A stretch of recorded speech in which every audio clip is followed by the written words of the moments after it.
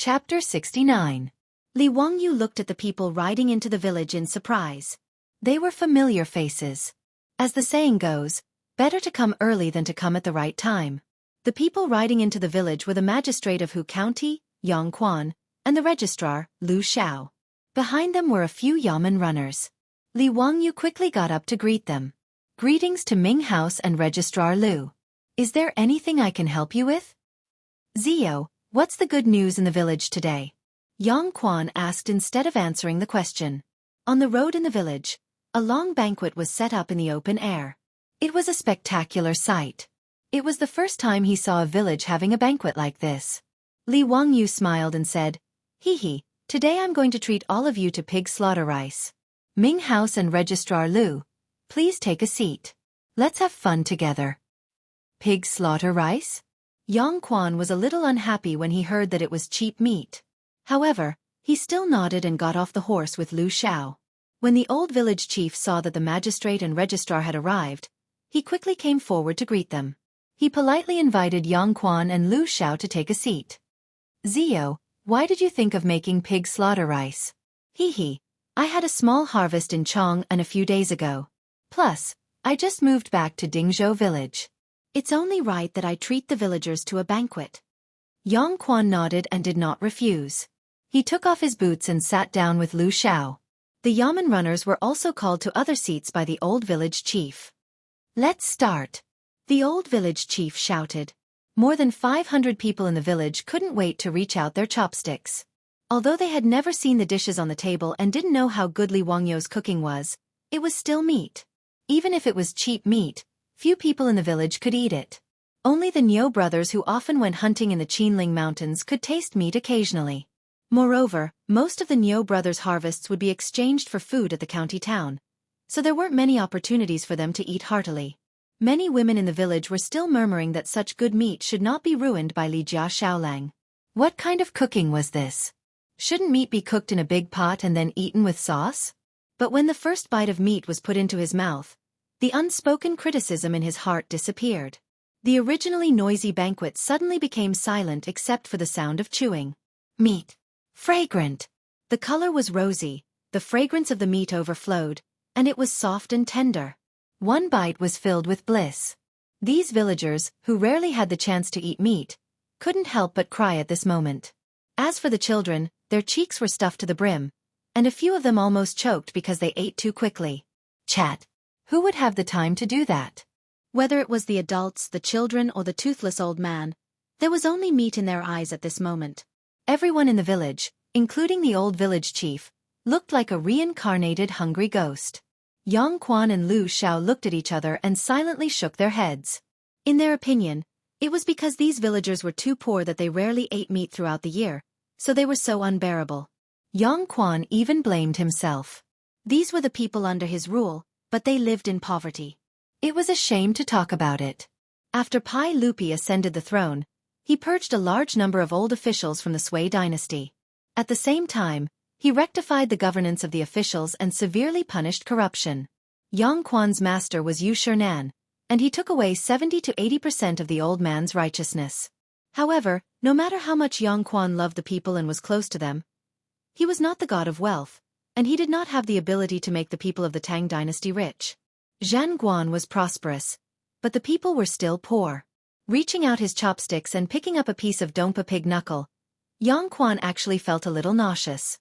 The nobles of the Tang dynasty almost never ate cheap meat like pork, let alone such greasy fatty meat. However, out of the mentality of sharing happiness with the people, and out of respect for the young man Li Wangyu, Yang Quan forced himself to put the meat into his mouth. In the next moment, Yang Quan's eyes widened in disbelief. The aroma of the meat instantly occupied his entire mouth.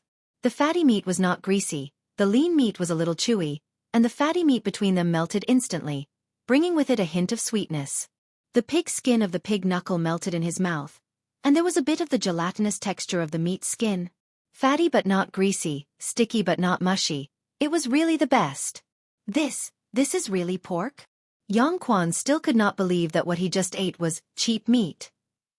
Even the beef and mutton he usually ate did not taste like this. Li Wangyu chuckled and said, "Yes. What kind of dish is this?" Dompa pig knuckle. Li Wangyu did not think much and answered casually. Yang Quan looked puzzled. What is Dompa pig knuckle? Li Wangyu was stunned and then realized that Su Dompa would not come out of his mother's womb for hundreds of years. Dompa pig knuckle was a special delicacy in Sichuan cuisine. It was said that it was a traditional dish made by Wang Fu, Su Dompa's wife, and it was named after Su Dompa's great love.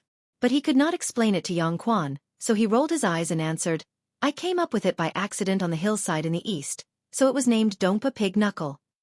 Yang Quan shook his head. No. Since it was created by Zio, why not call it Wang Yu's elbow? It can show that it was created by Wang Yu, and it can also describe the delicacy of this dish, which makes people want to eat it. Ha! His words shocked Li Wangyu. Dompa pig knuckle became Wang Yu's elbow? Was it really okay? Lu Xiao at the side also nodded repeatedly. Ming House is right. Wang Yu's elbow is much more elegant than Dompa pig knuckle. Li Wangyu was speechless. Forget it. Wang Yu's elbow is Wang Yu's elbow. Anyway, I am getting more and more shameless. It doesn't matter if I plagiarize more and more. On the other hand, Su Chongqing, who was at the side, heard their conversation. In order to not laugh out loud, he held back his laughter until his face turned red and his body trembled. Li Wangyu was speechless. Looking at Su Chongqing, who was trying hard to hold back his laughter, Li Wangyu rolled his eyes silently. Ah, shame. After Yang Quan removed Dompa pig knuckle from history, he no longer talked nonsense. His chopsticks began to fly around the table. Almost every dish made him full of praise. Lu Xiao wasn't any better than Yang Zhua. In fact, he was even worse. After swallowing the pork, he didn't even bother to talk to Yang Zhua. Instead, he only cared about himself as he ate heartily. In fact, strictly speaking, Li Wangyu's cooking skills were average. Compared with Su Chongqing's cooking skills, his cooking skills were far worse. However, the big pot dishes like pig slaughter dishes did not necessarily require too fine craftsmanship. Su Chongqing was not good at it, let alone cooking with such a big pot. But even so, in the Tang dynasty, where cooking was not popular and pork was just a cheap meat, which was usually eaten after being boiled in plain water, Li Wangyu's cooking skills could be said to be amazing. Cho Kuan, the fat man, ate so much that he almost swallowed his own tongue. He did not care about the field anymore and snatched the meat with a table of farmers happily. After a long time, he finally patted his belly with satisfaction and put down his bowl and chopsticks. Xiaolang, your pig slaughter rice is so delicious. I finally understand what it means to not know the taste of meat in March. Ah, how can I eat the food in those restaurants in Chong and in the future? As soon as he finished speaking, Yang Quan glared at him angrily. Ignorant and incompetent. When I heard Xiao and Qi, I didn't know the taste of meat in March. Is that what you mean? Cho Kuan did not understand. He blinked and looked puzzled. Li Wangyu explained with a smile. The phrase, I don't know the taste of meat in March, means that one is completely focused on one's goal. Cho Kuan realized that he had misunderstood. He was thick-skinned. He just smiled and did not feel ashamed. When the farmers were 70% full, they finally slowed down and began to toast each other with their home-brewed rice wine. In front of Li Wangyu's table, there were countless villagers holding wine bowls and lining up to toast them. Seeing this, Li Wangyu's face darkened. Chapter 70. What grudges do these villagers have against me? If I drink these hundreds of bowls of rice wine, it's estimated that it won't be a matter of getting drunk, but alcohol poisoning. Even if the alcohol content of the rice wine is low, it can't handle this amount.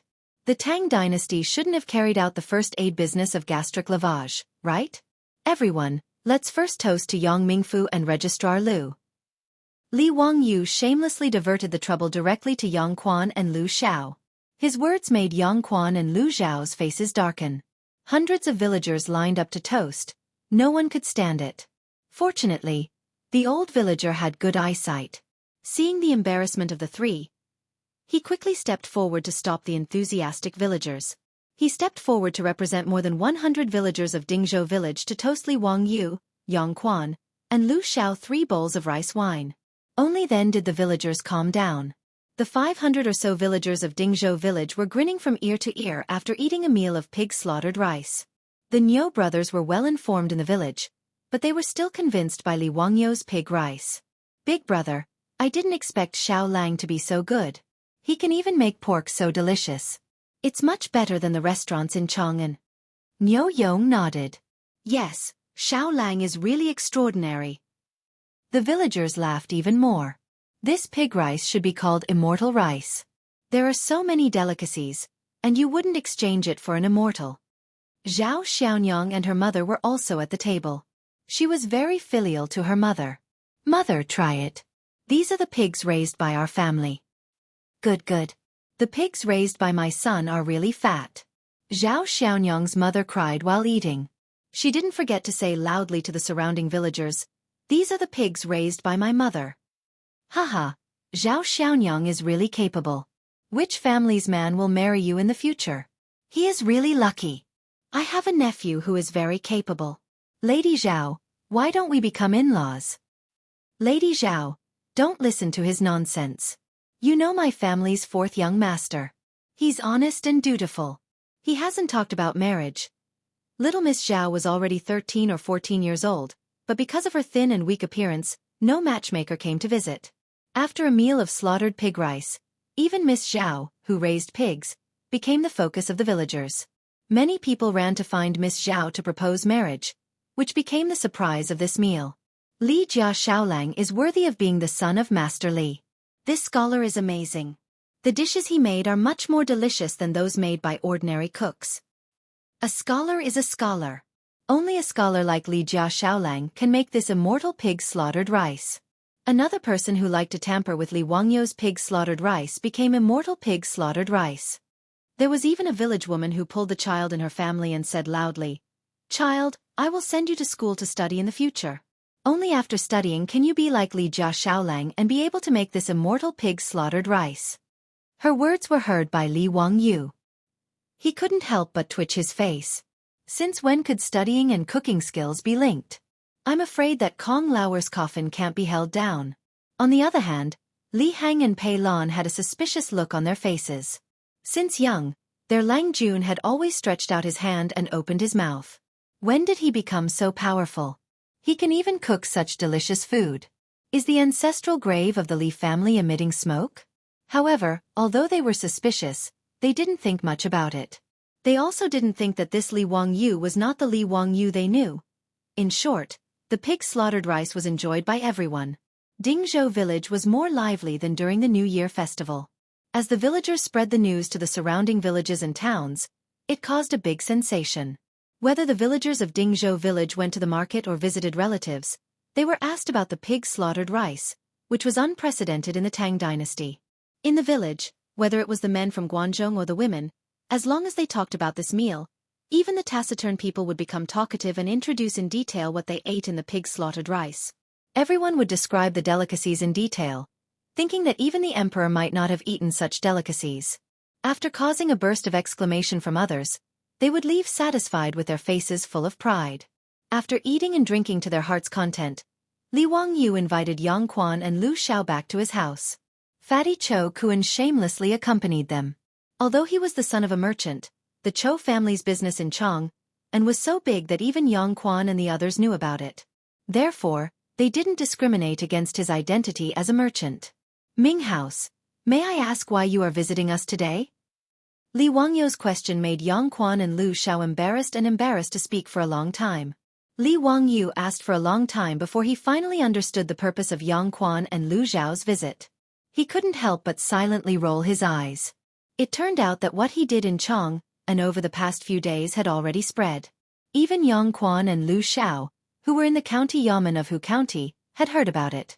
The poems that Li Wangyu wrote at the Zhujiangpool Poetry Festival were praised by them. Yang Quan was even more proud that he forced Li Wangyu to participate in the poetry festival. This time, he was in the limelight in Hu County. However, the two of them didn't expect that not only was Li Wangyou's literary talent outstanding, but he was also proficient in arithmetic. The arrangement of the chessboard and the rice was amazing. As for the question about the thieves, Yang Quan and Lu Xiao pondered for 2 days but still couldn't figure out how to solve it. How did the 4 thieves tell who was telling the truth and who was lying? After being tortured for a few days, the two of them knew that Li Wangyu had returned to the village. They directly rushed to Dingzhou village, intending to personally ask the thieves what was going on. Li Wangyu was speechless when he found out that the dignified county magistrate and registrar had come to Dingzhou village for such a trivial matter. However, he didn't immediately answer Yang Quan's question. Instead, he smiled and said, "Ming House, do you feel that you have forgotten something?" "What is it?" "The reward for winning the poetry festival." It would have been better if Li Wangyu didn't mention it. Once he did, Yang Quan was so angry that his beard blew and his eyes widened. "You tired kid. You still have the nerve to mention it? The teacher sent someone to deliver a letter to me. You bastard, why did you drink that day? You drank yourself to death and in the end, in front of the teacher, you spoke nonsense." Yang Quan almost said that Li Wangyu had randomly recited poems in front of Pai Lupi. However, when he remembered Yu Shernon's letter instructing him to keep this matter a secret from Li Wangyu, he quickly changed his words. "What did I say at that time?" Li Wangyu was also a little nervous. Did he recite the sentence, "How can I lower my eyebrows and bend my waist to serve the rich and powerful, making me unhappy?" Yang Quan ignored him and said, "What did you say? Think about it yourself." "Then are you still going to give the reward of 100 strings of coins to Ming House?" Li Wangyu looked at Yang Quan anxiously and asked. Yang Quan had the urge to beat this kid with the sole of his boot, but he restrained himself from hitting him. He coldly snorted and unhappily ordered the yamen runners to bring in 2 rattan chests. The copper coins of the Tang dynasty were of excellent workmanship. A copper coin weighed 5 kilograms. So 100 strings of coins was 500 kilograms. 2 rattan chests were filled to the brim with copper coins. This made Li Wangyu overjoyed. This Yang Quan was not bad. He was a good person. Li Wangyu gave Yang Quan a good person card in his heart. At the same time, he hurriedly summoned Li Heng to bring the copper coins to the storeroom. "Xiaolang, now can you clearly explain the matter of the thief crossing the river?" Lu Xiao said with a smile. Since Yang Quan had already given him the copper coins, Li Wangyu naturally would not hide anything.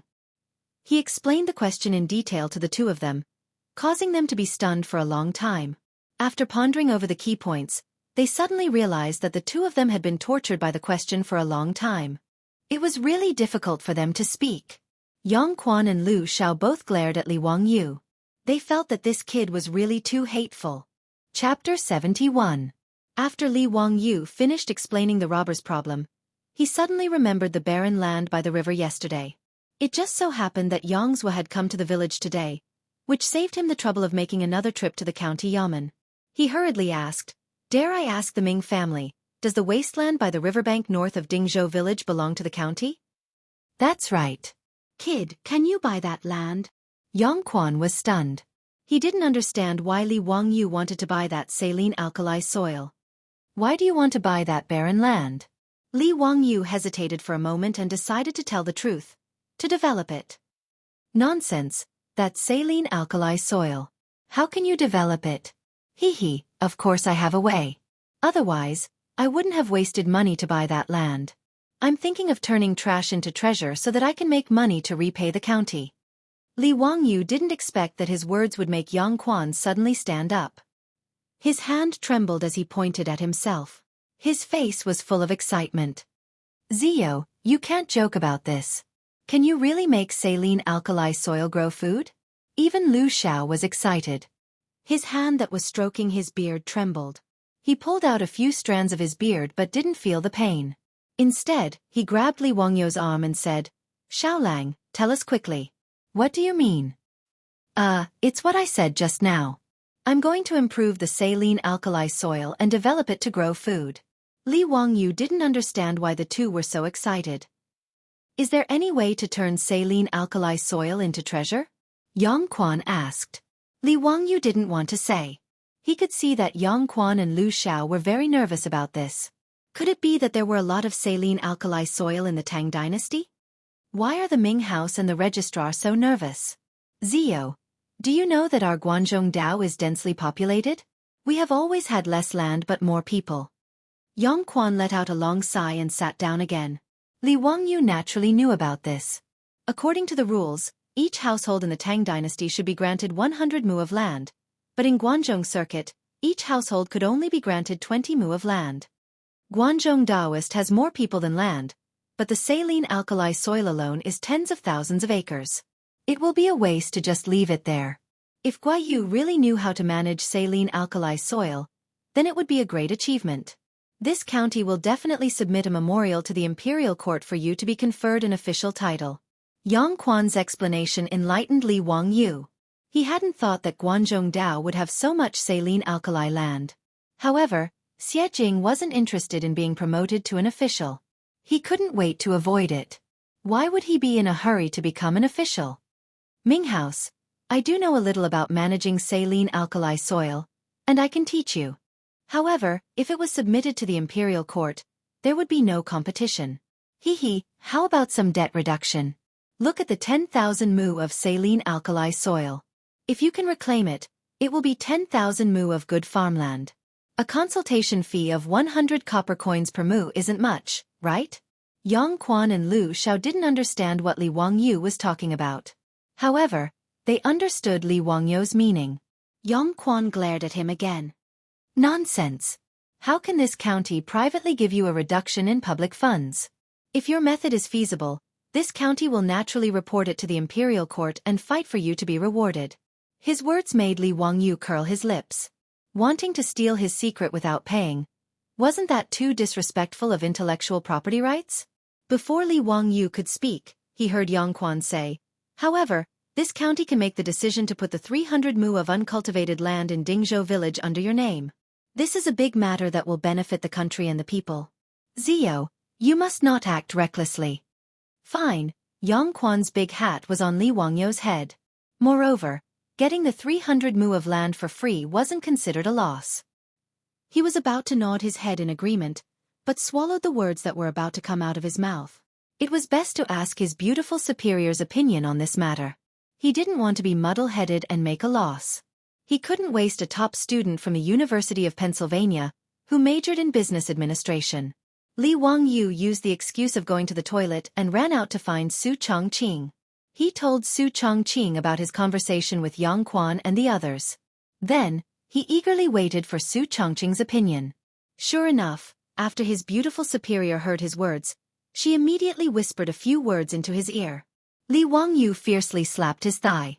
He almost made a loss again. Su Chongqing told him to ask the county for cattle. In the Tang dynasty, cattle were quite precious. The price of a strong cattle was very high. It was about 20 strings of coins. In order to protect cattle, the Tang dynasty didn't allow cattle to be killed. Even the accidental death of a cattle had to be reported to the government. In the huge Dingzhou village, there were less than 10 cattle. One cattle could only cultivate 2 to 3 mu of land a day. After cultivating for 2 days, they needed to rest for a day to recover their strength. Dingzhou village's 2,000 mu of land depended on manpower to cultivate. This was one of the reasons why Dingzhou village was so barren. Su Chongqing felt that the method of managing the saline alkali soil could be handed over to the imperial court. However, just giving them the 300 mu of uncultivated land in Dingzhou village wasn't enough. At least 10 more cattle were needed. Otherwise, even if Li Wangyu could manage the land, he wouldn't be able to find enough manpower to cultivate it. With regards to Su Chongqing's words, Li Wangyu deeply agreed. After returning to the central room, Li Wangyu chuckled and proposed his conditions to Yang Quan. In addition, he also added 2 horses to Su Chongqing's conditions. He was tired of the days when he had to walk outside. Although he had the money to buy it now, it was better to save as much as possible. He still owed a huge debt. Ming House, you see, my family only has 4 people. There's not a single able-bodied worker. Even if I manage to manage the saline alkali soil, there's no one to cultivate it, right? Moreover, without cattle, there's no way to manage the saline alkali soil. Li Wangyu's reasons left Yang Quan speechless. Indeed, he and Lu Xiao were very clear about the Li family's current situation. However, the condition of 10 cattle and 2 horses made Yang Quan slightly hesitant. Zio, are you sure your method will work? At the very least, the land in Dingzhou village will work. I can't guarantee the saline alkali soil in other places. As you know, Ming House, not every piece of land is the same. Li Wangyu didn't say anything definite. The saline alkali soil was divided into 2 types: alkaline soil and acidic soil. His method was suitable for managing the saline alkali soil. As for acidic soil, it wasn't impossible, but he couldn't guarantee the results. Yang Quan and Lu Xiao looked at each other and nodded silently. Yang Quan directly agreed to Li Wangyou's request. Then this old man will agree to your request. However, if you can't grow anything, the county yamen will take back the cattle and horses. Zio, do you agree? Li Wangyou naturally agreed to this condition. If the saline alkali soil really failed, he would be too embarrassed to take back the cattle. The two sides agreed on the conditions. The county yamen would send officials to record how Li Wangyou improved the soil. Li Wangyou had to guarantee that he would teach his method to these officials without reservation. When the barren land grew crops, Yang Quan would naturally report this matter to the imperial court and ask for credit for Li Wangyou. Li Wangyou didn't care about this at all. He didn't aspire to be an official. After the guests and the host enjoyed themselves, Li Wangyou respectfully sent Yang Quan and Lu Xiao out the door. Yang Quan suddenly thought of something and asked Li Wangyou, Zio, I heard you bought a lot of food. Why? Chapter 72. Yang Quan's question made Li Wangyou hesitate for a moment. In the end, he decided to warn Yang Quan about the locust plague. If the government could step in to eliminate the locusts, the locust plague would not be that scary. The earlier the locust plague was eliminated, the fewer people who would starve to death in the Tang dynasty. Ming House, when you came to Dingzhou village from the county office today, did you see anything out of the ordinary on the way? Out of the ordinary? Ziyu, what do you mean? Yang Quan did not understand Li Wangyou's question. In the fields, didn't Ming House feel that there are a lot of locust larvae in the fields this year? Li Wangyou's words made Yang Quan and Lu Xiao's expressions turn serious. Ziyu, are you worried that there will be a locust plague this year? Are you the one who prepared the food? Li Wangyou shook his head silently. Ming House, I'm not worried. I'm sure that there will be a locust plague in Guangzhou this year, and the scale will not be small. I prepared the food for the villagers of Dingzhou village. Sigh, it may not be enough. Ziyu, be careful with your words. Don't speak nonsense about a locust plague. Lu Xiao heard and quickly stopped Li Wangyou. Registrar Lu, I'm not speaking nonsense. Just look at the locust larvae flying all over the fields. Many farmers are already burning incense in the fields to worship that bullshit locust god. Don't Ming House and Registrar Lu know about this? Li Wangyou's voice grew louder as he spoke. Ming House, if we don't do anything, I'm afraid there will be no harvest this year, and then... He could not continue. He did not dare to imagine the terrifying scene of a locust plague in Guangzhou in March. The crops that had just been planted in the fields would be eaten up. Guangzhou was a region that only planted crops once a year. If all the crops in the spring were eaten up by the locusts, it would be a disaster. Although there was a record in the Aid for Governance Comprehensive Mirror. In the first year, Guangzhou was famished and there was only one rice dipper and straight silk. In the second year, there were locusts all over the world. In the third year, there was a flood. Although the people eat the food, they have never tasted any complaints. Yes, the world is big, the scattered people return home salty. The rice is no more than 3 or 4 chen. However, Li Wangyou didn't really believe the records in the history books. It was now the second year of Zhenguan, and the price of grain was 360 copper coins per bushel.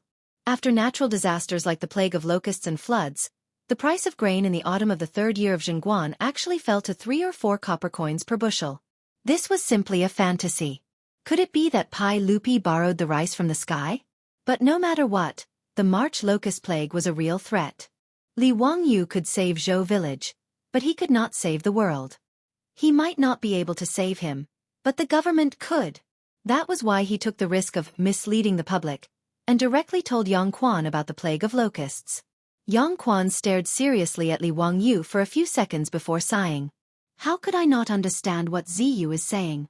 When the larvae of the locusts first appeared, I had already sent a letter to the court, but... He shook his head. But how could it be so simple to kill the locusts? Li Wangyou did not understand. He asked, since the Ming House knows, what is so difficult about it? This is a matter of life and death. If there is no way to kill the locusts, I have a few ideas. Yang Quan shook his head again. It is not difficult to kill the locusts. The Book of Songs has a saying, punish the thief, punish the flame. It can be seen that using fire at night can attract the locusts to the fire, just like moths. But this is not a problem of the method, it is that you cannot do it. Why not? Li Wangyu was confused. Since the ancient people knew how to kill the locusts, why would they allow the locusts to overrun the land? Yang Quan and Lu Xiao were silent. This made Li Wangyu even more anxious. After repeated questioning, Yang Quan finally opened his mouth to explain. First, the people are ignorant. They think the plague of locusts is released by the locust god to punish the people. Therefore, they are unwilling to kill the locusts for fear of offending the heavens. Secondly, there are many disputes between the court and the great scholars. Therefore, we have to think about how to deal with the locusts, Sai. Lu Xiao also explained. Ziyu, things are not as simple as you think. Our Tang dynasty believed in Buddhism. As the saying goes, sweeping the floor does not harm the lives of the ants. We love the moths and the lanterns. There are many disputes about how to deal with the locusts. Li Wangyu was confused by the words of the two officials. This was the first time he had heard the saying that locusts should not be harmed because they were also living beings. After the locusts consumed the food, when the people of the Tang dynasty traded their children for food, human life was no longer a living being. Saint Mary. There was a Saint Mary in the Tang dynasty. Then the ministers in the court are just going to watch as the locusts overrun the land? Are they going to rely on the prayers of the farmers to survive the plague? Are there no measures to prevent this? Lu Xiao sighed deeply. Dealing with the locusts is against the heavens. The only way is to cultivate virtue. Li Wangyu understood immediately. At that moment, he could only say that he had bought a watch last year to express his thoughts. Cultivating virtue meant that everyone had to strengthen their moral character and practice their inner strength. When everyone had completed their cultivation, the plague of locusts would naturally subside. Which idiot came up with this idea? Dealing with the locusts? Is that even possible? Dealing with the locusts is against the heavens. Why didn't the officials and scholars who came up with this idea go to heaven themselves? If they wanted to go to heaven, Li Wangyu could donate some firewood. He could guarantee that they would be burned to ashes and sent to the heavens as a wisp of smoke. Li Wangyu really wanted Pai Lupi to hurry up and eat the locusts so that the entire Tang dynasty could begin to deal with the locusts. However, this was obviously unrealistic. He was just a commoner.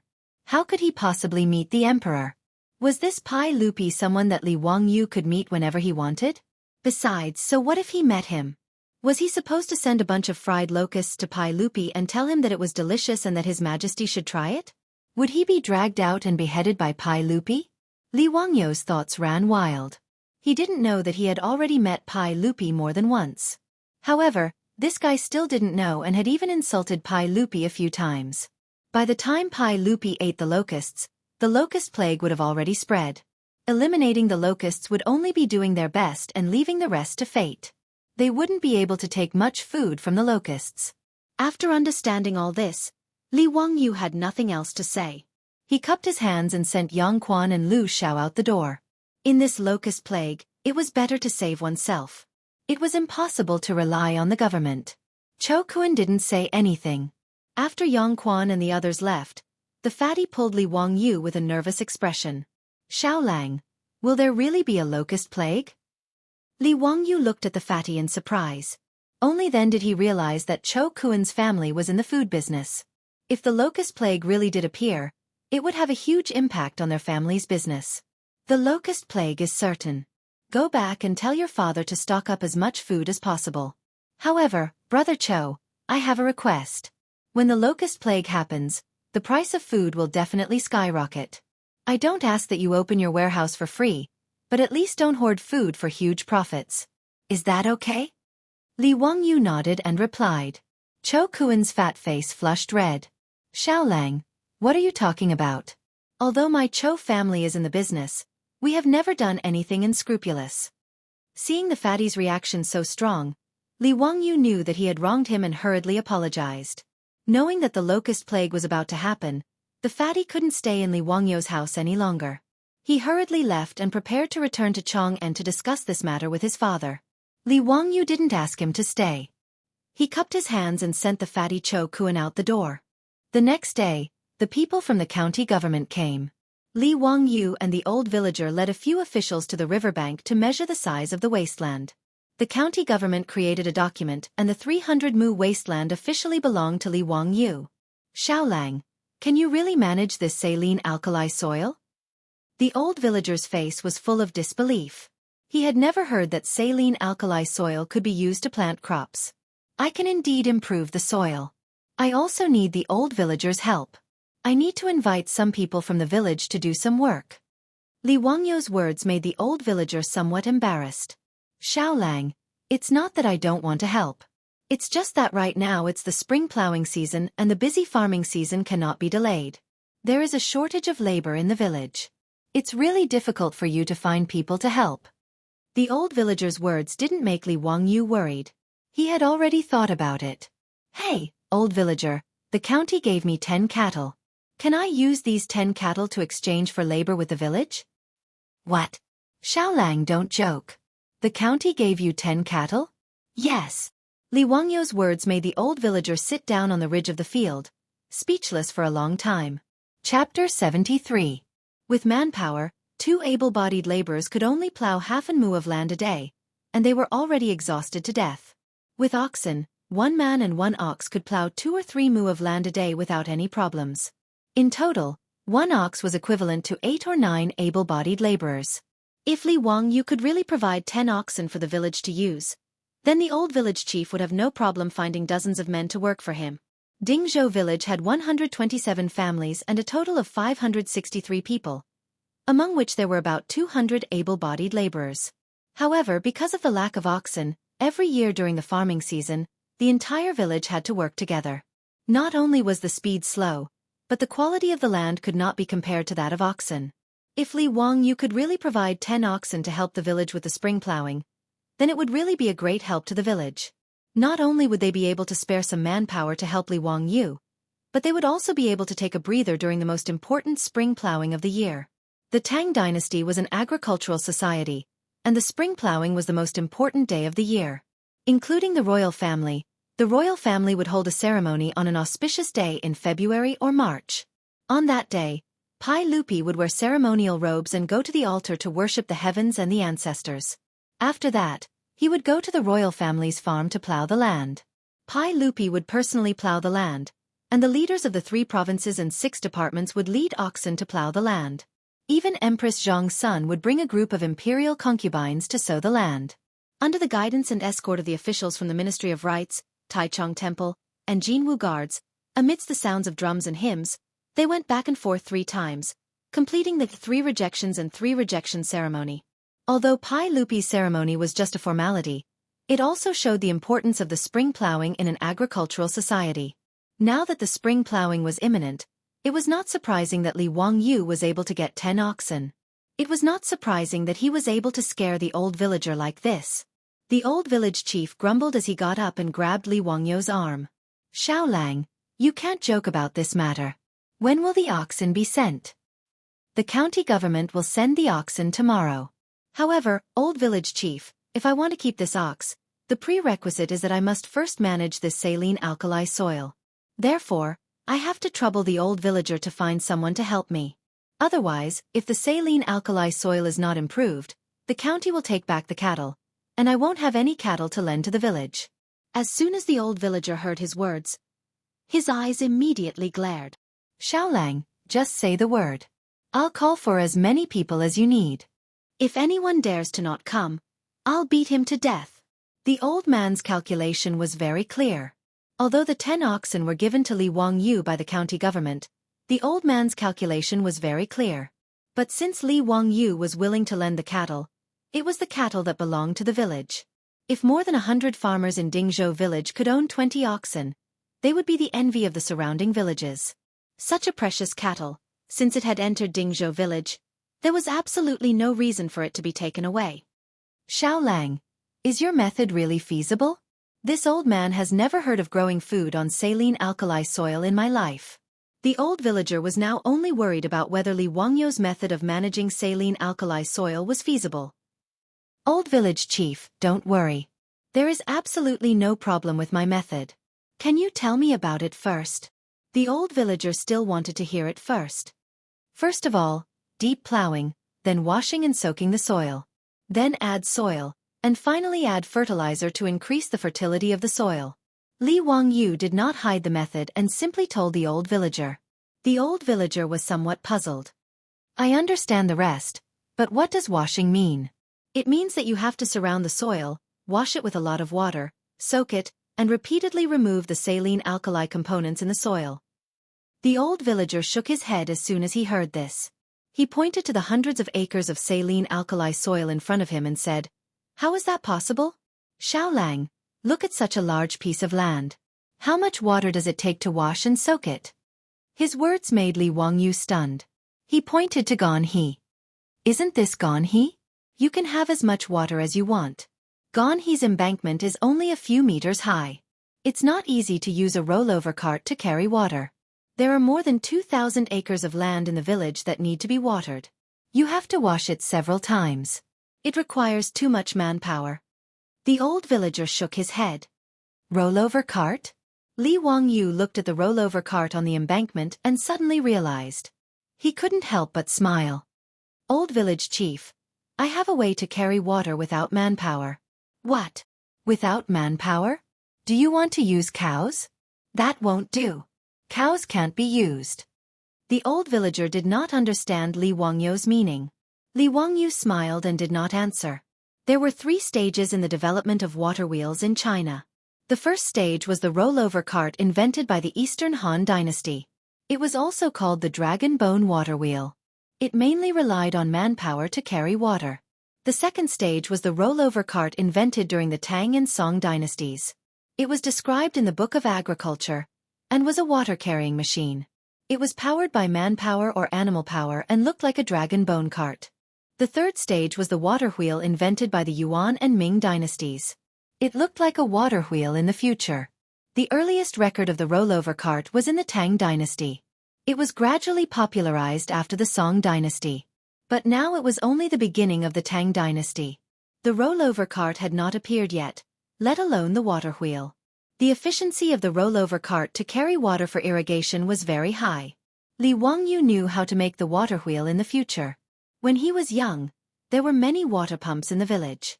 He was very clear about the structure of the water wheel. "Old village chief, is there anyone in the village who is good at carpentry?" "Yes. Didn't your family ask old Lu to help you make a lot of new things a few days ago? Why do you want to make furniture again?" When the old villager said this, Li Wangyu remembered that Su Chongqing had asked the carpenters in the village to make the furniture. Although the furniture was simple, Li Wangyu could see that the carpenters were very good. "Hee, I need to ask Carpenter Lu to help me make a few water wheels. Then I can carry water automatically. Old village chief, you wait and see. I guarantee it will be easy to use. Haha, I will take care of the irrigation work in the future." Li Wangyu didn't wait for the old villager to react and ran towards the village, leaving the old villager dumbstruck and confused. Has this kid lost his mind? Carrying water automatically without manpower? Isn't that a god? The old villager sighed. He felt more and more that Li Wangyu was outrageous. Before he could finish lamenting, he saw Li Wangyu running back like a gust of wind. "Hee, I forgot to ask you where Carpenter Lu lives." The old villager shook his head. "Let's go. I will take you there. But Xiaolang, stop fooling around. How can the water be carried automatically without manpower?" "Haha, you will know in a while." The two returned to the village and went straight to Carpenter Lu's house. Carpenter Lu was in his 50s this year. He had been a carpenter his whole life. His 3 sons were also carpenters with him. It could be considered a family skill. Carpenter Lu was not a craftsman registered by the government. He was a private craftsman. In the Tang dynasty, the status of craftsmen was very low. In the historical records, they were even called official slaves. Moreover, their job was lifelong. Their status was similar to that of merchants. However, private craftsmen like Carpenter Lu also needed to farm. His status was similar to that of a farmer. Because of his craftsmanship, he was also respected in the village. His life was also better than that of ordinary villagers. "Old Lu, come out quickly. I have something to ask of you." The old villager shouted at the top of his lungs when they reached Carpenter Lu's house. Chapter 74. The door of the farmhouse was opened with a squeak, and an old man in plain clothes with a white beard walked out. "Muramasa, what are you doing? What's the matter?" Obviously, the two had a good relationship. Carpenter Lu looked at the old Muramesa and laughed. Li Jia Xiaolang is looking for you. He wants to build something that doesn't require manpower to carry water. The old Muramesa still didn't believe Li Wangyu. Carpenter Lu naturally knew Li Wangyu. After an unprecedented pig slaughter meal, other than the babies in Dingzhou village who were still in swaddling clothes, the others might not know the old Muramesa, but they definitely knew Li Wangyu. When he saw that it was Li Wangyu who wanted to build something, Carpenter Lu's smile became wider. Li Jia Xiaolang, what do you want to build? Li Wangyu was still very polite. Carpenter Lu, I want to build a few water wheels. Do you know how to make them? What's a water wheel? Old me can build carriages and ox carts, but I've never heard of a water wheel. Carpenter Lu was puzzled. Li Wangyu asked Carpenter Lu for a pen and paper and began to draw the structure of a water wheel. The water wheel looked like an ancient wheel. Li Wangyu estimated that the height of the Gone River's embankment was about 3 meters, so he designed a small water wheel with a diameter of 6 meters. The larger the diameter of the water wheel, the heavier it would be. In order to make it lighter, the water bucket of the water wheel was replaced with a bamboo tube. Li Wangyu finished the drawing and handed it to Carpenter Lu. Take a look and see if you can build this water wheel. It doesn't need to be delicate, just sturdy and durable. Carpenter Lu took the drawing and looked at it carefully for a long time. He was puzzled and asked, Xiaolang, what do you want to build such a big wooden wheel for? To carry water for irrigation. How do you use it? Li Wangyu smiled and explained to him and the old Muramesa. After the water wheel is built, it will be installed on the side of the Gone River. When the time comes, the power of the water will be used to move the water wheel. When the water wheel turns at a certain angle, the bamboo tube that was originally submerged in the water will be lifted out of the water. Because the bamboo tubes were tied diagonally to the water wheel, they were filled with river water. When the water wheel reached a higher point, the opening of the bamboo tube would face downward, and the water would naturally flow down from the higher point. You only need to use the water trough below to collect water, and you will be able to extract an endless stream of water. His explanation stunned Carpenter Lu and the old village chief. After a long time, the old village chief looked at Li Wangyu excitedly. Xiaolang, this is an amazing thing. It doesn't need any manpower to draw water. It's really a divine item. Carpenter Lu was even more excited. He grabbed the blueprint tightly and said, Xiaolang, I will build the water wheel for you for free. I only ask that you allow my Lu family to build this water wheel in the future. Li Wangyu laughed. Of course, I'll leave it to you, Carpenter Lu. As long as something like a water wheel was built, anyone with a discerning eye would know what was going on at a glance. There was no value in keeping it a secret. Since Carpenter Lu was willing to help him build the water wheel for free in exchange for the blueprint, Li Wangyu was naturally happy. Oh yes, Carpenter Lu, the bearings of the water wheel are best made of steel. Do you have any ideas? Yes. I will go to the blacksmith shop in the county today to build according to the blueprint. How many water wheels does Xiaolang need to build? 5 water wheels are enough. How many days will Carpenter Lu be able to build them? 10 days. Old me, 10 days is enough for me to build 5 water wheels. But the installation will require a lot of manpower. Carpenter Lu estimated the weight of the water wheel. It was not something his old arms and legs could carry. The old village chief laughed. Old Lu, you just need to focus on building the water wheel. 10 days later, I will gather all the strong men in the village to help with the installation. Don't worry. Then there is no problem. Li Wangyu explained some details of building the water wheel to Carpenter Lu. After making sure that Carpenter Lu understood everything, he left. But after taking 2 steps, Li Wangyu turned back and said, Carpenter Lu, I heard that your son is also a carpenter. Can I ask one of them to help me build something? Carpenter Lu smiled and said, Xiaolang asked them to build something because he thinks highly of them. I will ask Dalong to help me build the water wheel. You can take Erlang and Sanlang with you. Thank you so much, Carpenter Lu. Then I will ask Lu Erlang and Sanlang to come to my house tomorrow. I will tell them what they need to do. Li Wangyu remembered that he had promised Su Chongqing to renovate the bathroom.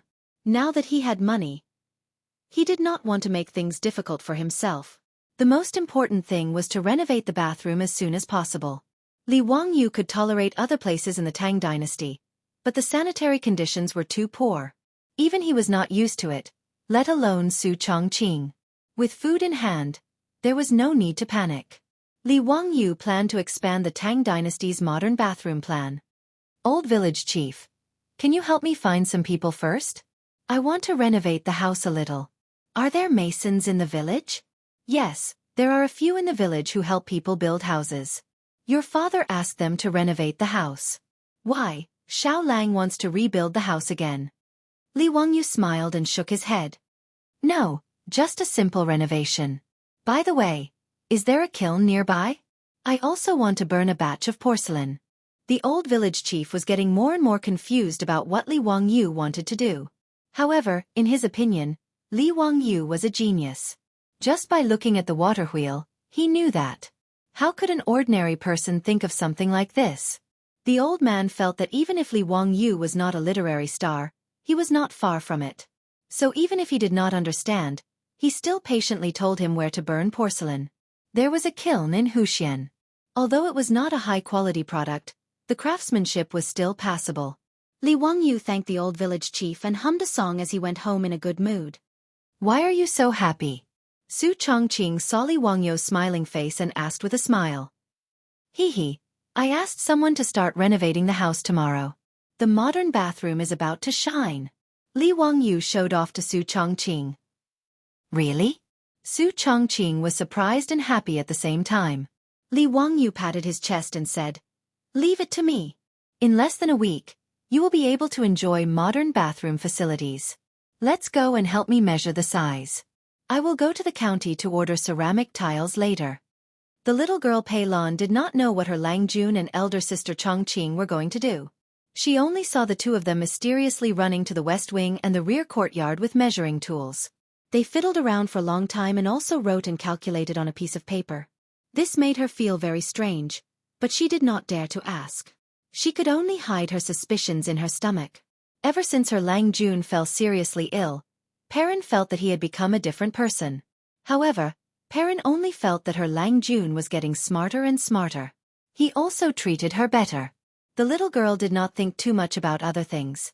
She only hoped that her life would continue like this forever. That would be the happiest. After Li Wangyu and Su Chongqing finished discussing things in whispers, Li Wangyu rode out to the county. This horse was given to Li Wangyu by the county official in the morning when he came to measure the land. It caused quite a stir in the village. The old housekeeper, Li Hang, could not stop smiling. In the eyes of the people of the Tang dynasty, owning a horse was the same as owning a car in the future. It was worth celebrating. Dingzhou village was only 20 miles away from the county town of Huxian. It only took half an hour to ride a horse. Li Wangyu asked around and found the entrance of a porcelain kiln in the suburbs of the county. Chapter 75. Dear customer, what do you want to buy? As soon as Li Wangyu got off the horse, the shopkeeper of the kiln greeted him warmly. Customers who can ride a horse are big customers, worthy of the shopkeeper's personal reception. Shopkeeper, can you order porcelain in your kiln? Of course. What kind of porcelain do you want? Although our kiln is not big, the craftsmanship of our old masters is very good. Whether it is porcelain bowls, porcelain bottles, porcelain basins, all kinds of shapes, as long as you need, we can order them. Li Wangyu smiled, took out the drawings he drew and handed them over. I need to make a batch of ceramic tiles. Can you see if you can do it? How can a modern bathroom not have ceramic tiles? Not only does it look beautiful, but it can also be waterproof. Li Wangyu thought that it was necessary. The shopkeeper looked at the drawing on the drawings, and his face was full of pain. Dear customer, what is the use of this thing called ceramic tile? Old me has been making porcelain for so many years, but I have never seen this thing. I have my own use. Can you make it? Of course I can. This thing is too simple. It is just a piece of porcelain plate. There is no difficulty. Dear customer, are you sure you want to burn this thing? The shopkeeper still did not believe that someone would want to burn such a thing. Li Wangyu nodded. That's right, the quantity I need is written on it. How long do you think it will take you to burn it? The shopkeeper pondered for a moment. This thing is very simple. 3 days is enough. But you need to pay the deposit first. After all, if you don't want this thing after it is burned, it is not convenient to deal with it. Okay, no problem. In addition, I also need to burn a batch of ceramic pipes. Shopkeeper, can you see if you can burn it? Li Wangyu took out another drawing. It was the size and style of the ceramic pipe he was going to use for the sewage pipe. No problem. This kind of ceramic pipe is also very simple to burn. The shopkeeper glanced at the drawing. It was just an ordinary ceramic pipe. Many fastidious rich people would also order it for the sewage pipe. Just when the shopkeeper thought that Li Wangyu was going to burn these simple things, Li Wangyu took out another drawing from his arms. What is this? The shopkeeper looked at Li Wangyu with a puzzled expression. The toilet bowl used for the toilet is also made of ceramic. I wonder if it can be made? Don't think that Li Wangyu was wrong. During the Tang dynasty, the toilet bowl was indeed called this. Originally, the toilet bowl before the Tang dynasty was called Huzi, but the grandfather of the Tang dynasty's founder, Li Yuan, was named Li Hu. In order to avoid the word Huzi, he changed it to Ma Zi, and then it slowly became a toilet bowl. Of course, Li Wangyu's toilet drawings were not as complicated as the ones in the future. In fact, it was just a sitting, flushing toilet. There was no backflow or drain. Otherwise, with the pottery technology of the Tang dynasty, they might not be able to make it. His explanation made the shopkeeper stunned again. He looked at Li Wangyu with a strange look, wondering why this customer ordered so many strange things today. However, he would not refuse money. He nodded and replied, "Yes, it can be made." Before he finished the drawing, Li Wangyu put his hands into his arms again. The shopkeeper was going crazy. Couldn't he take out all the things he wanted to make at once? The shopkeeper was no longer in a hurry. He glanced sideways at Li Wangyu, wanting to see if Li Wangyu would take out any other blueprints from his bosom. Li Wangyu was scared by the shopkeeper's stare. He smiled awkwardly and said, "Hee, no more. I just want to make these things." "Sir, it's 5 strings of copper coins. The deposit is 2 strings of copper coins." After confirming that Li Wangyu was no longer taking out drawings, the shopkeeper calculated the total price. "Okay, but you have to help me deliver it to Dingzhou village. Is that okay?" The shopkeeper saw that it was not far away, so he agreed. Li Wangyu took out the copper coins from the pouch and handed them to the shopkeeper. They agreed to receive the goods in 3 days. The order of ceramics was settled. "By the way, shopkeeper, there should be a lot of abandoned and broken pottery pieces at the entrance of your kiln, right? Is it convenient for you to give me some?" The shopkeeper silently rolled his eyes. Why did this customer keep making strange requests? However, there were a lot of broken pottery pieces piled up in an open space at the entrance of the kiln. These were just garbage that could not be disposed of. The shopkeeper naturally would not be stingy. He took Li Wangyu to the place where the waste was piled up and let him take whatever he wanted. After thanking the shopkeeper, Li Wangyu found an ox cart and loaded it full of broken pottery pieces. After paying the fare, he asked the coachman to help him deliver it to the Li family in Dingzhou village. After that, Li Wangyu went to other places in the county to order a lot of things. After confirming that everything was ready, he rode back to Dingzhou village. When he got home, the ox cart had already delivered the broken pottery pieces. Li Heng looked at him helplessly and said, "Lang Jun, why did you let people bring back so many broken pottery pieces?" Su Chongqing was also very curious. "Wangyu, why did you bring the broken pottery pieces back?" "Hee, it's a secret. You will know in 2 days." Li Wangyu pretended to be mysterious and smiled without answering. Su Chongqing could not understand Li Wangyu's next move. He actually ordered Li Heng to move all the broken pottery pieces to the big stone mill in the village. After breaking them into pieces, he used the stone mill to grind them into powder. In order to grind the pottery pieces, he even let Li Heng take the horse and use the horse to drag the stone mill. This made Li Heng's heart ache. It was not because of the stone mill, but because of the horse. "Lang Jun, why are you grinding this thing? Can this thing be eaten as rice?" Li Wangyu did not answer. He just smiled and said that he had a big use for it and told him to go quickly. The villagers were stunned by Li Jia Xiaolong's actions.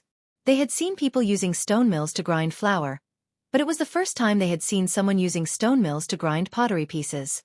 Many men, aunts, and children in the village ran to the stone mill to see what was going on. "Husband, why is Li Jia Xiaolang grinding this broken thing?" A woman asked her husband in a low voice. "How would I know? Maybe he is feeding it to the chickens?" When raising chickens in the countryside, Sometimes they would feed some sand to help the chickens digest.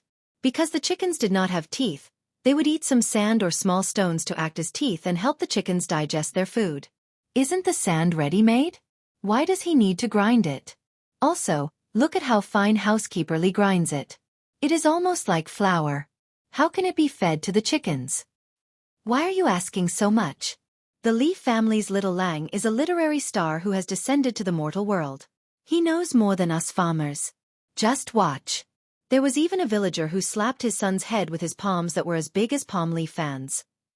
San Lang, I'll send you to school in the future. You can also learn the skills of the Lee family's little boy. Many villagers took the initiative to come forward and help. They drove the horses to sweep the dust and all the broken pottery pieces were ground into powder. After moving a few bags of pottery pieces back home, Li Wangyu checked them and only asked Li Hang to pack them up. They would be useful in 2 days. The next day, the county government sent people to drive all the cattle to the village. As soon as they entered the village, they caused a sensation. Men, women, and children in the village all rushed out after hearing the news to see the precious cattle. Chapter 76. The door of Li Wangyu's house was surrounded by a crowd of people. They are really cattle. Tut, tut, 10 cattle. Look at their shiny fur, muscles, and teeth. They are all 5 or 6 years old cattle. They are much better than the old cattle in the village. With these cattle, I can plow at least 3 mu of land in a day. Li Jia Xiaolang is indeed the son of Mr. Li. Who was the one who said that the Li family was ruined? Look at Li Jia Xiaolang's ability to make the county government give him 10 cattle. How can such a family be ruined? That's right. People in the county were spreading rumors that Li Jia Xiaolang was expelled from the Li clan and his life was over. If I hear such words again in the future, I will give them a few slaps. I heard from the old village chief that Li Jia Xiaolang wanted to lend cattle to the village to plow. That's right. The old village chief said it himself. It can't be wrong. Li Hang seemed to be at least 10 years younger. With a proud face, he was ready to lead the cattle into the cowshed under the envious gazes of the crowd. Fortunately, although there were not many rooms in the Li family's house, the front yard and the backyard were quite spacious. When Li Zhou repaired the house, he built a cowshed in the backyard. Noda's cowshed could easily raise more than 20 cattle. Li Wangyu looked at the cattle worriedly. Our family is too small. Who will take care of so many cattle? Chongqing, I shouldn't have released all the servants in the family back then, right? Su Chongqing rolled his eyes at him and didn't bother to answer. Perrin beside him said excitedly, Lang Jun, there is still me. I will go to the fields every day to cut the grass and herd the cattle. Li Wangyu was amused by Perrin's words. He lovingly reached out and pinched Perrin's little face. That won't do. Won't my Perrin become a cow herder? What if she gets tanned by the sun? Although Perrin was only 12 or 13 years old, in fact, many girls at this age in the Tang dynasty had already been married. In the eyes of future generations, Li Wangyu was just a little girl, so she didn't have any scruples. However, his actions and words made Perrin's little face turn red. She covered her face and couldn't say anything for a long time. Su Chongqing, who was standing at the side, saw everything clearly. He glared at Li Wangyu in annoyance and snorted softly before pulling Pei Lan away. Li Wangyu was baffled. Did he provoke her or provoke her? Why are you glaring at me? Li Wangyu is too lazy to think about a woman's bottom of the sea. He goes out to find the old villager. Now that the cattle had arrived, he could begin to transform the saline alkali soil. Soon, under the arrangement of the old village chief, 20 skilled farmers led the 10 oxen to the saline alkali soil and began to plow the soil. This plow was equivalent to opening up a wasteland, so it needed to be plowed deeply. The soil was required to be fine in order to allow the alkali to be fully exposed to the air so that it would be easier to wash the soil later. Although there were cattle, it would take at least 10 days to plow the entire 300 mu of saline alkali soil. However, Li Wangyu was not in a hurry. This time was just right for Carpenter Lu to make the water wheel. After 10 days, the cattle could help the village cultivate. This exchange made the old villager smile so much that his back teeth were exposed. After explaining the saline alkali soil, Li Wangyu rushed back to his home. Carpenter Lu's 2 sons and several masons in the village were still waiting for him. Greetings, Xiao Lang, Kuan. What do you need us to build? Carpenter Lu's two sons were already waiting for him with carpentry tools. Li Heng didn't know what his Lang Jun wanted to do, so he and Perrin were both curious. The two of them thought that it might be like Su Chongqing, asking Carpenter Lu's sons to build some new furniture. At first, Li Heng and Perrin felt that the new furniture was strange, but after using it, they both liked it. Seeing that Li Wangyu had asked Carpenter Lu's sons to come over, they were both looking forward to it. However, Li Wangyu did not ask Carpenter Lu's sons to build any furniture. Instead, he pointed at a small mountain not far behind his house and said, "I'll have to trouble Erlang and Sanlang to help me build a water pipeline. Use the bamboo on the mountain. After opening it up, the spring water on the mountain will be connected to the house." After saying that, he took out a blueprint that he had drawn long ago. On it, there were detailed instructions on how to build the water pipeline. Lu Erlang and Sanlang were both surprised.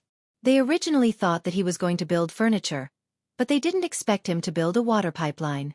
After carefully looking at Li Wangyu's blueprint, the two of them were full of admiration. "Xiaolang, Kuan, this idea of yours is really interesting. In this way, you don't need to use people to draw water from the well. The spring water on the mountain can continuously flow into your kitchen and this bathroom. May I ask, Xiaolang, Kuan, what is a bathroom?" Li Wangyu laughed and said, "It's a bathroom and a toilet." Hearing this, the two of them were both stunned. "Xiaolang, Kuan, you want to build a toilet in the West Wing? How can that be?" Not only were Carpenter Lu's sons surprised, but Li Heng and Perrin were also stunned. Building a toilet in the West Wing? Was Lang Jun crazy? They couldn't be blamed for being surprised. The toilets in the Tang dynasty were not like those in the future that had complete sewer pipes. They were dry toilets. Even in the countryside of the future, no one would dig a dry toilet in their house. Not to mention the issue of hygiene, just the smell alone was enough to make one feel disgusted. Li Wangyu didn't explain. He just smiled and said, "I have my reasons. Lu brothers, is there any problem with the water pipeline?" "No problem. It can be built in 2 days at most. It's not complicated." Although they didn't understand what Li Wangyu was thinking, the Lu brothers still nodded and agreed.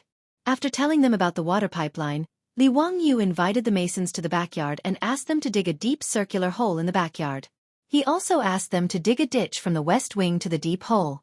No one understood what he asked them to do. Although the masons were confused, they still started to work according to Li Wangyu's blueprint. After giving them the blueprint, Li Wangyu didn't care about it anymore. He just waited for the materials he ordered to be delivered 2 days later. 2 days later, several ox carts came to Dingzhou village. They were all delivering things to Li Wangyu's house. The strange things on the ox carts made the villagers talk about it. They were all guessing what Li Jia Xiaolang was doing. Li Wangyu checked the things delivered, especially the baked tiles and the toilet bowl. Needless to say, the craftsmanship of the Tang dynasty craftsmen was really good. It was no worse than the furniture sold in the future. He picked up a tile with a beautiful pattern and flicked it with his finger. The tile made a crisp and pleasant sound. "Chongqing, what do you think of the tiles?" "Hee, it will be beautiful in the bathroom." Su Chongqing didn't speak for a long time. He frowned and thought for a long time before he asked uncertainly, "Wang Yu, did we forget something?" "Ha! What did we forget? There was no cement in the Tang dynasty. How can these tiles be pasted on the wall?" Chapter 77. Su Chongqing had just thought of this problem. There was no cement in the Tang dynasty, so the tiles could not be pasted on the wall. However, Li Wangyu did not show any surprised expression as she had imagined. Instead, he smiled and did not speak. He directly went to take out a bag of pottery shard powder that Li Heng had previously ground into powder. "Well, there is cement. Hee, I have already thought of this problem." Li Wangyu proudly raised his eyebrows. "Isn't this the powder ground from the pottery shard? Can this be used as cement?" Su Chongqing had an expression that said, "Are you kidding me?" Li Wangyu explained with a smile, "Cement is mixed with lime. This is called artificial volcanic ash cement. It is to break and grind the bricks or pottery into fine pieces. It can also be directly calcined in a kiln with lime and clay. Yunnan's Yunnan Railway was built with this kind of cement. When cement could not be bought in the countryside of my hometown, this was used instead of cement." "Really?" Su Chongqing still did not believe that grinding pottery shards into powder and adding lime could be used as cement. Li Wangyu did not explain. He directly took the lime and mixed it with the pottery shard powder. Then, he added water and mixed it well. After the preparation, Li Wangyu found a mason and asked him to use his own cement to paste the tiles on the wall. Xiaolang, Kuan, how is this possible? I have been a mason for most of my life, and I have never seen anyone use mud to paste bricks. After listening to Li Wangyu's request, the mason shook his head again and again. In his opinion, this kind of thing that Li Wangyu called tiles could not be pasted on the wall like this. Perhaps using fish bladders to make glue could be tried, but it might not stick firmly. Building walls and houses were all made by mixing lus, lime, and water.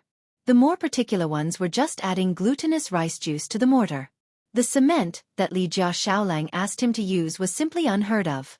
Under Li Wangyu's insistence, he tried to apply cement to the back of the tile and gently attached the tile to the wall. He gently tapped the surface of the ceramic tile with the small hammer in his hand to make it more closely fit to the wall. After making sure that the tiles were completely stuck to the wall, the mason tried to loosen his grip. In his imagination, as soon as he took his hand away, the tile would fall and shatter into pieces. After he released his hand, the tile did not move at all. It was firmly glued to the wall. How is this possible? The bricklayer had been doing brick building for half his life, but this was the first time he had seen such a thing. It was beyond his imagination. Li Wangyu smirked at Su Chongqing. What did that mean? Is this cement good? Su Chongqing rolled his eyes at him, but his eyes were full of joy as he stared at the mason pasting the bright and clean tiles on the wall.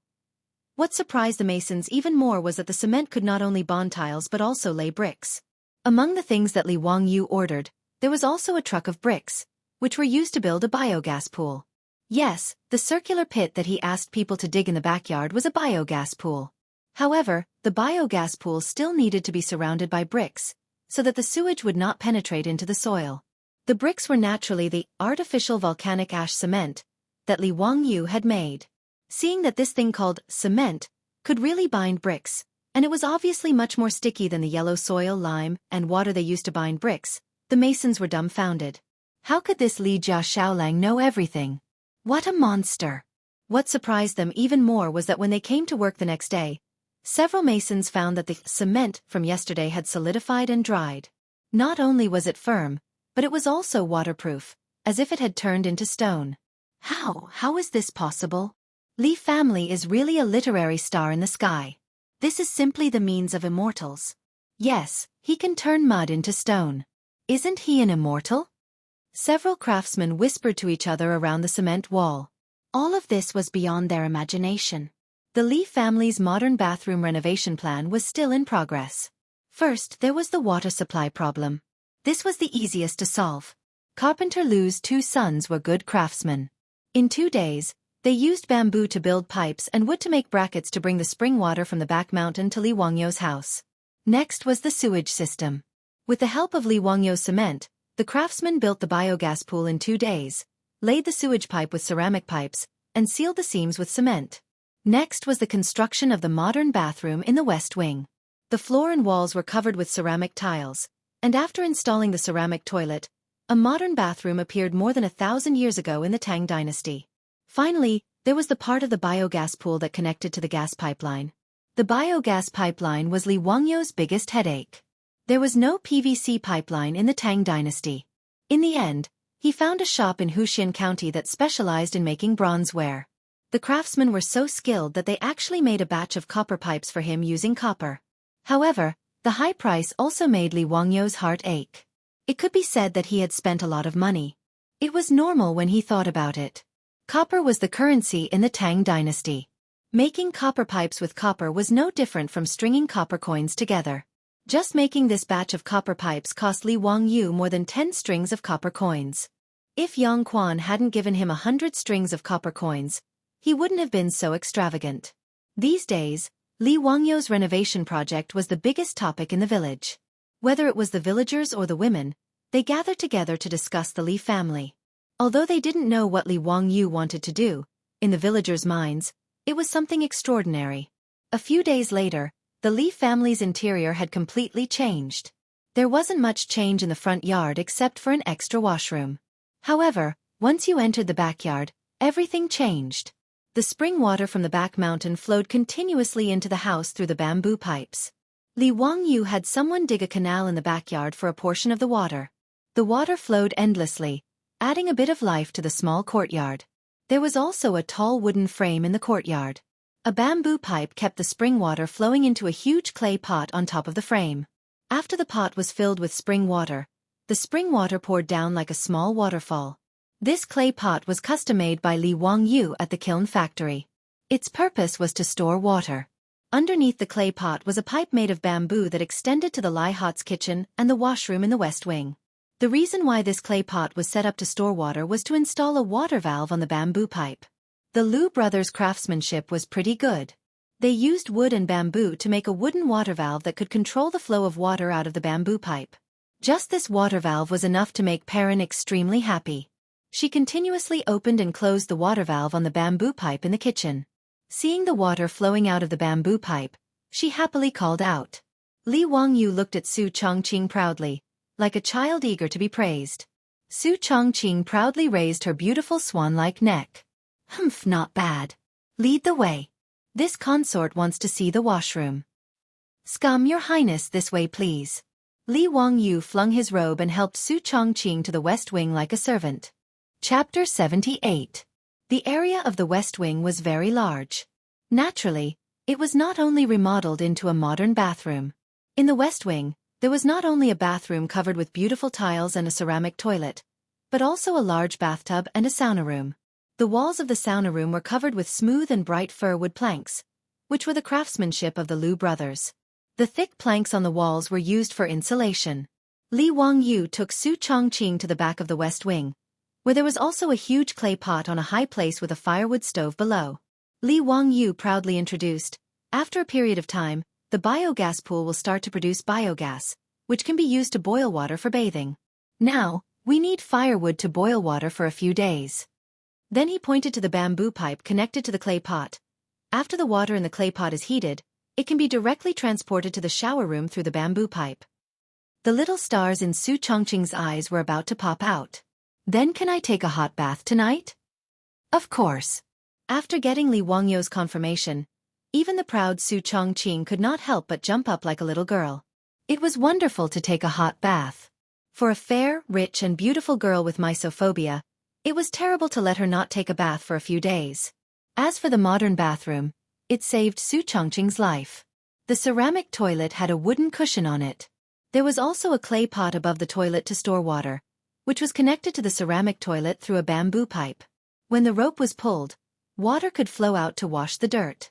And the dirt would be directly flushed into the biogas pool through the clay sewage pipe connected to the bottom of the toilet. It could be cleaned and composted, which was very convenient. The more Li Wangyu looked at these, the more he felt that he was really a genius. He could not help but laugh to the sky. But before he finished being proud, he was directly pushed out of the door by Su Chongqing. Chongqing, what are you doing? Before Li Wangyu finished his words, the door of the bathroom behind him was closed with a bang. Li Wangyu just reacted and touched his nose a little awkwardly.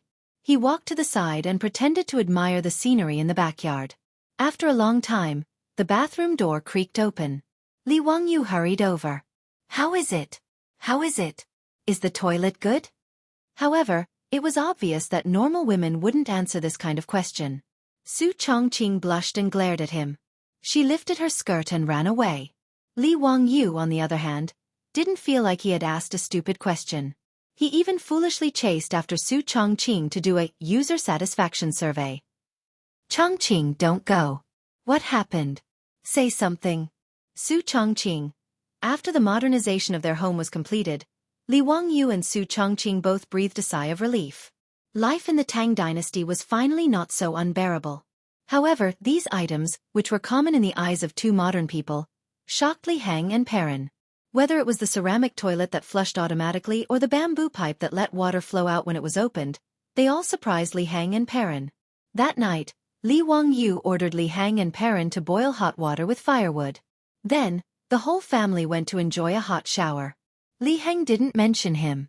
In short, the old man was full of energy after the shower. However, he also kept muttering words like, "Old Master bless. Bodhisattva has appeared," which made Li Wangyu roll his eyes. After Su Chongqing pulled the shy little girl parent to take a shower together, Li Wangyu was stunned. The warm spring water washed Su Chongqing's creamy skin. Her white and flawless skin revealed a faint pink. Her beautiful black hair was still wet with water droplets. She casually tied her hair into a bun and fixed it with a hairpin. Her skin was tender, her expression was relaxed, her beautiful eyes were full of hope, her peach cheeks were smiling, her breath was like an orchid, and she was indescribably gentle and lovely. Even the little girl Pei Lan appeared exceptionally adorable. She was an absolute beauty in the making. As the saying goes, when a beauty comes out of the bath, a woman is like water. When a woman meets water, how will she perform a unique style? After washing away the lead, her beauty is still as beautiful as a flower. These two beauties, one big and one small, made Li Wangyu dazed for a moment. He couldn't help but mutter, "Hibiscus from clear water, a natural carving." Li Wangyu's lecherous appearance only received a light snort from the tsundere girl.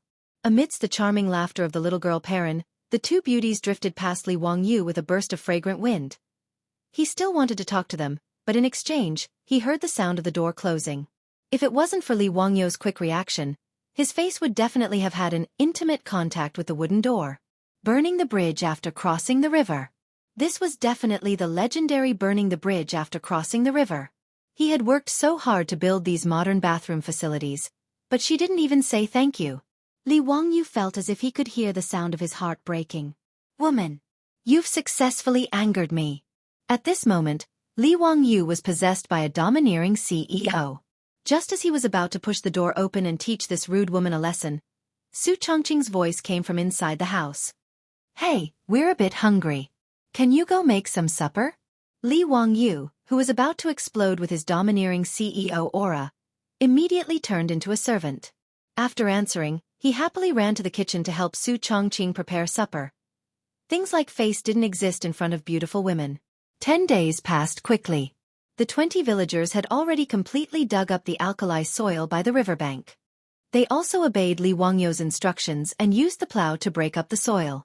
Now, they only had to wait for the soil to be washed with water. Carpenter Lu didn't go back on his word. The 5 water wheels were completed and they were ready to start installing them by the riverbank today. When they found out that Li Jia Xiaolang was going to install things that didn't require manpower to carry water by the Gone River, the entire village came out and gathered by the Gone River to watch the fun. Of course, the people who were watching the fun were the elderly, ants, and children in the village. The able-bodied men were the main force in installing the water wheels. By the Gone River, Carpenter Lu had already led the villagers to build a wooden base every 100 meters in the water. The base made of logs as thick as a bowl was firmly hammered into the riverbank and fixed. Now they just had to wait for the large wheels of the 5 water wheels to be installed. 30 people in a group slowly walked out of the village, carrying the heavy wheel of the water wheel. Children were cheering and jumping around, running around with the adults. The wheels of the water wheels each weighed close to 2 tons. A few days ago, when Li Wangyu went to Carpenter Lu's house to check on the progress of the water wheels, he thought of an important problem. How could such a heavy wheel be installed on a wooden base in the river? Damn! There were no cranes in the Tang dynasty. It didn't seem realistic to rely on manpower. There was also no place in the Gone River for people to stand on. Wouldn't it be a joke if the water wheels couldn't be installed after they were built? Li Wangyu threw this question to Carpenter Lu with a pained expression. Unexpectedly, Carpenter Lu laughed and said, "Xiao Lang, there's finally something you don't understand." Chapter 79.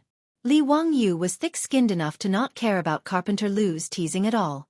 After some explanation, Li Wangyu finally understood that the ancient people also had cranes.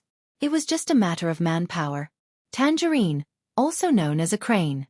In fact, it was very simple. It used the principle of leverage to create a tool that was specially used to lift heavy objects. It was a thick long piece of wood with a base in the middle that acted as a fulcrum and a heavy object hanging at the end.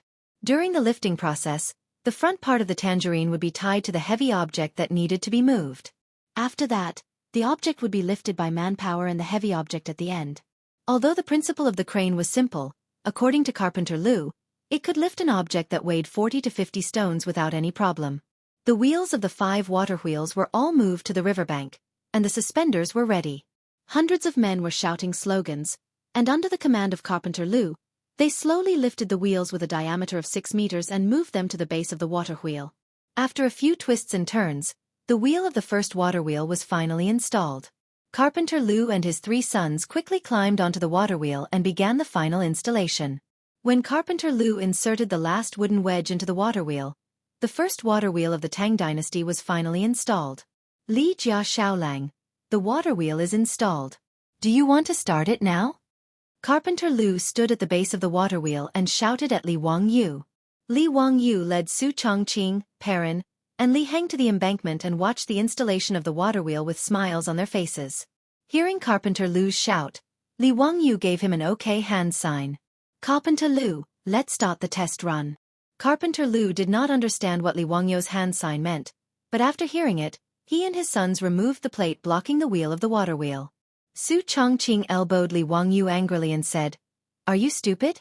Do you want to give an OK hand sign to the people of the Tang dynasty?" Sorry, I forgot.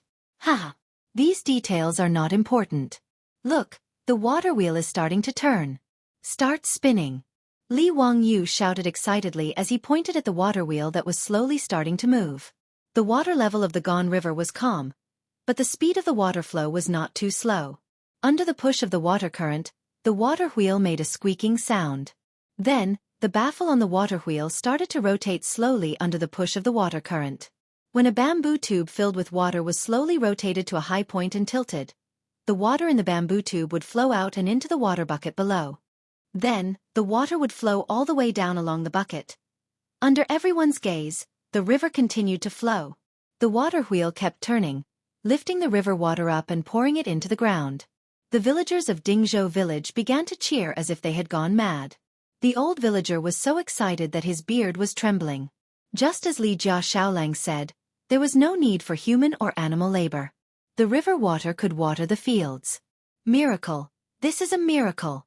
This thing is a work of art. Li Jia Xiaolang, you are doing something that will make Buddha appear in 10,000 homes. Great merit! Great merit! The old villager was about to kneel down and kowtow to Li Wangyu. This really scared Li Wangyu. He quickly stepped forward and supported the old villager. Old villager, you can't do this. Don't make me feel bad.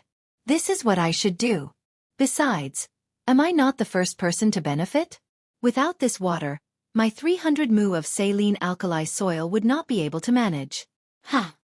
The old villager knelt down and countless other villagers followed suit. Li Jia Xiaolang, you are merciful and compassionate, making Buddha appear in 10,000 homes. Thank you, Li Jia Xiaolang. Mr. Xiaolang, you are indeed a literary star that has descended to the mortal world. You have saved all living beings from suffering and distress. Many women pressed their children's heads and asked them to kneel down and kowtow to Li Wangyu. When the villagers of Dingzhou village knelt down, Li Wangyu and Su Chongqing were at a loss of what to do. Everyone, please get up. This cannot be done, this cannot be done. Li Wangyu did not expect that he would cause such a commotion by just building a water wheel. He did not expect that having an endless supply of water to irrigate the farmland would be so important to these villagers.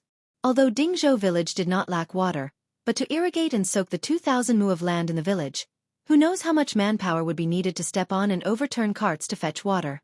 Originally, because of the lack of cattle, the work in the fields was already very difficult.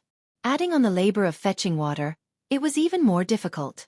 Now, Li Jia Xiaolang had actually built this miraculous water wheel that could automatically fetch water without manpower. How could the villagers not be grateful? Carpenter Lu's family was so excited that they straightened their backs, as if they were afraid that other people would not know that these 5 water wheels were built by their family. It was not easy to persuade the villagers. Li Wangyu was already sweating profusely. Carpenter Lu, let's hurry up and install the other water wheels. Li Wangyu did not dare to say much. He hurriedly asked Carpenter Lu to continue with the work. All right, Mr. Xiaolang, watch carefully. I guarantee that these water wheels will be installed today. Under the instructions of the old village chief and Carpenter Lu, the 110 excited men once again lifted the wheel of the water wheel and began the installation of the next water wheel.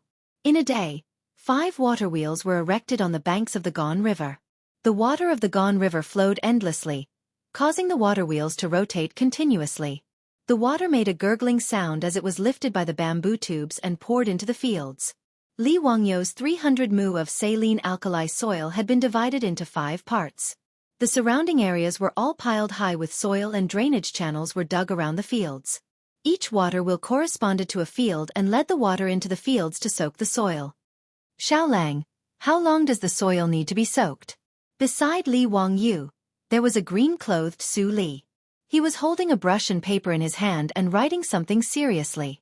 This was Su Li, who was arranged by Yang Quan to come to Dingzhou village to record how Li Wangyou managed the saline alkali soil. However, although Su Li was writing, his eyes unconsciously looked at the water wheel that was constantly rotating. Soak it for 2 days. Then drain the water in the fields. Drain the water and store it again. After doing this 3 times, we can proceed to the next step. Li Wangyou said very carefully. Oh, that's right. Remember, the drainage and the inflow have to be separated. The drainage must be far away from the inflow source. After Su Li memorized Li Wangyou's words without missing a word, he immediately bid farewell and left. As the 5 water wheels were set up, the villagers of Dingzhou village were all watching by the Gone River. Whether it was the elderly, the farmers, the ants or the children, it seemed like they were not tired of watching the water wheels rotate. The 400 to 500 people were like audiences in the cinemas of the future who were watching commercial blockbusters. They were mesmerized by the rotating water wheels and were unwilling to leave for a long time. It was not until the sky gradually darkened that the villagers brought the old and the young back to the village. Their expressions were full of excitement and excitement. Early the next morning, Li Wangyou had not yet climbed out of his comfortable bed when he heard a familiar voice coming from the outer courtyard. "Ziyu, you bastard, come out quickly." Chapter 80. When Li Wangyou heard the voice, he knew it was Yang Quan. He did not understand why Yang Quan would come to Dingzhou village from the county office so early in the morning.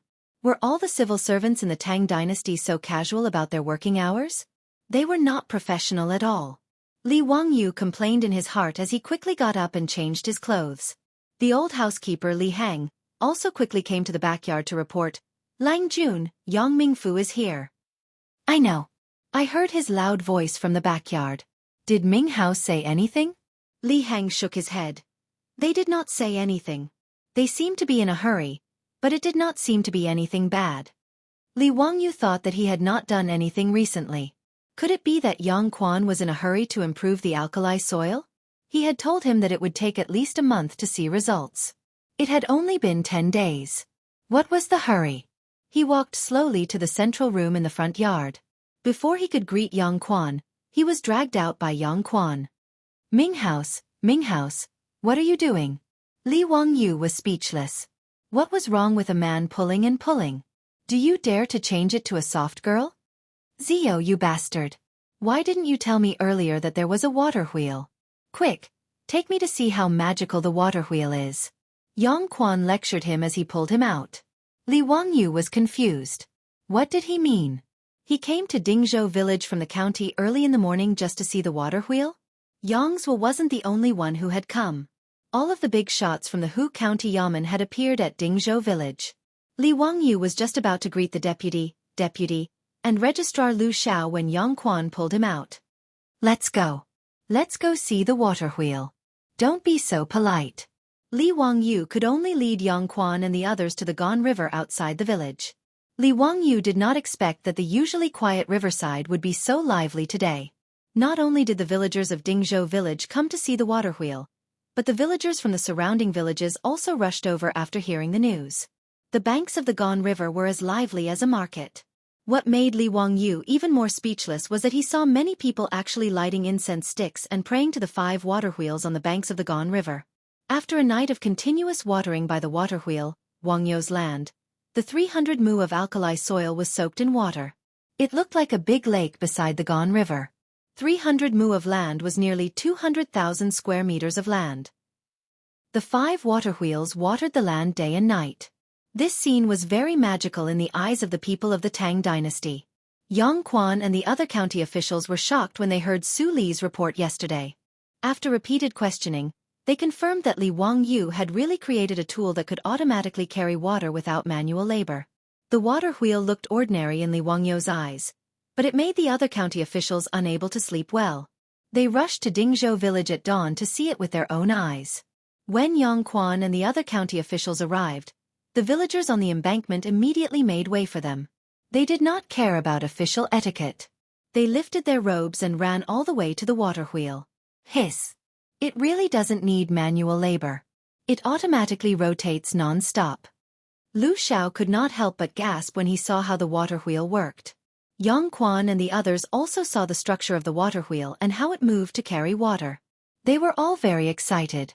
The county magistrate of Hu County shook his head and commented, "Ziyu, the water wheel is not a fake person. A wise man's creation is really a great coincidence. Lone wheel carries cold water.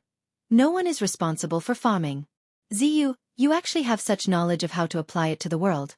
It's really rare. But since you have the ability to create something like this, why didn't you show it earlier? Do you know that you almost messed up our plan?" Yang Zhu praised water wheel, but turned around and lectured Li Wangyu. His words almost made Li Wangyu's nose crooked out of anger. "I created the water wheel to benefit the village. Why am I in the wrong?" Yang Quan glared at him and said, "Spring plowing is just around the corner. How can I have the time to promote this water wheel? Ziyu, do you know how much energy this water wheel can save for the people of Hu County? How much food can it increase? If it is promoted to the entire Tang dynasty, how grand will it be? Ziyu, where is the blueprint for this water wheel? Quickly hand it over to me." Li Wangyu listened and nodded. The promotion of the water wheel would indeed increase the food production. The reason was simple. The primitive agriculture of the Tang dynasty mainly relied on manpower. Since ancient times, Wuxia belonged to intensive farming, which was more labor-intensive. If you could save more manpower, you could get more food. As a village boy, Li Wangyu naturally understood this. However, he soon realized that no matter how he looked at it, it seemed wrong. Damn it, he was the one who invented the water wheel. Why was he being lectured by Yang Quan? Also, did I say that I would give you the water wheel? Do you still have any intellectual property rights? Even Carpenter Lu was willing to help him build 5 water wheels for free in exchange for the water wheel blueprint. Yang Quan's words meant that he wanted to take away the blueprint without paying a single copper coin? I despise him. There's no point in talking to this kind of person. Close the door and let the beautiful woman in. Li Wangyu had already seen Su Chongqing accompanied by Pei Lan to the riverbank. He hurriedly gestured to her, indicating for her to come over. He directly explained the matter to Su Chongqing in English in front of Yang Quan and the rest.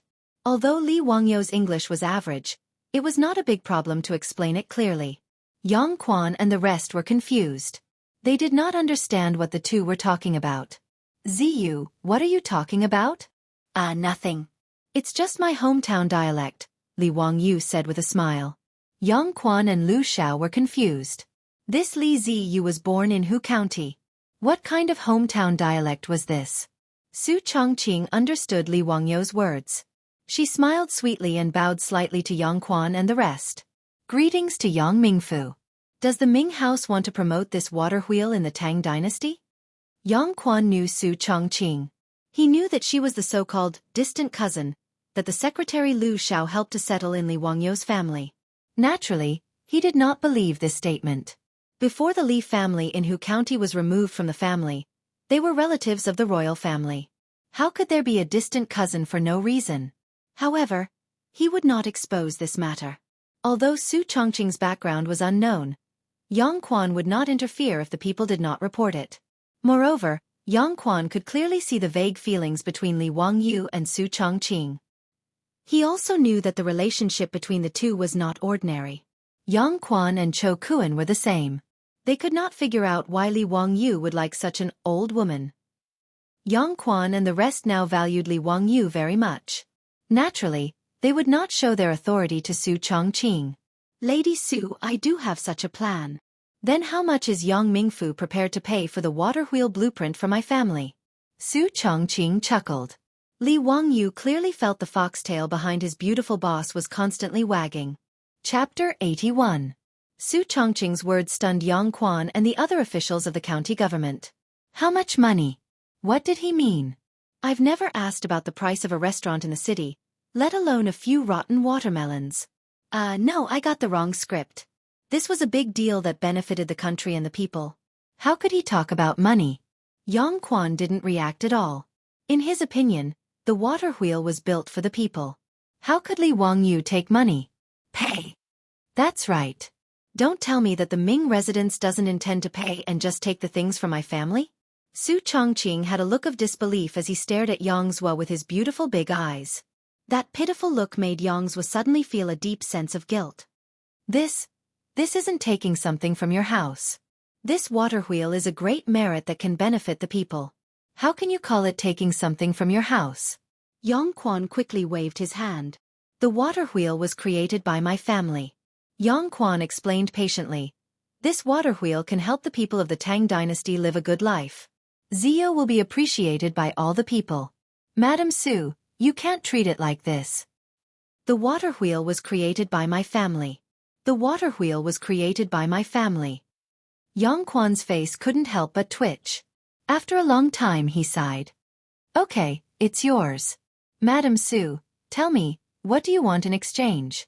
Su Chongqing smiled and stated her conditions. Give us another 20 cattle and reduce the rent of Dingzhou village this year. Even though Yang Quan was shrewd, he couldn't help but curse. This Madam Su was too ruthless. She had just asked for 10 cattle from the county government a few days ago, and now she asked for another 20? Did she think that the county government was a livestock market? 10 at most, and the rent will be reduced by half. Yang Quan didn't want to waste any more time and directly cut Su Chongqing's conditions in half. He originally thought that he would need to spend more effort to convince this woman, but instead, he saw Su Chongqing stick out her tongue and make a funny face at him. Then I'll have to thank the Ming residents. I originally thought that you would only give me 5 cattle. Hee hee. When Yang Quan heard this, he felt his blood boil. He had actually been played by a woman. It turned out that Su Chongqing's conditions were just an exorbitant demand. He was just waiting for him to return the money. When it came to negotiations, Su Chongqing, a top business administration student from the University of Pennsylvania, could easily beat the officials of the Tang dynasty. The reason why he said those words just now was just to disturb Yang Quan's state of mind. When Yang Quan became impatient, he would then throw out his conditions and directly achieve his goal. Yang Quan shook his head. Since he had already said it, there was absolutely no reason to go back on his words. In this era of the Tang dynasty, Li Wangyu's favorite thing was that people kept their promises. He attached great importance to integrity. According to Zhen Guan, integrity. If the superior doesn't believe, he can't make the subordinate do anything. If the subordinate doesn't believe, he can't make the superior do anything. In the 6th year of Zhen Guan, Pai Lupi ordered 390 prisoners on death row to be released home for the new year. After the new year, he would be returned to prison to receive the death penalty. The result was shocking. None of the 390 prisoners on death row escaped. They all returned to prison on time. In the end, Pai Lupi was moved by these prisoners on death row who kept their promises and were honest. He relaxed the death penalty for the prisoners on death row. So no matter what, since Yang Quan had promised, he would definitely do it. Li Wangyu immediately smiled and took out the water wheel blueprint that he had already prepared. He held it with both hands and handed it to Yang Quan. In fact, he already knew that after the water wheel was built, it would definitely attract the attention of Yang Quan and the others. So he had already prepared the water wheel blueprint in advance. Yang Quan grabbed the blueprint and fiercely glared at him. As shrewd as Yang Quan was, he naturally saw that Su Chongqing was negotiating with him under Li Wangyu's instructions. Li Wangyu touched his nose a little embarrassedly. Why did you glare at me when your beautiful superior killed you? I originally thought that it would be good enough if I could cheat a few cattle. Hee hee, I didn't expect Su Chongqing to be so awesome. When the old villagers heard Yang Quan personally say that the rent of Dingzhou village would be reduced by half this year, they immediately knelt down to Yang Quan and the other county officials. Thank you, Ming House. Thank you, Ming House. I kowtow to you on behalf of the 127 villagers of Dingzhou village.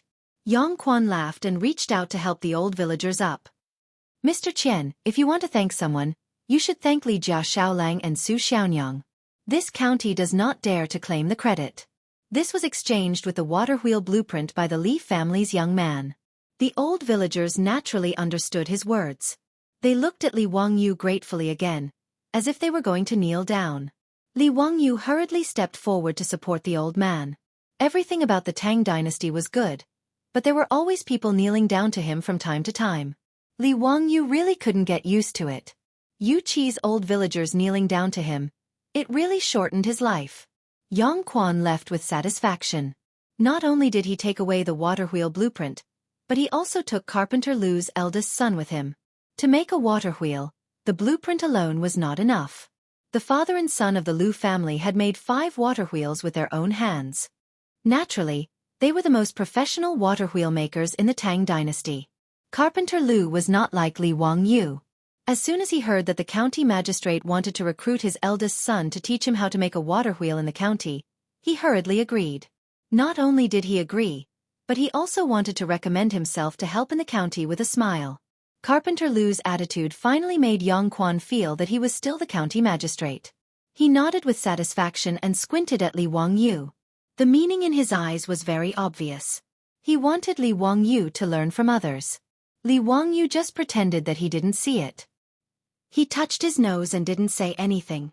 Yang Quan was irritated by his attitude. Thinking that he had to give his family another 10 cattle, Yang Quan felt distressed. In fact, Yang Quan didn't care that much about waiving half of Dingzhou village's rent. There was no other reason. Dingzhou village was too poor and couldn't collect enough rent every year. It would be good enough if they could get half of it. It was better to generously waive the rent. But 10 cattle were different. That was a huge expense. Even though Yang Quan was the county magistrate, he couldn't ignore this expense. In short, Yang Quan was now happy. He took the water wheel blueprint and Lu's eldest son back to the county magistrate's office in Hu County. After Li Wangyu sent Yang Quan and the others away, he and Su Chongqing stayed at home to take inventory of their property. It had only been half a month since they transmigrated to the Tang dynasty. Now, he and Su Chongqing had been forced to leave the mansion in Hu County without any property. Now, they unknowingly owned 20 cattle, 2 horses, a plot of land that could be improved, and more than 100 strings of copper coins and gold at home. If he didn't consider the debt of more than 1.6 million yuan, Li Wangyu would have entered the well-off society of the Tang dynasty ahead of time and become a great and glorious small landlord. Sure enough, knowledge was power. This was the so-called, there is a house of gold in a book. Li Wangyu only exchanged the method of improving saline alkali soil and the blueprint of making a water wheel for these things. Of course, strictly speaking, the 2 techniques he handed over were far more than what he exchanged from Yang Quan. But Li Wangyu was very clear. First, he didn't have the ability to protect these intellectual property rights. Second, as Yang Quan said, whether it was the saline alkali soil improvement or the water wheel, they were very useful to the people of the Tang dynasty. Li Wangyu didn't intend to keep them to himself. Li Wangyu picked up the bowl of water with satisfaction and drank a mouthful. After putting down the bowl, he felt that at this time, he should have a cup of fragrant tea and take a nap under the sun. Thinking of the tea leaves, Li Wangyu suddenly stood up and patted his head with his hand. How could he forget the treasure in the Qinling Mountains? Chapter 82. Li Wangyu remembered that in his previous life, he had tasted a type of tea produced in the Qinling Mountains. Medicine King Tea. This type of magical tea from the depths of the Qinling Mountains could only be found in the wild. It was said that the Medicine King tea was discovered by Sun Simiao, the Medicine King of the Tang dynasty, when he was cultivating in the Taibai Mountains of the Qinling Mountains. It was said that when he lived in seclusion in the Taibai Mountains, he often picked a type of tea leaves to make tea. He also introduced it to the mountain people and herbal medicine doctors. Later generations called it the Medicine King tea. According to the Taibai Materia Medica, the Medicine King tea was mild in nature and slightly sweet in taste. It could clear summer heat, nourish the brain, clear the heart, strengthen the stomach, remove dampness, clear the eyes, and regulate the menstrual cycle. Li Wangyu knew that although it was called the Medicine King tea, it was actually not a type of tea. It was a type of plant called Huashi Silver Wintersweet. The Medicine King tea still had a lingering fragrance after being brewed 7 times. It was a rare type of tea. Li Wangyu almost drooled when he thought of this. Drinking tea, he really wanted to drink tea, not the damn tea of the Tang dynasty. After pondering for a while, Li Wangyu immediately ran out to find the Niu brothers to help him pick the tea. Li Wangyu did not have the ability to go deep into the Qinling Mountains.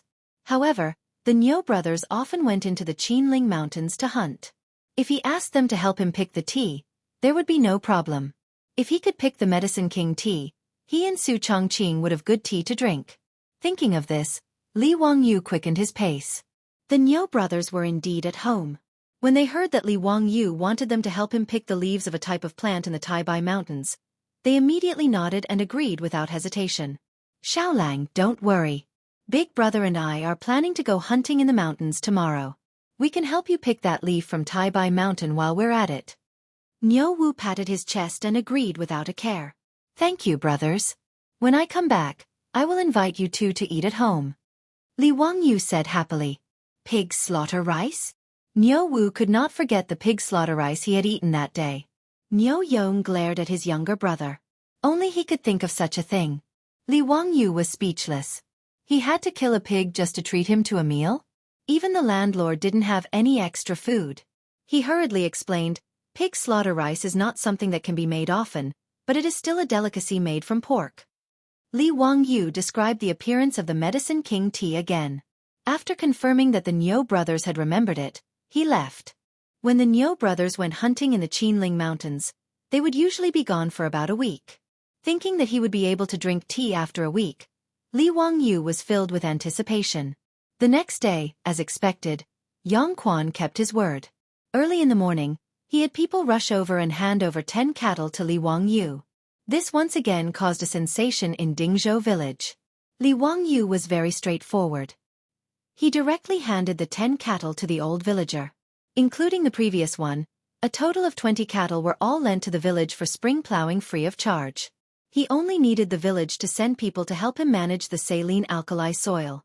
Now everyone in the village, through the old villager's publicity, knew that because of Su Chongqing's request, Li Wangyu used the blueprint of the water wheel in exchange for the village's rent to be reduced by half this year.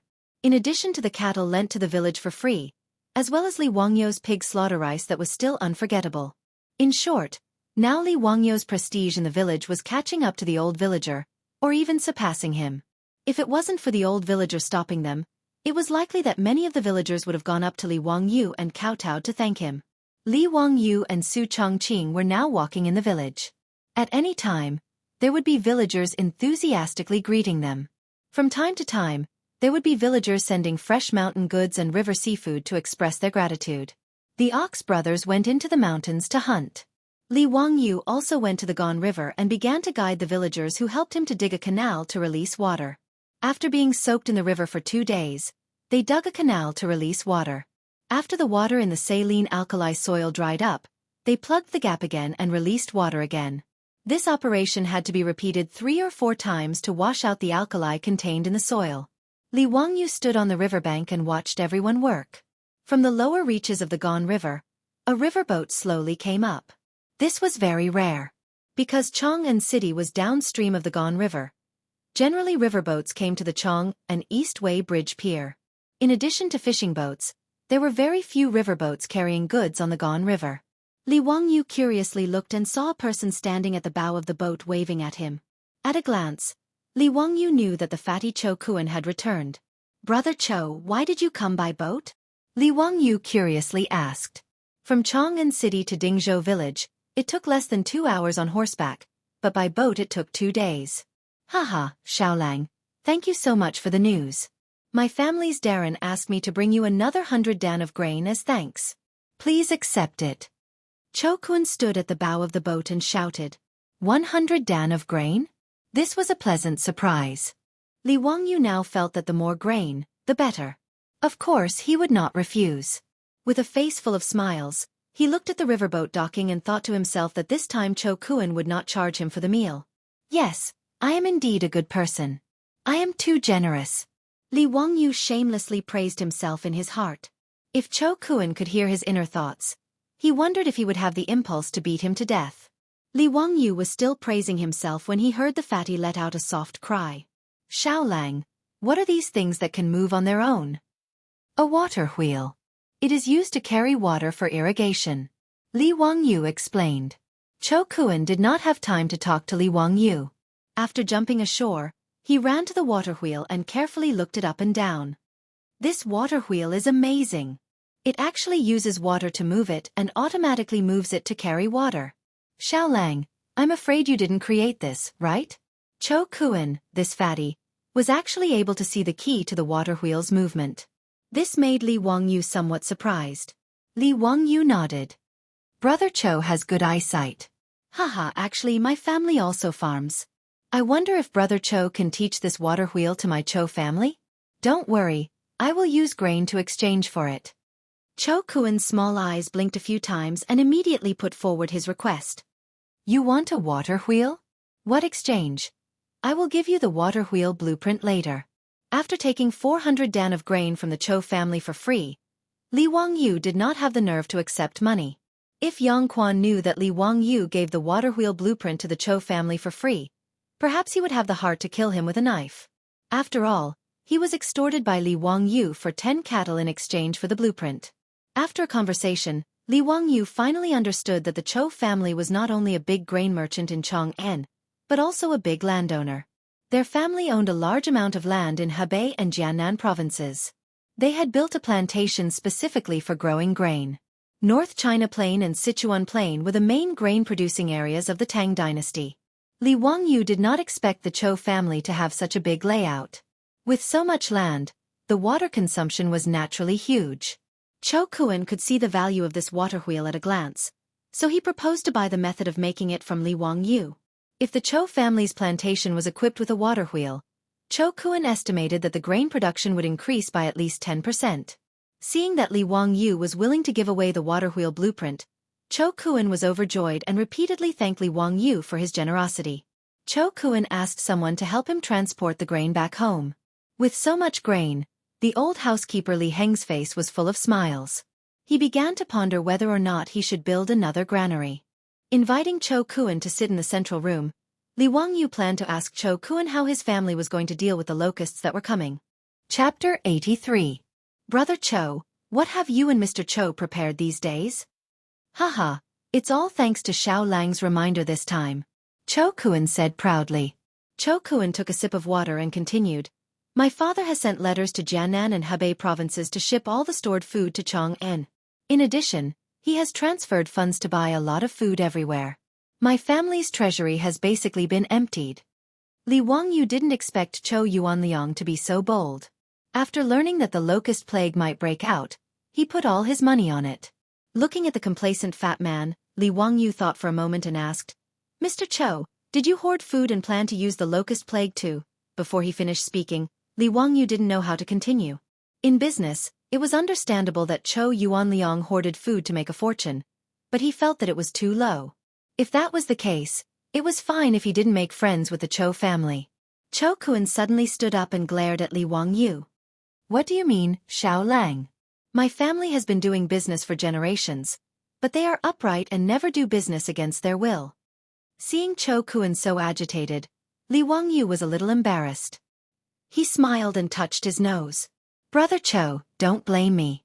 What is Mr. Cho's plan? Humph. Cho Kuan glared at Li Wangyu with dissatisfaction and sat back down. My family is not hoarding food for profiteering. My father's intention is that when the plague of locusts arrives, all the food stores in my family will continue to operate as usual. No matter how much food you want, as long as we still have it in our warehouse, we will definitely sell it. His words made Li Wangyu's eyes light up. He raised his bowl to Cho Kuan and said, Mr. Cho, you are a righteous man. I toast you with water instead of wine. After that, he drank the water in the bowl. Although the locust plague would reduce the production of food, the Tang dynasty had so much land that not all places would be affected by the locust plague. One of the main reasons for the famine was that unscrupulous grain merchants deliberately hoarded grain and did not sell it in order to make huge profits. This caused panic among the people and made grain even more precious. In fact, the Tang dynasty did not lack food at all, especially during the second year of Zhengguan. In the previous dynasty, when Emperor Yang of Sui ascended the throne, the population of the country had already reached 8.9 million households. With each household having 6 people, the population of the country was no less than 50 million. At the end of the Sui dynasty, the world was in chaos and there were countless casualties. After the Tang dynasty was pacified, the Ministry of Civil Affairs of Wuda estimated that there were only 2.19 million households in the Tang dynasty, with a population of less than 20 million. Not to mention the grain produced by the Tang dynasty every year, just the Huiluo Tsang, which was inherited by the Tang dynasty at the end of the Sui dynasty, had a total grain storage of more than 300 million catties, which was enough for the people of the Tang dynasty to eat for 50 years. In the 11th year of Zhenguan, Imperial Censor Ma Zhou told Emperor Taizong, Li Shimin, the Sui family's treasury is in Luokou, and Li Mi is in it. The treasury of Xijing is also used by the country, and has not been used to this day. At this time, the Sui dynasty had already been destroyed for 20 years, but at that time the grain and cloth had not been used up. Li Wangyu did not quite believe this. After all, how could something like grain be stored for decades? Could it be that the Sui and Tang dynasties already had the technology to store grain? However, this was the 2nd year of Zhenguan, and the Sui dynasty had only been destroyed for 11 years. If the old grain was properly stored, there should be no problem. From this, it could be seen that the Tang dynasty absolutely did not lack grain. The famine caused by the plague of locusts was, in fact, the result of the aristocratic families and big grain merchants sitting by and watching the people starve to death for their own benefit.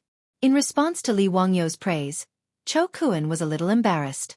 Xiaolang, don't misunderstand my lord's meaning.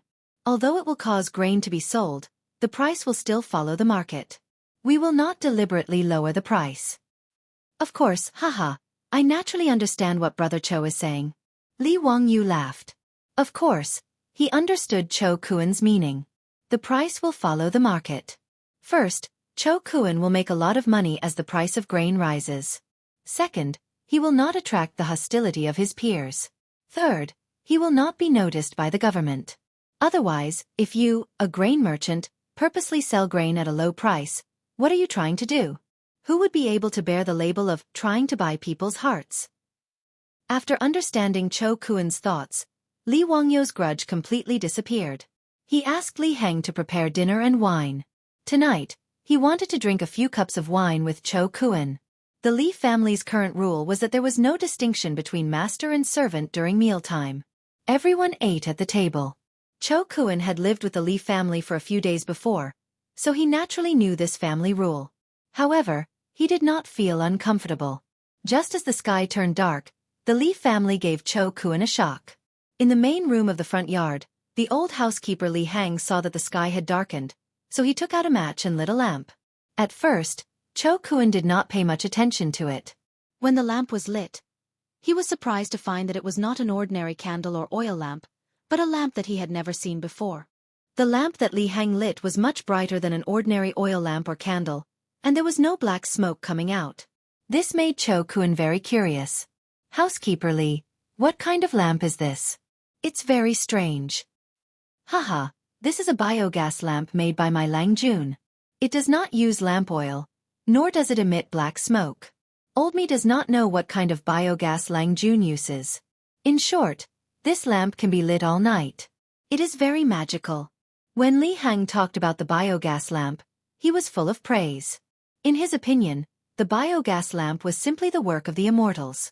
It was the Li family's heirloom. Therefore, lighting the biogas lamp at home every night was Li Heng's favorite thing to do. Even the little girl Perrin was not allowed to interfere. In fact, the biogas lamp that Li Wangyu made was very simple. Due to the limited materials, he could only make do with what was available. In the past, there were many places in the countryside that had biogas ponds. Because Li Wangyu was mischievous and curious, he disassembled the biogas lamp at home into parts, wanting to study its principle. Although later his grandfather beat him up because of this, Li Wangyu remembered the exact structure of the biogas lamp because of this beating. A normal biogas lamp was mainly composed of a nozzle, an ejector, a mud head, a gauze cover, a glass lampshade, and a reflector. However, it was obvious that Li Wangyu could not make these things in the Tang dynasty. The glass lampshade and reflector were just a dream. In addition, the biogas pond at home was the most simple one, and there was not even a pressurizing device. Therefore, Li Wangyu could only try to simplify it as much as possible. After a lot of effort, he finally made the nozzle and mud head of the biogas lamp. The most important copper wire mesh was made by an old copper craftsman in the county with copper wire. Of course, the glass lampshade outside was not possible. It was replaced by an ordinary gauze lampshade. Even so, such a simple biogas lamp was an amazing thing in the Tang dynasty. At this moment, Chou Kuan seemed to have discovered a new world. He did not even wait for the Li family's delicacies that he was looking forward to the most. Like a curious baby, he followed behind the old butler Li Heng and watched him light up the biogas lamps at home one by one. Every time a biogas lamp was lit up, Cho Kuan would shout, "Good!" and then move closer to observe carefully. However, the old butler Li Heng looked proud and disdainful, thinking that Cho Kuan was simply a farmer who had seen too little. Li Heng's look made Li Wangyu laugh secretly. He clearly remembered that a few days after the biogas pond was built, the cow and horse dung piled up in the biogas pond began to ferment and produce biogas. When Li Wangyu lit the biogas lamp for the first time, Li Heng looked as if he had seen a ghost. It seemed that he was even more unbearable than Cho Kuan. Chapter 84. The old housekeeper Li Heng led the fatty Cho Kuan to show off the biogas lamps in the house. Satisfied, he went to the kitchen to see if the food was ready. Cho Kuan also ran to the kitchen. Now, the Li family's kitchen had been taken over by the little girl Perrin. It must be said that this little girl was very talented in cooking. In just half a month, she learned most of Su Chongqing's cooking skills. Especially when it came to the dishes that Su Chongqing had made once, she could perfectly replicate them. Therefore, Su Chongqing didn't go to the kitchen much now. He would occasionally make a few new dishes. After teaching Perrin, he would wash his hands of it. Speaking of which, the Li family was very small now. With only 4 people, it was indeed a bit difficult to make ends meet. They couldn't even take care of the 20 cattle sent by the county. It was Su Chongqing who came up with a solution. After discussing with the old village chief, he placed the 20 cattle in the care of all the families in the village. He made it clear to the old village chief that the cattle could be lent to the village for spring plowing free of charge, but the cattle had to be raised by the Li family.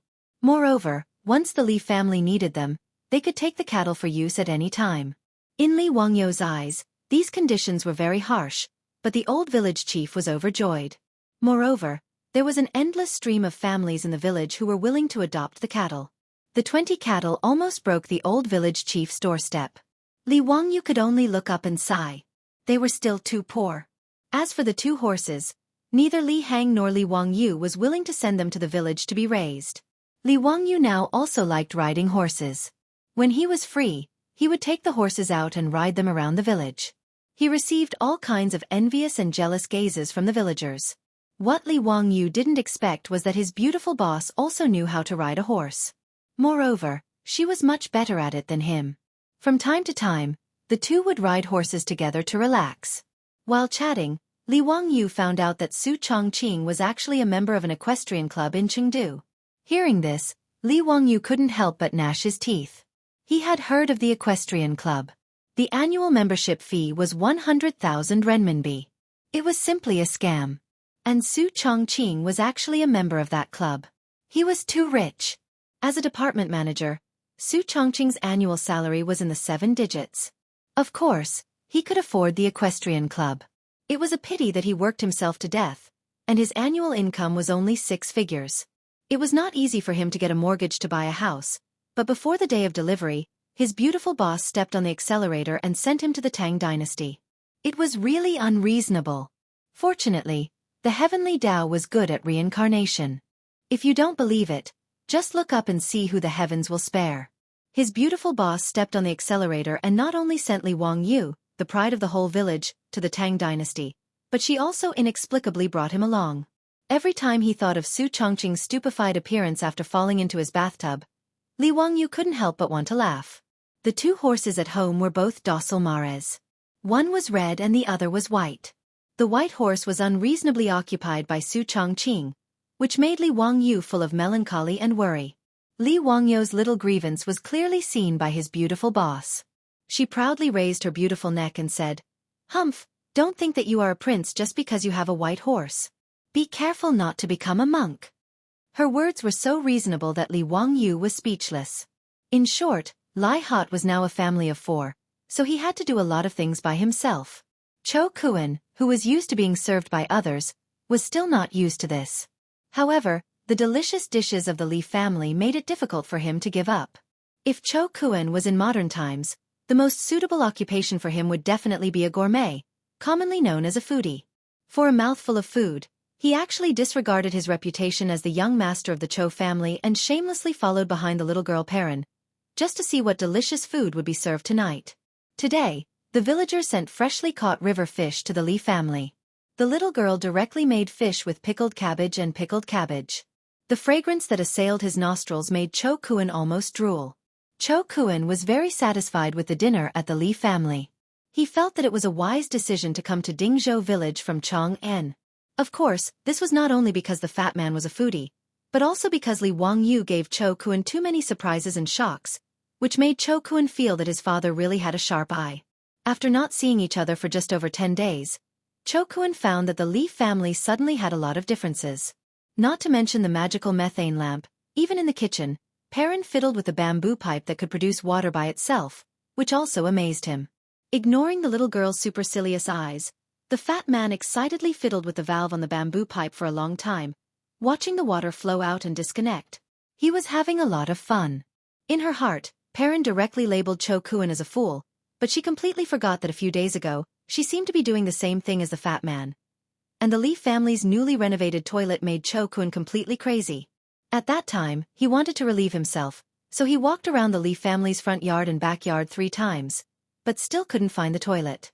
The Li family's backyard originally had a dirty and simple toilet, but Li Wangyu had already had people demolish it. That kind of toilet, not to mention his beautiful boss who was a clean freak, even he couldn't stand it. Considering the convenience of Li Hang, the servants, and the guests in the house in the future, Li Wangyu had the masons change a side room in the front yard into a toilet and shower room. It was also tiled, the same ceramic toilet, and the same hot shower room. Cho Kuan really couldn't find the toilet in the Li family, so he could only ask the old housekeeper, Li Hang, for help. When Li Hang brought him to a side room in the front yard with a look of disdain, Cho Kuan thought the old man had gone crazy. "Why did you bring me into the room if you wanted to relieve yourself?" "Old housekeeper, I want to relieve myself." Cho Kuan thought the old man's ears were bad and didn't hear him clearly. "This is the toilet." The old housekeeper's face was calm, but his eyes revealed a disdainful smile. The fat man dared to swear that he knew this look. Because every time he saw a fuss in Chang'an's West City, he showed this look when he saw the foreign merchants who came to Chang'an for the first time. Cho Kuan didn't understand what a toilet was, but when Li Hang introduced him to the toilet and how to use the ceramic toilet, Cho Kuan almost thought he was hallucinating. This unbelievably beautiful room. You're telling me it's a toilet? What are these things stuck in this room? If Cho Kuan's eyes weren't blind, he could be sure that they were all ceramic, but he didn't know how to make them like this. It was really hard to imagine that they were stuck to the wall and the floor. And the ceramic toilet made him ponder for a long time before he realized that it was actually a toilet. Li Hang calmly explained to Cho Kuan how to use the toilet and how to pull the rope above to flush. Cho Kuan could only nod his head blankly. When the old butler was satisfied with the lecture and walked out of the bathroom, Cho Kuan finally sat down cautiously. The fat man now began to seriously consider whether he was still a rich man in Chang'an City. Why did he come to the Li family in Dingzhou village, and instead he was more like a farmer, a country bumpkin? Reflecting on his shameful performance today, for the sake of the Cho family in Chang'an City, the fat man felt that he had to remain calm no matter what incredible things he encountered. Well, the Cho family in Chang'an City couldn't lose face in front of him. Just now, the old housekeeper Li Heng's disdainful look made his face burn. But Cho Kuan's calmness didn't last long. When the old housekeeper invited him to take a bath and change his clothes at night, this guy became a country bumpkin again. Chapter 85. Cho Kuan took a riverboat for 2 days to come to Dingzhou village, so he naturally had to treat him to a bath. Li Wangyu didn't want to let the fatty use the pool and sauna that he built himself. It wasn't that he was misophobic, but he felt that it was awkward to have a bath and sauna with a fatty. It would be more appropriate if it was a beautiful woman. Li Heng politely invited Cho Kuan into a side room and pushed open another door. Cho Kuan was once again a country bumpkin. He looked left and right at the empty room covered in tiles, not knowing how to take a bath. "Where's the bathtub?" But after what happened before, Cho Kuan didn't say anything. He kept a straight face and waited for the old butler to explain further. Li Heng wanted to continue watching Cho Kuan make a fuss about nothing, but he saw that the fatty was smart and didn't say anything. The old man sighed silently. He missed a good show. He led Cho Kuan under a bamboo pipe and pointed to the wooden valve. "Young Master Cho, this is the hot water valve. Once you open it, hot water will flow out." "Okay, I know. Thank you, old butler." The fatty nodded calmly. After sending Li Hang out of the bathroom, the fatty hurried over to study the shower system. After taking a hot shower, which he had never enjoyed before, the fatty felt that his bones were lighter and his whole body was more comfortable. This Li Jia Xiaolang is really a talent. This kind of practical knowledge is really amazing. Cho Kuan said to himself. He really liked the new things that Li Wangyu came up with. He began to wonder if he could ask Li Wangyu to help him install one in his house in Chang'an City. The next morning, Cho Kuan took the water wheel blueprint that Li Wangyu had drawn for him and borrowed a horse from the Li family to return to Chang'an City. He said that he would disturb Li Wangyu in a few days. Li Wangyu looked at the date red horse in the distance and his heart ached. This damn fatty, don't crush my horse. A few days after the fatty Cho Kuan left, Li Wangyu's days were peaceful. Every day, if he didn't go to the alkali soil to check on the situation, then he would stroll around the village. He became more familiar with the situation in the village. He now had 400 dawn of grain in his hands, which should be enough for the whole village to survive the locust plague, so he didn't have much of a sense of crisis. These days, the number of locusts in the fields had increased. Even the village head had started to organize the villagers to burn incense and worship the locust god. Li Wangyu could only let out a long sigh and shake his head. For the past few days, he had been discussing with his beautiful boss about what other businesses he could do to make money other than brewing wine, so that he could pay off the huge debt of more than 1.6 million yuan. However, no matter how much they thought about it, they couldn't come up with any good ideas for the time being. On this day, Li Wangyu was strolling around the village, thinking about how to get rich. When he arrived at the village entrance, he suddenly saw two figures coming from the direction of Mount Shouyang in the distance. Li Wangyu squinted his eyes and looked at them. One of them looked familiar. He took a closer look. It was the second son of the Niu family, Niu Wu. Behind him was a skinny old Taoist. Strange, why don't I see Niu Dalong? Li Wangyu mumbled. As the two got closer, Li Wangyu suddenly realized that Niu Wu's body was stained with blood, and he seemed to be carrying someone on his back. It looked like the eldest son of the Niu family. Li Wangyu hurriedly ran 2 steps forward to greet him. Erlang, what's going on? What happened to Dalong? The person on Niu Wu's back was his brother, Niu Yong.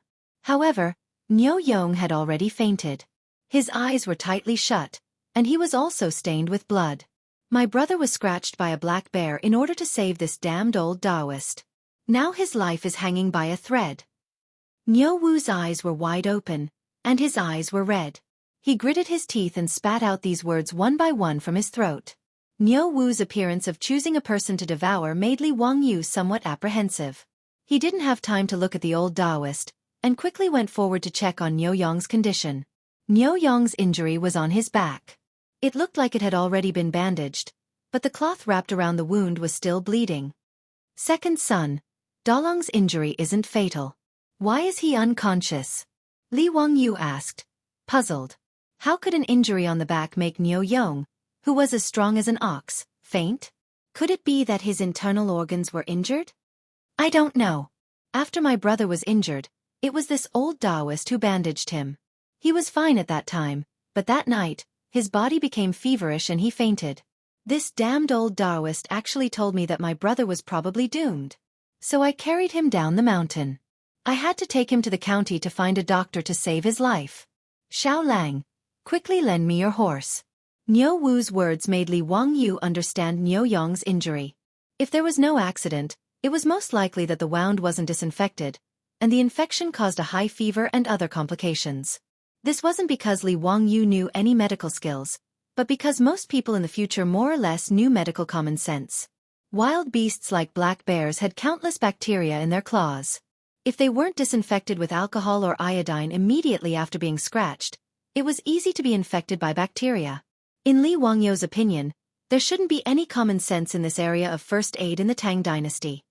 Second son, if you believe me, send Dalong to my house. I have a way. Li Wangyu grabbed Niu Wu. Naturally, he wasn't a miracle-working doctor. The reason why he dared to say that he could save Niu Yong was that he remembered Su Chongqing's box of cephalosporin capsules. Was there any medicine more effective than cephalosporin in the Tang dynasty to fight inflammation? If a suppurative infection wasn't immediately disinfected, he would really die. Even if Li Wangyo's heart ached for the one and only cephalosporin capsules, he wouldn't watch Niu Yong, a veteran of hundreds of battles, die in front of him. As for the current doctors in the Tang dynasty, it would be a miracle if they could save Niu Yong. Even if the king of medicine, Sun Simiao, was here, he would be helpless. Xiaolang, don't joke. Can you really save my eldest brother? Niu Wu's eyes widened again when he heard Li Wangyo's words. He stared at Li Wangyu for fear that he was joking with him. Li Wangyu nodded and said, "Yes, let's go." The words between the two fell into the ears of the old Taoist beside them. The old Taoist couldn't help but interrupt and say, "Don't make trouble, kid. Our benefactor's wound is already ulcerated. How can there be medicine to cure it? Even I can only delay it for a while, but I can't cure it." The ulcer he mentioned was the name of inflammation and suppuration in traditional Chinese medicine. "Shut up." Before the old Taoist could finish his words, Li Wangyu and Niu Wu spoke at the same time, forcing the old Taoist to swallow back his words. "You old Taoist, if my eldest brother is cured by Xiaolang, then it's fine. But if anything happens to my eldest brother, I'll make you accompany him in the underworld." Niu Wu shouted sternly. Hearing this, the old Taoist cupped his hands and said, "Immeasurable deity, if you want to take this body of mine to pay for your brother's life, I naturally won't resist." Li Wangyu didn't bother to ask who this old Taoist was. He pulled Niu Wu and ran back to his house in the village. Niu Wu carried his brother on his back and followed closely behind. The old Taoist sighed and followed. "Li Hang, tell Perrin to boil water immediately. Also, tell Chongqing to come over." Li Wangyu called out loudly as soon as he entered the house. At the same time, he led Niu Wu to a side room in the front yard and had him put Niu Yong on the bed. Chapter 86. Li Wangyu's shout startled the four people in the house. Su Chongqing ran over from the backyard while lifting her dress. "Wangyu, what's wrong?" Niu Dalong was scratched by a black bear. "The wound is infected and has a high fever. Go and get your box of cephalosporins." Li Wangyu shouted at Su Chongqing while looking for scissors to cut the cloth wrapped around Niu Yong's body. Su Chongqing naturally knew the Niu brothers. After the two of them escorted Li Wangyu to Chong'an, they had a lot of contact with the Li family. Su Chongqing also heard that the two of them fought desperately against the Turks and were disabled. He admired them very much. Now hearing Li Wangyu's words, Su Chongqing was also anxious. Without saying anything, she turned around and ran to the backyard to get the cephalosporins capsule. "Xiaolang, how is it? Was my brother treated indiscriminately by this ox nose and became like this?" Niu Wu pointed at the old Taoist and cursed. Li Wangyu cut the cloth and shook his head. "It shouldn't be this Taoist's fault. This kind of external injury needs to be cleaned and disinfected, and the wound also needs to be sutured. This Taoist probably doesn't understand these." He was stunned before he finished his words. After cutting the cloth wrapped around Niu Yong's back, the wound on his back was exposed, but it was not what he had imagined at all.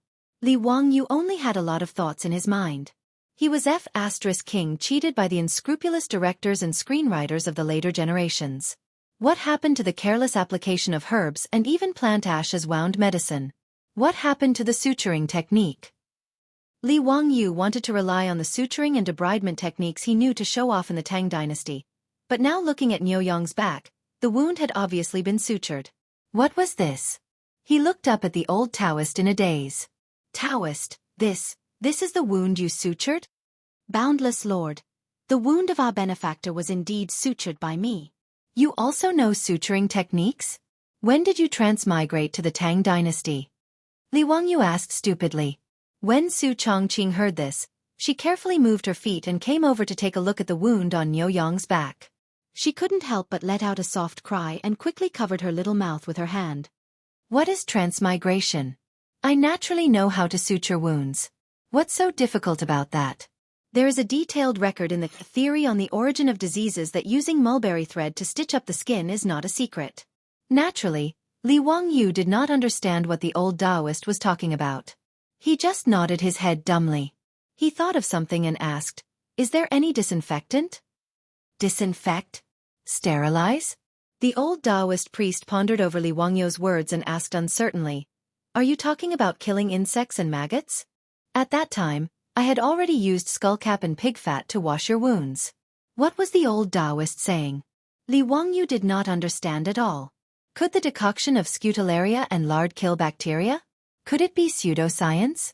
Just as he was about to say that he should use salt water to wash it, he heard the old Taoist priest speak again. By the way, I also used salt water to wash your wounds. Logically speaking, there should not be any ulcers. Sigh. Immeasurable deity. Li Wangyu's breath was stuck in his throat, and he almost choked to death. What kind of old Taoist priest was this from the Tang dynasty? How did he know everything? Was Chinese medicine so advanced? In fact, Li Wangyu did not know that debridement and suturing had long existed in China. Generations of doctors had invented it. The decoction of Scutellaria and pig fat that the old Taoist priest said could effectively inhibit the growth of bacteria and protect the wound. In the prescription for 52 diseases, there was a record of using wine to clean wounds. In the Jin dynasty, Gu Hong pioneered the use of salt water to clean wounds and apply snake ointment externally before performing surgery. In the theory on the origin of diseases, there was a record of how to debridement, suture and bandage a broken intestine. During the Sui and Tang dynasties, in addition to the relatively complete debridement and suturing technique, the most important invention was the use of mulberry thread to suture the intestines and skin. The old Taoist priest had used the mulberry thread to suture the wound on Niu Yang's back. Li Wangyu was speechless. Did this count as failing to act cool and getting exposed instead? This old Taoist priest from the Tang dynasty actually knew everything. Now, he could only pray that the cephalosporin capsule would work and save Niu Yang's life. Bullnose, don't talk nonsense. My eldest brother was treated like this by a quack like you. Niu Wu pointed at the old Taoist priest and said angrily. The old Taoist priest lowered his eyes and said, "You may not know, but I have indeed given my benefactor the best medicine for muscle regeneration and hemostasis." What bullshit medicine for muscle regeneration and hemostasis? Then why don't you tell me why my eldest brother is unconscious now? Niu Wu's eyes were bloodshot as he glared at the old Taoist priest. The old Taoist priest was speechless. Li Wangyu guessed that the disinfection might not have been thorough enough. The black bear's claws had been hunting in the forest all year round, so who knew how much bacteria it had gotten? However, this could not be blamed on the old Taoist priest. He had indeed tried his best. However, Li Wangyu looked at the black mulberry leather thread used to sew up the wound on Niu Yang's back. He felt that the mulberry leather thread was not suitable. Li Wangyu looked at the bloody wounds on Niu Yang's back and said to Niu Wu, "Erlang, immediately ride my family's horse to the county. Find a stall that slaughters cows and sheep and ask them for some lamb intestines." What do I need those for? Niu Wu was puzzled. Lamb intestines could save his brother's life? If I tell you to go, then go quickly. That's right, go to the medicine shop in the county and buy some saltpeter. Go quickly and return quickly. Li Wangyu did not have the time to explain to him. He sent Niu Wu out and asked Li Heng to lead his horse. Although the old Taoist priest's treatment method was correct, the wound on Niu Yang's back was still inflamed. It was red and swollen with pus flowing out. Clearly, it needed to be cleaned again. Li Wangyu subconsciously turned his head and took a deep breath. He was a small white-collar worker in a modern city. He had never seen such a bloody wound. He was at a loss for a moment. After a long time, Li Wangyu muttered, "Now, first of all, I have to scrape off the rotten flesh on Dalong's back." "I don't know how to do this," the old Taoist priest suddenly said. "If that's the case, why don't I take care of it?" "That's good. I'll have to trouble you." Seeing that the old Taoist priest was willing to take over, Li Wangyu quickly retreated to the side. Immeasurable deity. I'll do my best. After the old Taoist priest finished speaking, he took out many things from the medicine box on his back. The old Taoist priest did not rush to scrape off the rotten flesh on Niu Yang's back.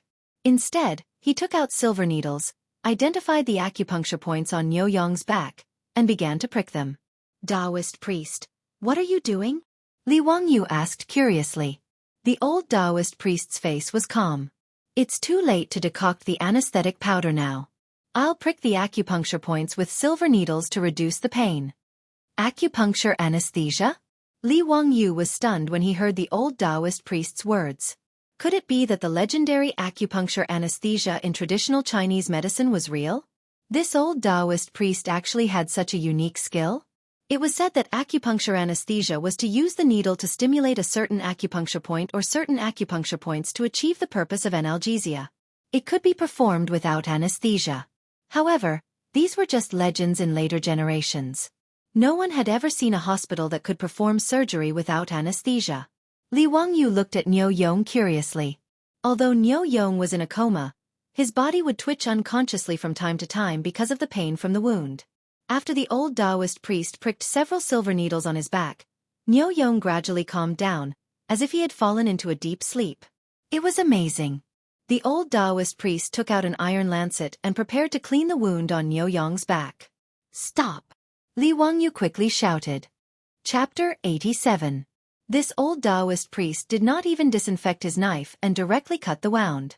Are you *king curing diseases or spreading germs? Why did Xiao Lang stop me? The old Taoist priest asked, puzzled. Your knife, it is not disinfected. Li Wangyu pointed at the lancet in the old Taoist priest's hand. The old Taoist priest was confused. Disinfecting again? What is disinfecting? Your knife is not clean, it has germs. Li Wangyu could only explain like this. The old Taoist priest picked up his clean and shiny lancet. How was this knife not clean? There was not even a speck of dust? What were germs? Li Wangyu could not explain to the old Taoist priest what germs were, and he was too lazy to talk nonsense. He directly asked Li Heng if the water was ready. Now that there was no alcohol, not even a high concentration of white wine, disinfection could only be done by boiling water. Li Wangyu asked the old Taoist priest for the lancet and gave it to Li Heng. He asked him to go to the kitchen and let Perrin boil it for a few minutes before taking it out. He looked at the cloth that he had bandaged Niu Yong and curled his lips in disdain. He ordered Li Heng to find a clean white cloth and cut it into long strips. He also asked Perrin to throw it into boiling water to disinfect it. With the speed of Niu Wu's horse, it would only take an hour to travel 20 miles from Zudingzhu village to Huxian County. When Niu Wu came back on his sweaty white horse, Li Wangyu had just finished preparing everything. Li Wangyu did not care about his horse and immediately asked Perrin to take the lamb intestines that Niu Wu had asked for to the kitchen. He scraped off the fat, took the innermost mucous membrane, soaked it in alkaline water, and then divided it into small strands. Pei Lan's hands and feet were very nimble, and she quickly got everything ready. After the little girl brought the old Taoist priest's scalpel that had been boiled and disinfected, Li Wangyu immediately asked the old Taoist priest to start cleaning the rotten flesh on Niu Yong's back. The old Taoist priest was indeed skilled in surgery. He held the lancet and moved nimbly. He did not mind the pus and stench flowing out of the wound at all. In a few moves, he removed the inflamed and pus around the wound.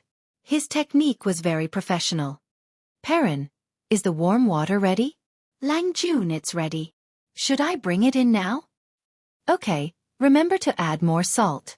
Since there was nothing else that could disinfect the wound, Li Wangyu could only make do with what he had. He used high-concentration saline to disinfect the wound. When the high-concentration salt water was poured on the wound on Niu Yong's back, even though Niu Yong had fallen into a coma due to a high fever, even though he had the old Taoist silver needle on his back that was used to anesthetize him, he was still in so much pain that he unconsciously let out a low groan and his body kept trembling. Xiao Lang, is my eldest brother all right? Niu Wu's heart ached as he watched from the side. He could not help but ask. He's fine. The high-concentration salt water disinfected the wound. It must be very painful. There's nothing we can do about it. After cutting off the rotten flesh on the wound and cleaning and disinfecting the wound, the next step should be to suture it. When the old Taoist priest was treating Niu Yong's wound again, he had already cut open the mulberry skin thread used to suture it. At this moment, he took out the mulberry skin thread and prepared to suture it again. Taoist priest, wait. Use this catgut to suture the wound. Catgut? The old Taoist priest took the catgut from Li Wangyu's hand in confusion and sized it up. Is this what you asked Niu Erlang to go to the county city to find the lamb intestines to make? That's right. What's the benefit? There's no need to remove the stitches after the wound heals. The human body can absorb it. Li Wangyu showed off a little. Finally, there was something that was better than this old Taoist priest. The old Taoist priest thought for a moment and nodded. He picked up the catgut that Li Wangyu had provided and began to suture Niu Yong's wound again. After suturing the wound, The old Taoist priest applied the medicine to stop the bleeding on the wound again. He took the cloth that Li Wangyu had instructed Perrin to boil in boiling water and disinfect it. He then bandaged Niu Yong again. Sigh, this is all I can do. My benefactor's internal injuries are feverish because of the wound ulcers. This penniless priest has no better way. I'll write a prescription now and ask the little kid to get someone to decoct the medicine for my benefactor. I hope it's useful, immeasurable heavenly venerable. Chinese medicine did not have any special medicine or method for wounds with suppurative infections. It was not until the invention of penicillin in modern times that it saved the lives of countless war wounded. This was also the reason. The reason why Li Wangyu dared to say that he could save Niu Yong was because he had the cephalosporin capsule in his hand. Cephalosporin was a second-generation antibiotic. Its effect was good and its side effects were small. Su Chongqing had already taken the cephalosporin capsule. Li Wangyu took a capsule and fed it to Niu Yong. He then forced it down with clear water. The strange appearance of the capsule made the old Taoist priest stare at it for a long time. All right, Dalong has taken the medicine. The fever will definitely go down tomorrow. Li Wangyu was sure that the cephalosporin would be useful. The people of the Tang dynasty had never taken any antibiotics. They were not like the people of the future, who had been flooded with antibiotics for a long time and were about to develop resistance.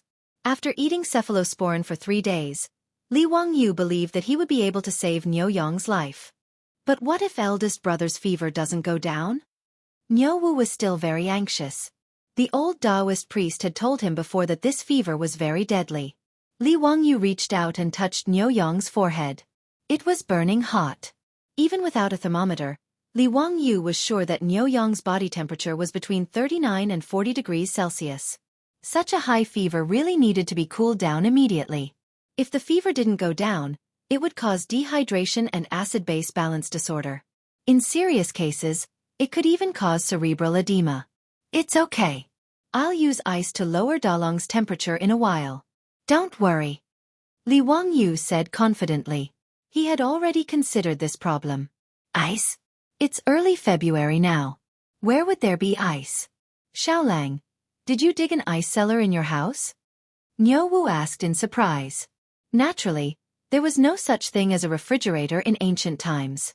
However, the nobles had a way to store ice for a long time, and that was to dig an ice cellar.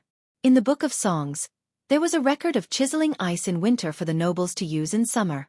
When the weather was cold and the ground was frozen, a large piece of ice was chiseled from a clean water source.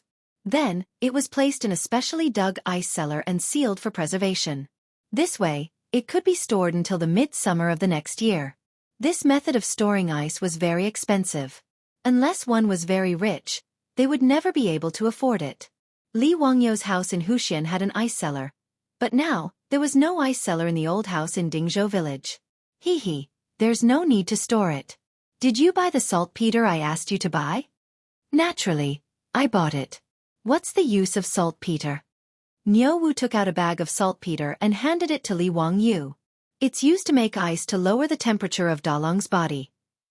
Li Wangyu's words made Niu Wu and the old Taoist stunned. Saltpeter could be used to make ice?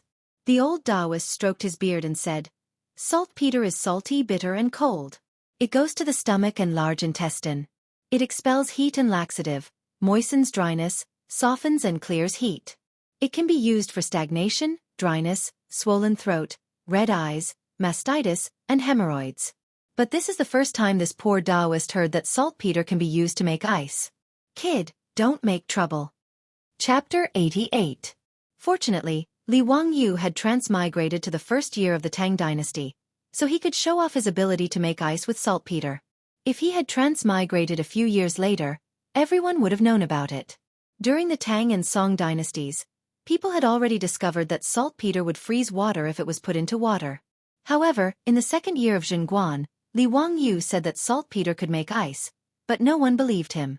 Not only did Niu Wu and the old Taoist not believe him, even Li Hang and Perrin shook their heads in disbelief. Only the beautiful boss covered her mouth and snickered. Although Su Chongqing was a liberal arts student, he had learned basic chemistry. Saltpeter's scientific name was potassium nitrate.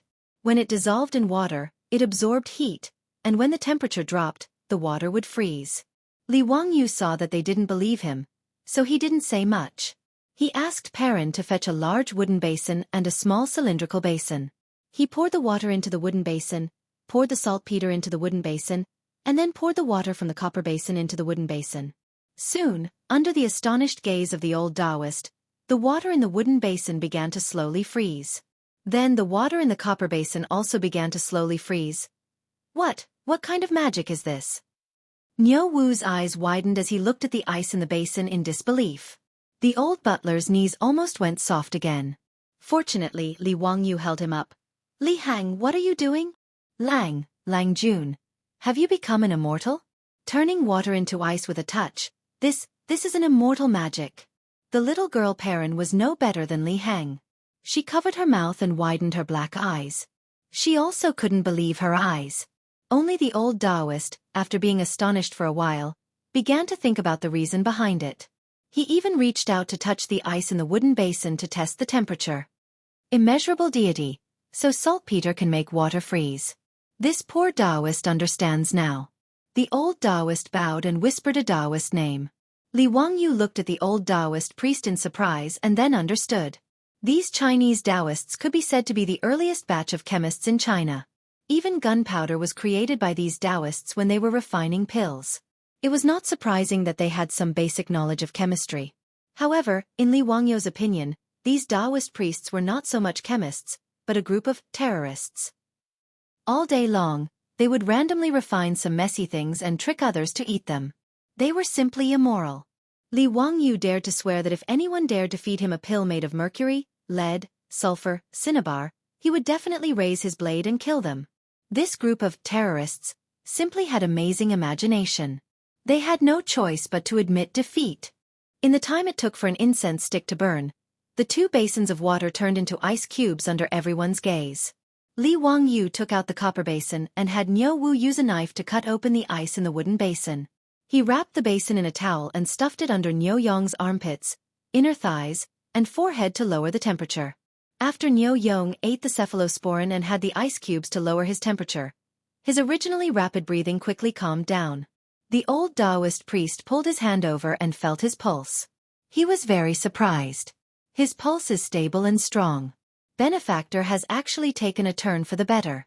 It seems like his life is no longer in danger. Little child, what medicine did you give Benefactor? It actually has such a miraculous effect? What medicine did he take? Cephachlor capsules. There was only one box in the Tang dynasty.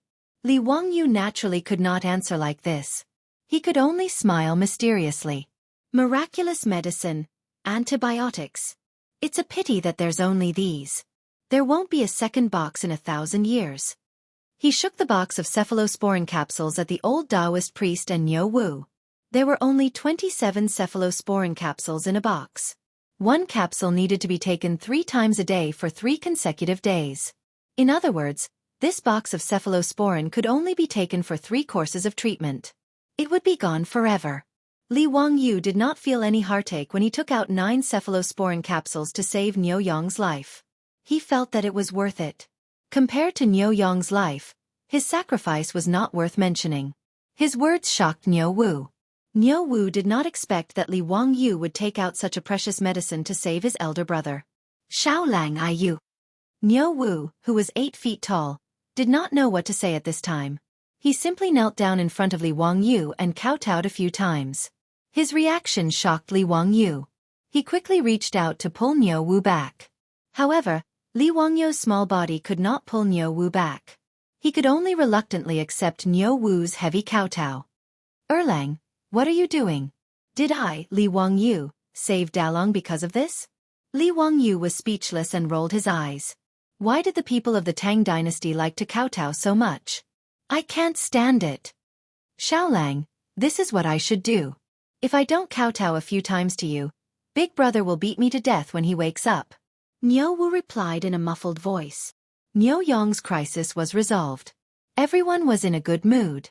The originally heavy atmosphere in the side room eased a lot. However, Su Chongqing looked at the small copper basin in Li Wangyu's hand. Wangyu, 1 basin is enough to make ice. Why did you get another one? The ice in the wooden basin contains saltpeter. It can't be eaten. It can only be used to cool down Dalong's body. However, the ice in the copper basin can be eaten. Do you want to eat ice cream? Li Wangyu held the copper basin and smiled. Su Chongqing heard this and his eyes lit up. Ice cream?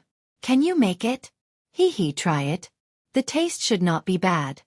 Li Wangyu did not have any ice cream when he was young in the countryside. However, they had a way to make ice cream. In fact, it was a smoothie. They used a plane to grind the ice into a smoothie. Then, they added sugar water, milk, and fruits to make a delicious smoothie. There was no shortage of fruits at home. Many villagers would send some to them when they picked fruits in the mountains. With Shouyang Mountain behind them, there were different wild fruits to pick all year round. As for milk, it was even easier. There was a lot in their kitchen. This milk was produced by the cows that were raised in the farmer's house. Su Chongqing had already told the farmers that the milk they squeezed out every day would be sent to their house. Don't think that only the black and white cows produced milk. In fact, cattle also produced milk. It was just that the output was not as much. Moreover, drinking milk was already very popular in the Tang dynasty.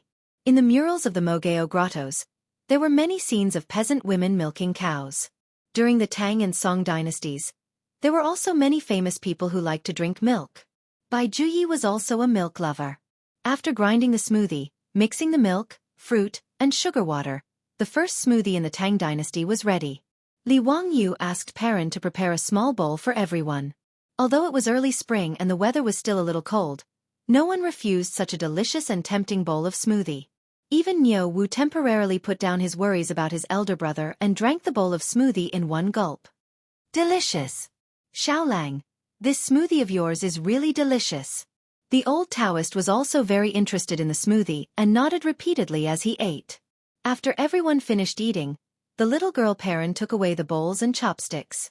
Li Wangyu then bowed to the old Taoist. May I ask for your name? I am Sun Simiao. Chapter 89. The old Taoist priest's words were like a clap of thunder, exploding in Li Wangyu's ears. Sun Simiao? Medicine King Sun Simiao? The ruddy old Taoist priest in front of him was Sun Simiao? Wait, Li Wangyu remembered that Sun Simiao was born in the 7th year of Western Wei's Emperor Yuan Baoju's reign, which was 541 AD. Now it was the 2nd year of Zhenguan, 628 AD. Then wouldn't this old Taoist priest be 87 years old?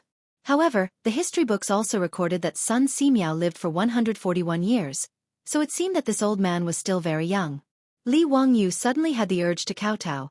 When he visited Taoist temples in the future, there was often a medicine king hall, where the medicine king Sun Simiao was worshipped.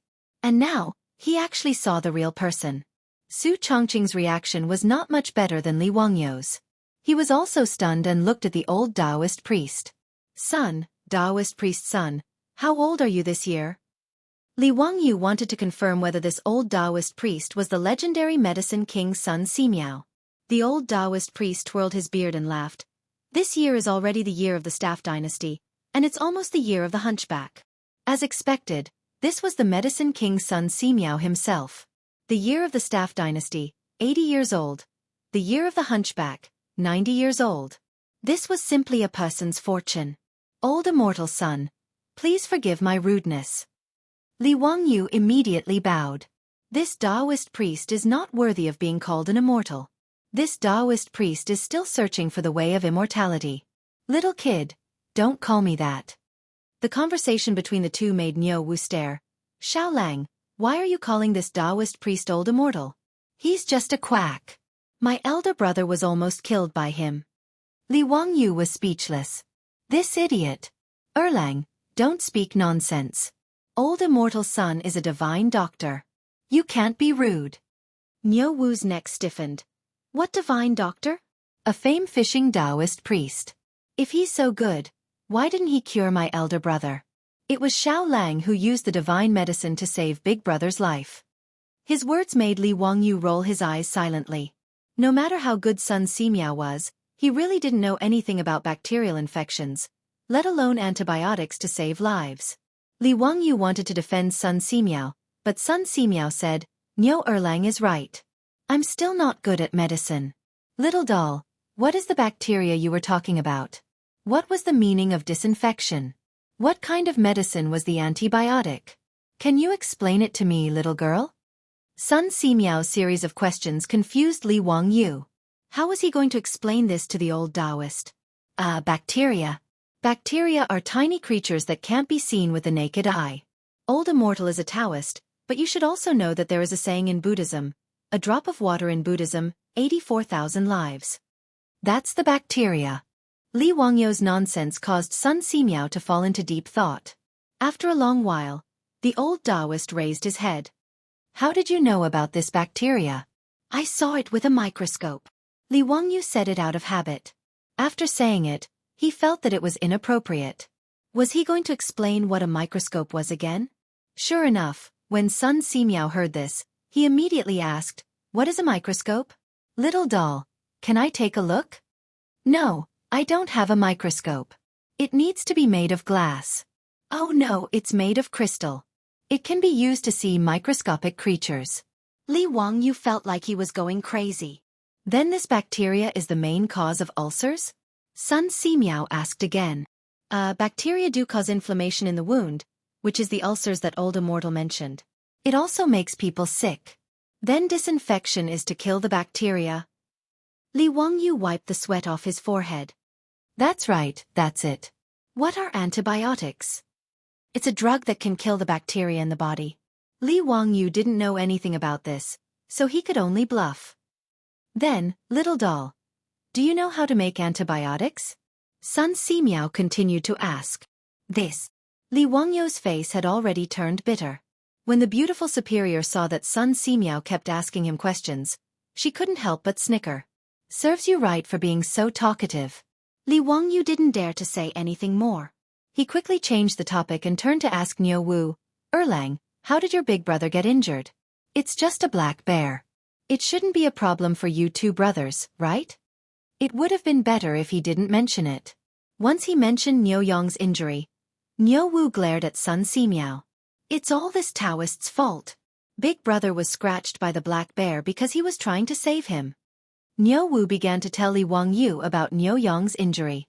It turned out that Li Wangyu asked the two brothers to help him pick tea leaves in the Qinling Mountains.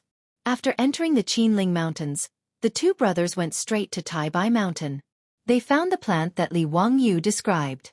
Just as they were picking the tea leaves, the old Taoist appeared. Sun Simiao also went to pick the tea leaves. When he saw the two brothers picking tea leaves, he curiously asked them a few questions. Seeing that it was an old Taoist, the two brothers were very polite.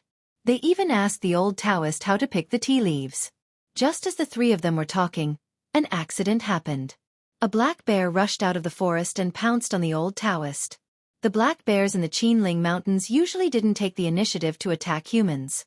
However, the black bear suddenly attacked the old Taoist today. As the Niu brothers weren't hunting, they carried their weapons on their backs when they were picking tea leaves. The black bear suddenly rushed out. Sun Simiao's back was facing the black bear, so he didn't notice it. In order to save the old Taoist, Niu Yong didn't have time to pull out his weapon. He pulled Sun Simiao with one arm and took a slap from the black bear on his back. The sharp bear paw scratched several deep wounds on his back. After Niu Wu pulled out his weapon, he fought and killed the black bear. Then, he quickly treated his brother with the old Taoist. Niu Yong was only scratched on the back by the black bear. Although he was bleeding, it was only an external injury. To Niu Wu and Sun Simiao, it wasn't serious and wasn't fatal. Originally, Niu Wu saw that the old Taoist's skills were much better than those of the doctors in the army. He thought that his brother was lucky that there was a doctor to treat him immediately when he was injured. However, who knew that Niu Yong would have a high fever that night and even become delirious? Niu Wu started to panic. Ignoring the old Taoist's advice, he carried his brother down the mountain and prepared to go to the county to seek medical treatment. Sun Simiao naturally couldn't leave him alone like this. He could only follow them down the mountain. Moreover, he had confirmed Niu Yong's injury. The wound was already ulcerated. It was incurable. Sun Simiao was also puzzled. The wound had already been treated. Logically speaking, it shouldn't be like this. After listening to Li Wangyu's explanation today, the old Taoist seemed to understand something. He twirled his beard and looked at Li Wangyu. No one knew what he was thinking. Now that Niu Yong's life was finally out of danger after eating the cephalosporin capsule, Niu Wu was also energetic. He handed the basket of tea leaves they picked from the mountain to Li Wangyu. "Xiaolang, take a look. Are these the tea leaves you want?" Chapter 90. Li Wangyu looked at it and was overjoyed. "Haha, that's right. This is the Medicine King tea. Thank you so much." "You don't have to thank me. You saved my brother's life." While the two of them were talking, Sun Simiao suddenly said, "Kid, why did you call this old lady Tea King tea?" "Haha, old immortal, you don't know. This tea is. Li Wangyu couldn't finish his words. Damn, the tea was called Medicine King tea because the Medicine King Sun Simiao found it when he lived in seclusion in Taibai Mountain. How could he answer this question in front of Sun Simiao? How could he answer this question? "I'm waiting online. It's urgent." Sun Simiao was called the Medicine King in the Ming and Qing dynasties. How could he answer this damn question? This tea, well, it's good for the body. Maybe it was given by the Medicine King. That's why I called it Medicine King tea. Sun Simiao didn't care about Li Wangyu's messy explanation.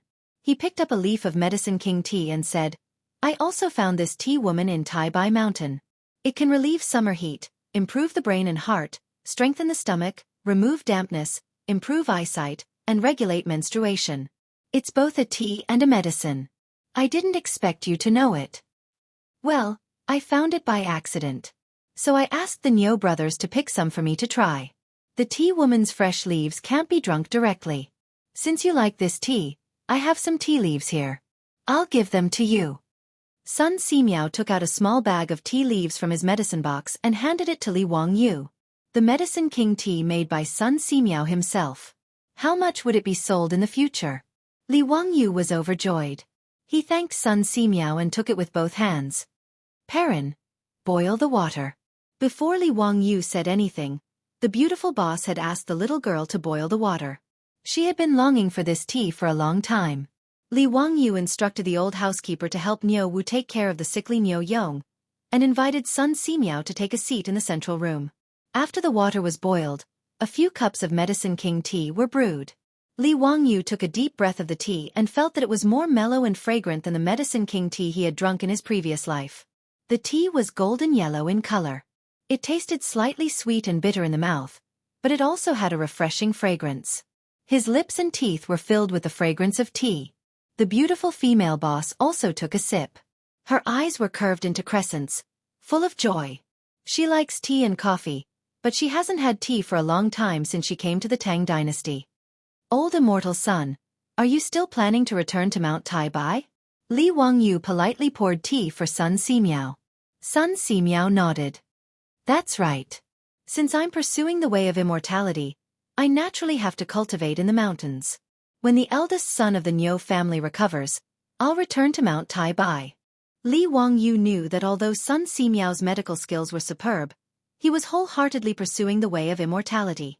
The reason why Sun Simiao's medical skills were superb was mainly because he believed that in order for a cultivator to ascend and become an immortal, they had to cultivate virtue and accumulate kindness. The more kindness they accumulated, the higher their immortal rank would be. Sun Simiao had chosen the way of immortality to help the world and the people. Li Wangyu looked at the old Taoist with white hair and a ruddy complexion, and his heart began to beat faster. The medical conditions in the Tang dynasty were so poor. If either he or his beautiful female boss had a headache or fever, who would they go to for treatment? The Luoyan medical workers in the county? Li Wangyu didn't trust their medical skills. Although the cephalosporin capsule was good, it could only be taken for 2 courses at most. Moreover, it wasn't a medicine that could cure all diseases. If he could trick Sun Simiao into staying in Dingzhou village, it would be like adding insurance to his life. Li Wangyu's eyes darted around, wondering how he could trick Sun Simiao into staying. This wasn't easy to do. Not to mention him, Pai Lupi had sent out many imperial edicts to invite Sun Simiao to come out of retirement and be conferred a title, but Sun Simiao, who was wholeheartedly pursuing the way of immortality, refused. When Li Ji ascended the throne, he invited Sun Simiao into the world.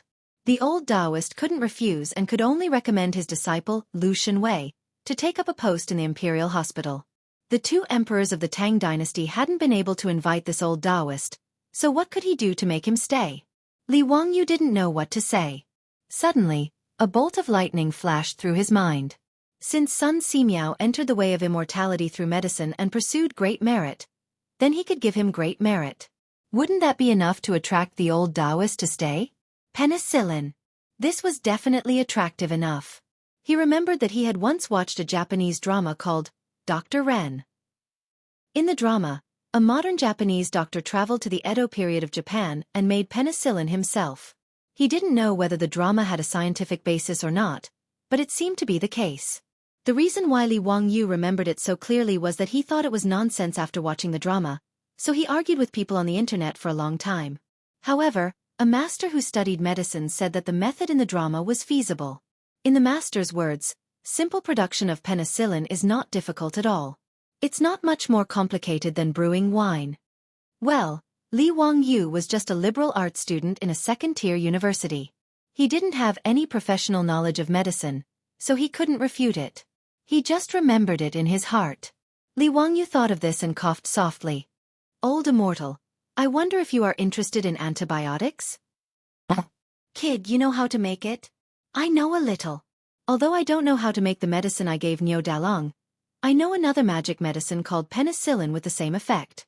This is a magic medicine that can't be bought with money. Are you interested in it? Li Wangyu squinted his eyes and smiled. Sun Simiao was naturally interested. Otherwise, he wouldn't be called the king of medicine. He repeatedly urged Li Wangyu to tell him how to make penicillin. Li Wangyu then narrated the process of how the male lead produced penicillin in the TV series, Dr. Ren. To make penicillin, the first thing to do was to extract penicillin from moldy items, such as oranges.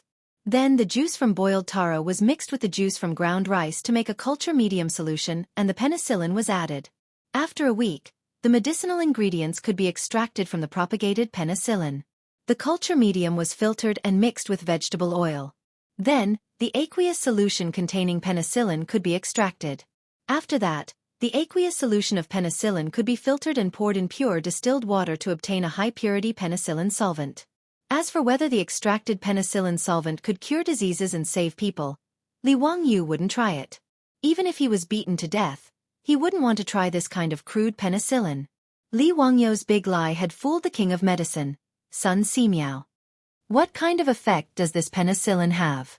Sun Simiao was very interested. Tuberculosis, diphtheria, anthrax, heat, poison, phlegm, and blood stasis can be effectively treated. Moreover, it has a miraculous effect on ulcers like Niu Dalong. Li Wangyu's words made Sun Simiao's eyes light up. Tuberculosis was a terminal disease in ancient times. How could he not be interested in Sun Simiao, who walked the path of medicine? Seeing that Sun Simiao really began to lower his head and think, Li Wangyu immediately stopped talking. Fooling the king of medicine really gave him a sense of accomplishment. Chapter 91. Li Wangyu wanted to persuade Sun Simiao to leave the mountain and stay in Dingzhou village. Naturally, this did not escape Su Chongqing's eyes. However, the beautiful boss gave Li Wangyu a look of approval.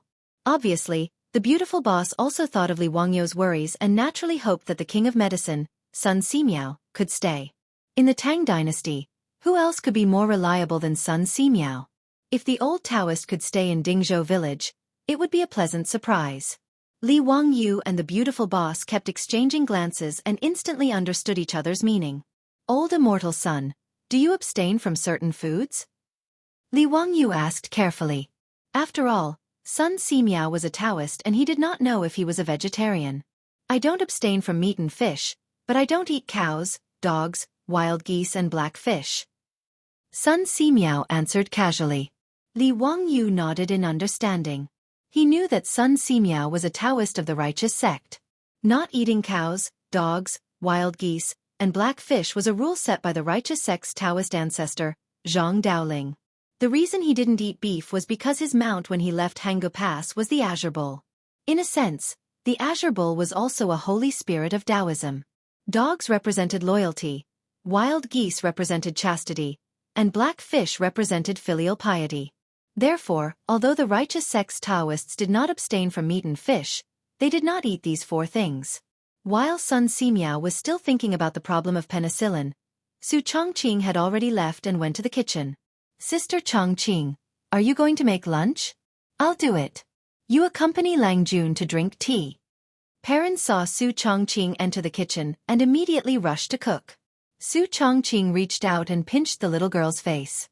She smiled and said, "No need. I'll cook myself today. Perrin, go find the old housekeeper and ask him to help kill the rooster at home. Also, bring the bacon sausages made with pig rice last time." Perrin stuck out her tongue and said, "Sister Chongqing, you ate so much today. We have an important guest at home today." "I know. It's that old Taoist. Is he very powerful?" "Humph. I think he's not as good as Lang Jun."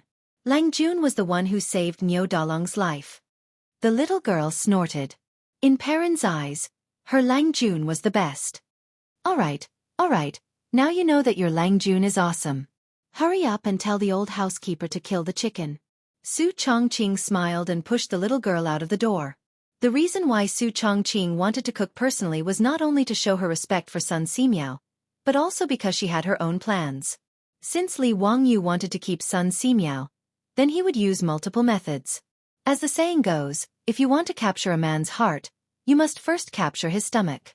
The Medicine King was also a man. Su Chongqing was confident that his skills would make Sun Simiao reluctant to leave. After busying himself in the kitchen for half a day, Su Chongqing finally finished preparing lunch. Because Niu Wu was also there, she prepared quite a lot of food today. The table was filled with delicacies that had never appeared in the Tang dynasty. Salt-baked chicken, fried bacon, kung pao chicken, grilled lamb, sweet and sour pork, sour fish soup, braised meatballs. Li Wangyu respectfully invited Sun Simiao to eat. The old Taoist was also shocked by the table of delicacies that he had never seen before. Although Sun Simiao was not a foodie, he lived alone in Tai Bai Mountain. To put it bluntly, his taste buds were already out of his mouth. Not to mention the taste of the delicacies on the table, just the aroma that made people swallow their saliva was amazing. Other than Niu Yong, who was still unconscious on the bed, everyone sat at the table. Fortunately, when Su Chongqing asked Carpenter Lu to build the table, it was big enough for more than 10 people to eat together. "Old immortal son, come, try this chicken. It tastes very good. Old immortal son, see if this dish is to your taste." Li Wangyu and Su Chongqing were very enthusiastic about serving food to Sun Simiao, which made the old Taoist feel a little embarrassed. However, Su Chongqing's culinary skills were indeed excellent. Not to mention Sun Simiao, who had never eaten stir-fried dishes. Even Li Wangyu was nodding his head repeatedly as he ate. He hurriedly gave his beautiful boss a thumbs up. As for Niu Wu, he ate so much that he almost buried his head in the bowl. Sun Simiao had lived for more than 80 years, but this meal was the most delicious one he had ever eaten. The old Taoist could not help but secretly wonder where the Li family came from. Li Jia Xiaolang knew a lot of strange things, and even the food at home was so delicious. It was even better than the imperial cuisine in the palace. That's right, Sun Simiao had eaten the imperial cuisine more than once. He had eaten the imperial cuisine in Beizhou. Pai Lupi had also invited Sun Simiao to eat the imperial cuisine of the Tang dynasty. However, it seemed that compared to the food of the Li family, the imperial cuisine was nothing. After a sumptuous lunch, Sun Simiao temporarily stayed with the Li family. Soon, the Li family gave the old Taoist even more surprises. Whether it was the tiled bathroom or the hot shower, not to mention the bright methane lamp, they all surprised the old Taoist who lived in seclusion on Mount Tai Bai all year round. However, Sun Simiao was only slightly surprised. In addition, he praised Li Wangyu's clever mind and did not say anything else. No matter how Li Wangyu exaggerated the penicillin and how he beat around the bush, Sun Simiao did not show any intention of staying, which made him very depressed. Fortunately, Li Wangyu understood. If he really could not make Sun Simiao stay, then so be it. Anyway, he knew that Sun Simiao lived in seclusion on Mount Tai Bai. If he really needed the King of Medicine's help, he could go up the mountain and ask the King of Medicine to treat him.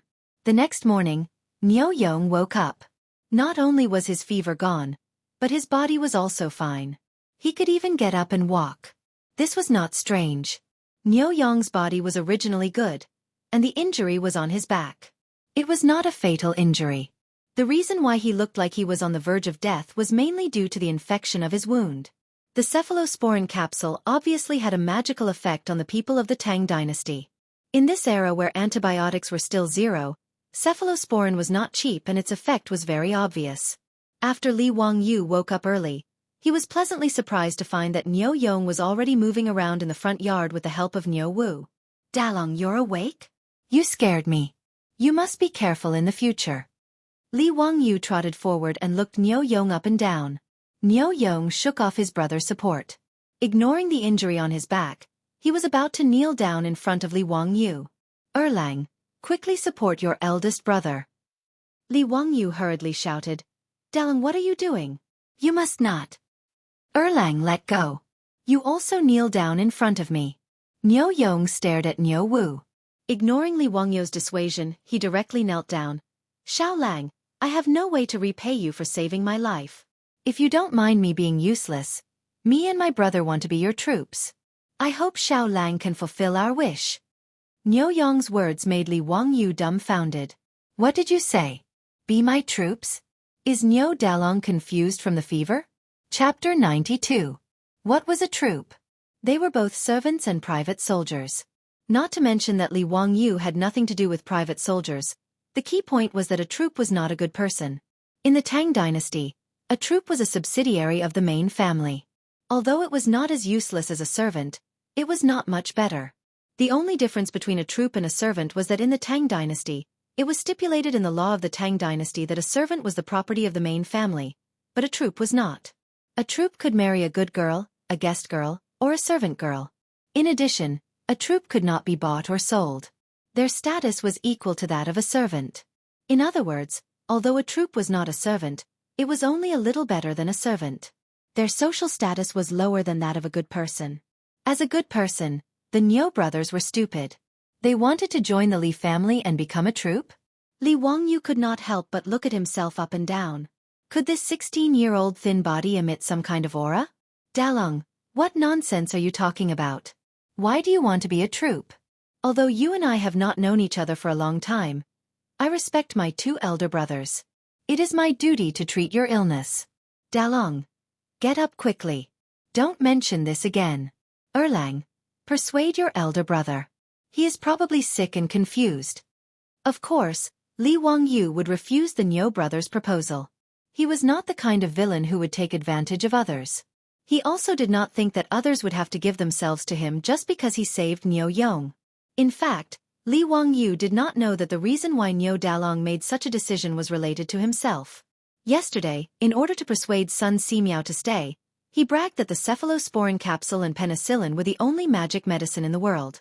He bragged that it was priceless and could not be bought with money. As a result, after Niu Yong woke up, Niu Wu told him word for word. Niu Yong was a person who would rather starve himself and take the prey he hunted to help his fellow soldiers. How could he accept such a big favor for nothing? In his opinion, how could his life be exchanged for such magic medicine? Therefore, Niu Yong didn't discuss it with Niu Wu and decided on his own, to be part of the Li family and protect the Li family. As for Niu Wu, he had always listened to his eldest brother since he was young. Even though he was in his 30s now, he was still the same. Of the two brothers, their parents passed away early. As the saying goes, an elder brother is like a father. Niu Wu was basically brought up by Niu Yong.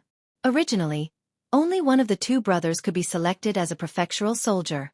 In order to not leave his brother, Niu Wu used all kinds of methods to get someone to take him in, and he became a government soldier with his brother. And because Niu Yong had lost an arm to save him, Niu Wu felt even more guilty in his heart. Towards his elder brother's words, he was completely obedient and did not disobey in the slightest. His elder brother said that he wanted to be a member of the Li family's troop, but Niu Wu didn't feel any resentment at all. In his opinion, there was nothing wrong with being part of the Li family's troop. Li Jia Xiaolang was gentle and capable. As the head of the family, he was simply perfect. Moreover, the Li family's food was simply too delicious. Niu Wu had lived for more than 30 years, but he had never eaten anything more delicious than the Li family's food. If Su Chongqing knew that his meal didn't make Sun Simiao's stomach stay, but made Niu Wu's stomach stay, he probably wouldn't know whether to laugh or cry. So when his elder brother told him to kneel and join the Li family, Niu Wu actually grinned widely. Ignoring Li Wangyu's objections, He listened to Niu Yong's words and kowtowed several times to Li Wangyu. Xiao Lang. Ah no, Lang Jun. I will listen to my eldest brother. From now on, us two brothers will be members of the Li family. Li Wangyu glared at Niu Wu, his heart filled with anger. I told you to persuade your elder brother. Why are you also running a fever and not thinking clearly? Why are you causing trouble here?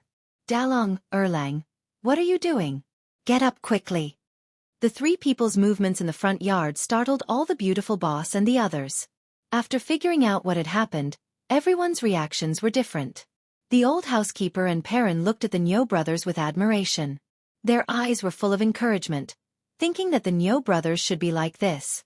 Sun Simiao just stroked his beard and smiled, not expressing his opinion. He was more interested in Niu Yong's fast recovery. At first, the beautiful boss was confused. She didn't understand why the Niu brothers knelt to Li Wangyu and what the troop meant. After she quietly asked Perrin about the meaning of the troops, she was completely stunned. As a modern person, she, like Li Wangyu, found it hard to understand that someone would be willing to become a vassal in order to repay a debt of gratitude. To put it bluntly, it was equivalent to selling oneself to their family. Li Wangyu also couldn't accept it, but no matter how he persuaded, the Niu brothers didn't get up. Li Wangyu was also speechless. He simply ignored the two idiots and went back to the backyard. Big brother, Xiao Lang. Oh no, Lang Jun, he left. What should we do now? Niu Wu saw Li Wangyu leave and was also a little anxious. Niu Yong looked at Li Wangyu's back and said with a determined expression, Erlang, help me up. Let's go. Big brother, your injury hasn't healed yet. Let's talk about it after you recover. There's no hurry. Niu Wu persuaded. Are you going or not? Niu Yong stared at him. Niu Wu immediately cowered and helped his brother up. Niu Yong didn't care that his back injury hadn't healed. He said goodbye to the old housekeeper Li Hang and left. Niu Wu helped his brother out of the Li family's gate. Seeing the two leave, Li Hang shook his head in disappointment. He only cared about the prosperity of the Li family. Someone offered to be his troop, but the young master refused. Thinking of this, he couldn't help but sigh. He felt sorry for his Longjuan's stubbornness. After the Niu brothers left, Sun Simiao also said his goodbyes. Alone, he carried the medicine box and returned to Tai Bai Mountain. This made Li Wangyu and Su Chongqing feel a wave of melancholy. It was really regrettable that they did not manage to keep the king of medicine. Suppressing his disappointment, Li Wangyu ordered Perrin to deliver medicine to the Niu brothers. The cephalosporin capsules had to be taken 3 times a day for 3 consecutive days. Niu Yong still hadn't taken his medicine today. In the end, the little girl came back quickly and said that the Niu family's door was locked. She asked the neighbors and said that the two brothers didn't come home. Niu Yong was still injured. Where could they have run to? Li Wangyu was also a little anxious. He didn't ignore their ridiculous request in the morning, so the two brothers ran off to do something stupid, right? He took out the white horse at home and rode it to search all the fields in the village. He didn't see the Niu brothers. He asked a lot of familiar villagers. Some said that they saw Niu Erlang help Dalong out of the village, but they didn't know what they were going to do. Li Wangyu felt that something was wrong, but because he couldn't find the Niu brothers, he could only give up. In the end, later that day, the Niu brothers returned to the Li family again. The old village chief also came with them. Something that made Li Wangyu and Su Chongqing flabbergasted happened. Chapter 93. The Niu brothers and the old village chief entered the door together, holding a document issued by the county government in their hands. The old village chief was asked by the Niu brothers to be a witness. Dalong Erlang, what are you holding? Li Wangyu asked, puzzled. A document issued by the county government. I, Niu Yong, and Niu Wu, volunteered to become members of the Li family. We have already registered with the county government.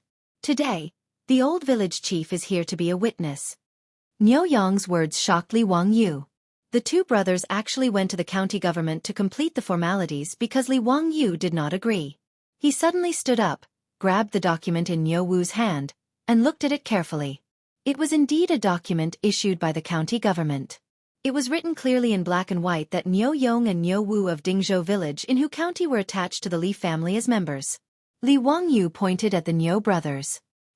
He opened his mouth for a long time, but did not know what to say. You. Why can you apply for this document without me being present? Isn't the county government messing around? Li Wangyu did not understand how the Niu brothers got the document. Hey, Lang Jun. Isn't it because you are familiar with Registrar Liu? My brother and I told him that it was you who asked us to go to the county government to apply for the document. He naturally nodded and agreed. Lang Jun didn't need to show up, so he helped us with the document. Niu Wu's words almost made Li Wangyu vomit blood.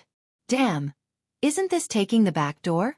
The Niu brothers actually used his name to take the back door and turned themselves into members of the Li family. How can this be justified? Li Wangyu rubbed his swollen forehead and rolled his eyes. I can write a document for you. I will handle it with Registrar Liu. Before he could finish his words, Niu Yong used his only arm to pull out a dagger from his waist. He knelt down on one knee and said, Lang Jun, if you really want to do this, then my brother and I will be too ashamed to face anyone. Let's just die in front of you today. Take it as returning my life to you. Niu Yong's words gave Li Wangyu and Su Chongqing a fright. What was he trying to do? Why did they have to commit suicide if they didn't accept them as part of the troops? Li Wangyu was so anxious that he stomped his feet. He rushed to Niu Wu and roared, Erlang, what are you standing there for? Quickly take away your big brother's saber. Hearing this, Niu Wu actually grinned. Following his brother's example, he pulled out a dagger from his waist and knelt down on one knee. Lang Jun, I can't listen to you on this matter. If you don't agree to let us become part of the Li family's troops, we won't have the face to walk out of the Li family alive today. Seeing the actions of the Niu brothers, the old village Zhang did not try to persuade them. Instead, he said to Li Wangyu, Xiao Lang, the Niu brothers know how to repay kindness. This is what they should do. Just accept them. Otherwise, they won't be able to face anyone in this village. Li Wangyu glared speechlessly at the old village Zhang. Why were you adding to the trouble? After the old village Zhang finished speaking, he didn't say anything else. He happily stood to the side to watch the show. You too. Put down the saber. I agree, okay? Li Wangyu was at his wit's end. Why did he run into these two stubborn people? He was afraid that if he really refused, the two brothers would really stab the saber into his chest. Li Wangyu had a thorough understanding of the straightforward personalities of the men from Guangzhou. After Li Wangyu finished speaking, Niu Yong and Niu Wu's eyes lit up. You mean what you say? Less nonsense. Hurry and put away the saber. Perrin, go get this bastard's medicine. He hasn't taken his medicine today. Li Wangyu was speechless. He turned and walked toward the rear courtyard. Sooner or later, I'll be angered to death by these two people. Li Heng, arrange rooms for the Niu brothers. Li Heng and Perrin smiled and agreed. They started to help the Niu brothers settle in. The old village Zhang congratulated Su Chongqing and said a few more words to the Niu brothers. He then turned and went home. In the old village Zhang's view, the Niu brothers being part of the Li family's troops was not a disgrace to them. Given the ability that Li Jia Xiaolang had shown, the old village Zhang was old and shrewd. Although he had not read many books, he had long determined that this child's future was limitless. Although the Niu brothers were good people in Dingzhou village, their lives were poor. The two brothers were in their 30s and hadn't even found a wife. Rather than this, they might as well join the Li family's troops. The old village Zhang dared to use his head to guarantee that Li Jia Xiaolang would not treat the two brothers unfairly. After Li Wangyu was forced to compromise and accept the Niu brothers, the Niu brothers packed their things and moved into Lai Hot that day. They didn't want the shabby house they had in the village. In any case, they didn't have any valuable belongings. Li Wangyu said that he disliked the two, but in reality, he was very happy. There were only 4 people in this family. The old were old and the young were young. He and Su Chongqing didn't have much ability to protect themselves. Although the people in the village were simple and honest, it was hard to guarantee that there wouldn't be people from outside the village who would have bad thoughts after learning about the Li family's prosperity. The Niu brothers were strong and powerful. They were also the kings of soldiers in the army. Although they were disabled, ordinary men were not their opponents. As for the Niu brothers' character, he was not worried at all. They would rather starve themselves and send food to their dead and disabled comrades. If he didn't trust such people, who else could he trust? After the Niu brothers settled down in the front yard, Su Chongqing immediately sent them food and asked about their well-being. The two were very moved. Su Chongqing was able to become a department manager at such a young age not only because of her high education, but also because she was quite handy in dealing with people. Since the Niu brothers had become the Li family's troops, she naturally had to take out the magnanimity of the hostess and brush up the Niu brothers' loyalty. That's right, the beautiful boss had also played the Romance of the Three Kingdoms series and had a deep understanding of how to brush up loyalty. However, it was clear that her actions were in vain. Since the Niu brothers were Guanzhong men and had recognized a master, their loyalty was definitely at the max level. In reality, the beautiful boss's current status in the Li family was a bit awkward because she appeared as Li Wangyou's cousin. However, Li Hang and Perrin, the two elders of the Li family, knew that their Mr. Xiao Lang didn't have a distant cousin. However, if they said that she was the person their Lang Jun wanted to marry, Li Hang and Perrin both felt that the age difference between the two was too big. Secondly, they didn't know where this woman came from. In short, Li Hang and Perrin were now pretending to be confused. No one would say anything about Su Chongqing's identity. To outsiders, they would only say that she was their Longjuan's distant cousin. However, this excuse also caused a lot of trouble in the future. This is a story for the future, so let's not talk about it for now. Li Wangyu ran into trouble again, and this trouble made him feel quite conflicted. Cho Kun came back from Chang'an City. Not only did he come back, but he also brought a gift to Li Wangyu to thank him for giving the water wheel blueprint to the Cho family. However, this gift gave Li Wangyu a headache. Chapter 94. The gift that Cho Kun brought for the Li family was something that Li Wangyu would never have expected. For pretty maids. This was the present that damn fatty gave to Li Wangyu. If his beautiful superior hadn't fallen into Li Wangyu's bathtub, he would have been very happy to accept this gift. He would have even quietly asked the fatty if he had blonde-haired and blue-eyed prostitutes. As a normal man in his 20s, having these pretty maids to serve him was of course a good thing. Li Wangyu wasn't a moralist, a fake scholar, or a disabled person who had been sent to the palace. Whoever dared to say that they didn't like it was absolutely hypocritical to the extreme. But right now, he didn't dare to reveal a trace of liking. Ever since the fatty Cho Kun brought the 4 specially selected maids into the Li family's door, his beautiful superior didn't reveal a trace of a smile on her face.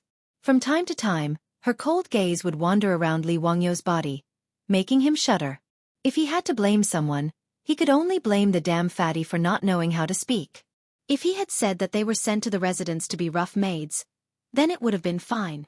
This guy opened his mouth and said, "These 4 maids are all virgins and are very clean. If Xiao Lang likes, they can warm your bed at night. Haha, it would also be a great joy in life. Warm your sister. Do you dare to speak any louder? Fatty, you're too wretched. I'm ashamed to be associated with you." After Su Chongqing heard the fatty's words, the frost on her face could have turned into ice. Under the influence of her aura, not to mention Perrin, even the old housekeeper wisely shut his mouth and didn't say a word. Li Wangyu was extremely annoyed by this, and his heart was constantly galloping. "Su Chongqing, you're not this father's girlfriend, nor are you my wife. What right do you have to look at me like that?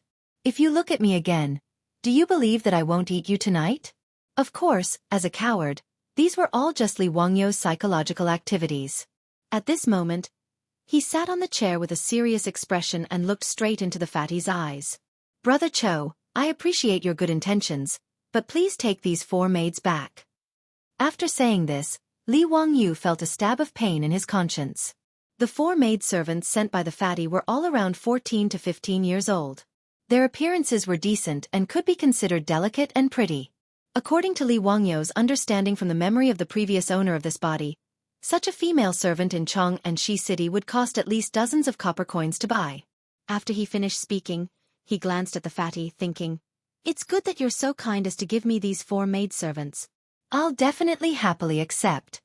His beautiful boss's gaze made him feel uneasy, so how could he dare to open his mouth and say yes? "Xiao Lang, that won't do. These 4 maidservants were specially chosen by my master for you. I know that you, Xiao Lang, are a sentimental person. That water wheel blueprint was taken advantage of by my enemy. If I give you copper coins, wouldn't it be tacky? In addition, I know that you don't have many people in your house, so I sent these 4 maidservants to you. Xiao Lang, please don't refuse." The fatty's words were sincere, but Li Wangyu really wanted to tell him, "We can be tacky, Brother Cho, this is really inappropriate. Brother Cho, please take these 4 maidservants back.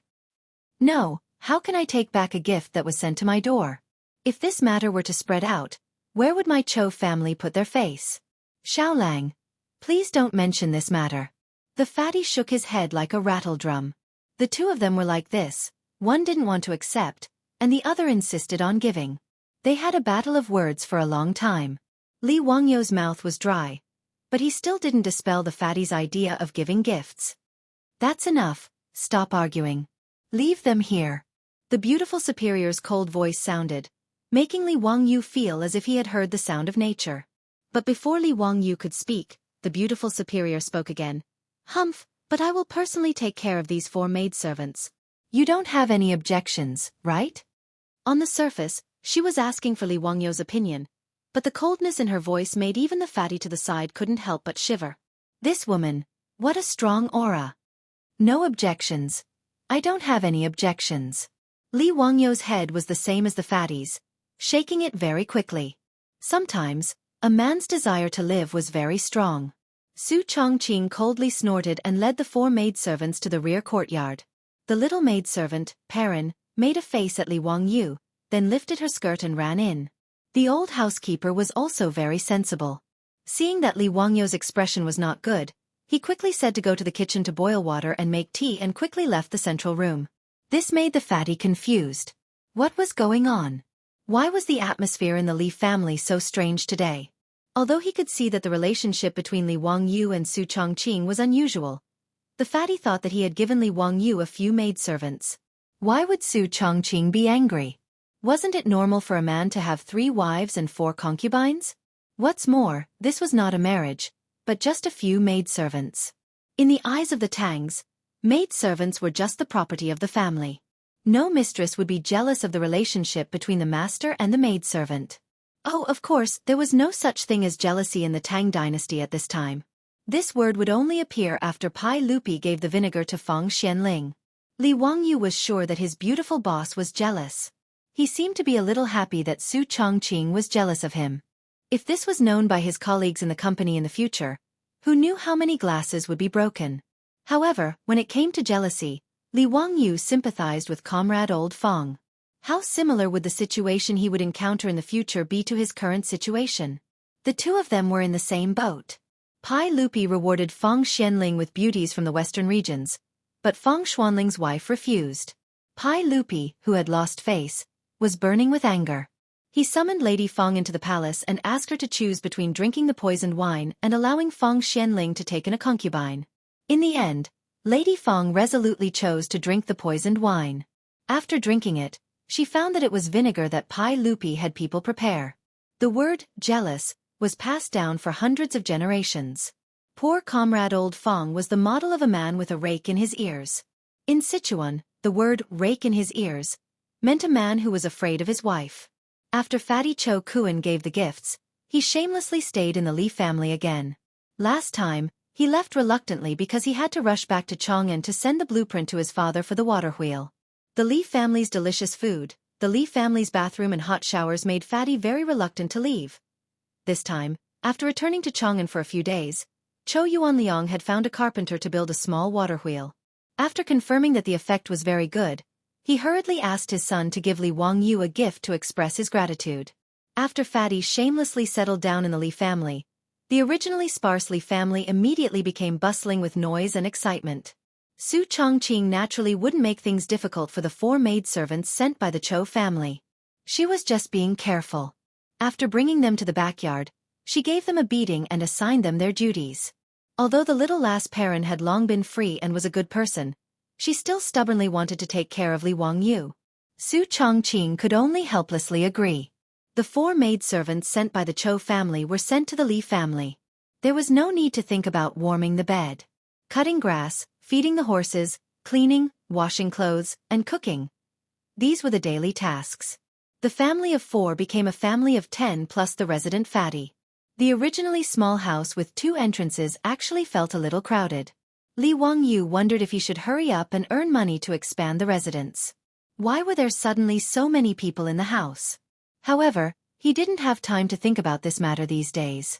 The transformation of the saline alkali soil had already reached the final stage. He was busy directing the men in the village to work in the fields. He could be considered very diligent. Li Wangyu had some difficulties in choosing what to plant after the saline alkali soil was improved. Chapter 95. Li Wangyu was struggling with whether to plant rice or sorghum in the improved saline alkali soil. Sorghum was widely planted in the Tang dynasty. It was drought-resistant, water-resistant, saline alkali-resistant, and barren-resistant. It was very suitable for farming in the improved saline alkali soil. The sorghum that Li Wangyu planted was not to be used for food, but to be used for wine. Sorghum straw could also be used to feed livestock. It was a very suitable crop for his 300 mu of land. But rice also seemed to be very suitable. Low-alkaline rice was still very expensive in the future. Li Wangyu planned to use the three-dimensional paddy farming technology of the future to plant it. Li Wangyu remembered that there was a big farmer in his village who raised catfish in the paddy fields. As a result, every catfish raised in the paddy fields weighed 2 to 3 catties. The harvest per mu was more than 700 catties of catfish and 1,000 catties of rice per mu. One had to know that 1,000 catties was equivalent to 10 dawn of grain. In the Tang dynasty, the grain yield per mu was less than 1 dan. The difference was too big. Li Wangyu was very clear about the benefits of three-dimensional paddy farming. The fish ate the pests and weeds in the paddy fields and could also loosen the soil. The fish excrement could make the soil of the paddy fields fertile, creating a good environment for rice to grow. But sorghum could be used to make wine. That was a huge profit. Li Wangyu was reluctant to give it up. What was even more painful was that no matter what he planted, he could not avoid the locusts that were coming. Whether it was sorghum or rice, the spring sowing was in the 3rd lunar month, which happened to be the time when the locusts broke out in Guangzhou. If he planted sorghum and rice seedlings at this time, wouldn't he be giving food to the locusts? In a few days, the locusts would eat up all the crops in his 300 mu of land. But if he did not plant them, he could not prove to Yang Quan that the improved saline alkali soil had been completed. This made Li Wangyu even more difficult. His beautiful boss did not grow up in the countryside, nor did she live in the countryside. She had no suggestions in this regard. On this day, Li Wangyu squatted by the riverbank and looked at the fields without any care for his image. This saline alkali soil had already been washed and soaked 3 times, and was in the process of transplanting. In other words, good soil from other places was transported and spread over the original saline alkali soil. The 20 oxen of the Li family had already been hitched to the carts, and were continuously hauling the soil from afar, dumping it on the ground. After that, they would fertilize the soil to increase the fertility of the soil. Then, the 300 mu of land could officially be cultivated. Li Wangyu, who grew up in the countryside, was born with an unusual love for the land. A total of 300 mu of land belonged to him, so he had to come to the edge of the field every day to have a look. The more he looked at this piece of land, the more Li Wangyu liked it. In the end, he slapped his thigh and decided to plant rice. As a small landlord with aspirations, Li Wangyu wanted to show the people of the Tang dynasty what three-dimensional farming was. By the way, not only can you raise fish in the rice field, you can also raise ducks. Duck, duck. Li Wangyu was shocked. He felt as if he had forgotten something. He began to think carefully. What was it that had to do with the duck? Locusts. Ducks. A vague memory of his previous life came back to him. He remembered reading a report that an insect research institute in Guangdong had done an experiment, and a large number of ducks were introduced to the farmland to hunt locusts. As a result, 2,000 ducks devoured all the locusts on thousands of mu of land. Thinking of this, Li Wangyu couldn't help but slap his own head. This pig brain, why didn't he think of this earlier? Yes, ducks. With ducks, they could fight against locusts, and at least the crops in Dingzhou village could be saved. Haha, so what if it was a plague of locusts? Let's see if there are more locusts or more ducks. Thinking of this, Li Wangyu directly jumped on the back of the horse and rushed to the county. If he wanted to buy a large number of ducks, he had to find the chicken and duck vendors in the county. If there were not enough ducks in the county, Li Wangyu was ready to go to Chang'an to buy ducks. The county market in Tianhu County was quite lively. After the news of Li Wangyu buying a large number of ducks spread out, the chicken and duck vendors in the county market all gathered around. Li Wangyu calculated the copper coins and gold at home. There were about 150 strings of coins left. He left 50 strings of coins for the family's working capital, and the rest of the money was ready to buy ducks. Li Wangyu bargained with several chicken and duck vendors in the county and agreed on the price. An adult duck was 30 copper coins, and a duckling was 5 copper coins. After calculating, Li Wangyu could buy thousands of ducks. With so many ducks, it should be enough to protect the fields in Dingzhou village. Because of the large number, these chicken and duck vendors also needed time to collect ducks. So Li Wangyu made an appointment with them. 10 days later, the vendors would send the ducks to Dingzhou village. At that time, they would exchange money and goods. He came out in a hurry and forgot to bring copper coins. There was no way to pay the vendors. Li Wangyu felt a little embarrassed. When he was about to ask them to go back to Dingzhou village with him to get money, someone recognized him as Li Xiaofan from Dingzhou village. What Li Wangyu didn't expect was that after someone recognized him, these vendors actually said that there was no need to pay the deposit. The ducks would be delivered in 10 days. Haha, Li Xiaofan from Dingzhou village, how can we not trust him? That's right, Li Xiaofan is a literary star who came down to earth. How can he deceive us? No need to pay the deposit. No need to pay the deposit. The ducks will be delivered in 10 days. Xiaolang, last time your village had a pig slaughtering feast. This time, you bought so many ducks. Are you going to eat a duck slaughtering feast? Bah, you foodie. Dingzhou village only has more than 100 households. How can they eat so many ducks? It must be Xiaolang who has other uses. Don't you know who Li Xiaolang is? He is the person who made the water wheel. That's right, that's right. I specially went to Dingzhou village to see that water wheel. Tiske. It's amazing. It doesn't need any manpower and it automatically carries water. I heard that Yang Mingfu has begun to recruit craftsmen to promote this water wheel in the county. Li Xiaolang has done a good deed for us.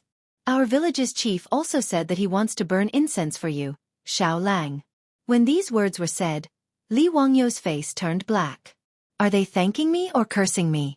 Is there anyone who would burn incense for a living person? In short, the conversation in the market was getting more and more crooked. Some people had already begun to discuss whether the Li family's ancestral grave was emitting smoke. Li Wangyu could only quickly ride his horse and run away. No matter which dynasty, no matter if it was 1,000 years ago or not, the Chinese people's ability to gossip was still so valiant. He couldn't help but admire it. However, Li Wangyu was still somewhat happy in his heart. Hearing so many people praise him, it showed that they had a good eye. The only regret was that no one praised him for being handsome. After settling the matter of purchasing the ducks, Li Wangyu rode back to the village. He still had to communicate with his beautiful boss and the village chief.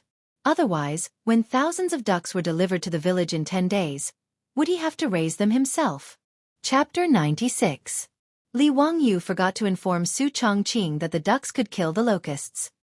He hurried off to the county to purchase the ducks.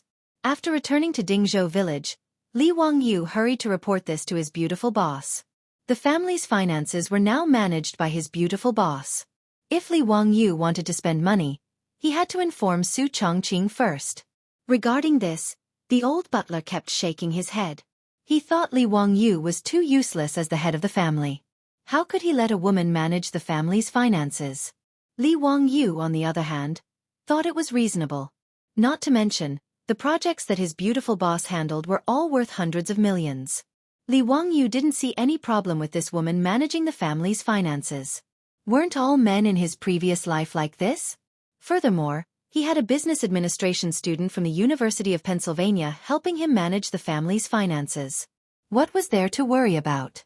Su Chongqing was shocked when he heard that Li Wangyu planned to use more than 100 strings of copper coins to purchase the ducks. However, after listening to Li Wangyu's explanation, his beautiful boss nodded immediately. She agreed with him. As the saying goes, if you're poor, you should take care of yourself. If you're rich, you should help the world. Since Li family had the ability to take care of the village, naturally, they had to do it. Li Wangyu, on the other hand, was worried that the old villager wouldn't agree to rearing the thousands of ducks in the village's fields. Guanzhong Road was mainly used to grow wheat. It was considered a dry land. To rearing thousands of ducks in the fields, the farmers might not agree. Li Wangyu naturally couldn't tell the old villager that the ducks were reared to eat the locusts. Everyone in the Tang dynasty believed that the locusts were released by the locust god. Who would dare to kill them? Their worries were not unfounded. Li Wangyu invited the old villager into his home. As soon as he mentioned his idea, the old villager shook his head. No, no, no, Xiaolang, you can't do that. It's fine if you're rearing some ducks at home, but thousands of ducks in the fields, how can you do that?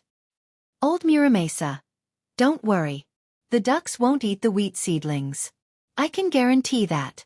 If the ducks eat the crops in the field, I will pay for all the costs. Li Wangyu continued to persuade the old Muramesa. Xiaolang, how are you going to feed these thousands of ducks? How can there be so much food to feed the ducks during the spring plowing season? I have my own plans. I will buy enough feed from the county. You don't have to worry about it, Li Wangyu said casually. In fact, he didn't intend to buy any food to feed the ducks. He just wanted the ducks to catch locusts to eat.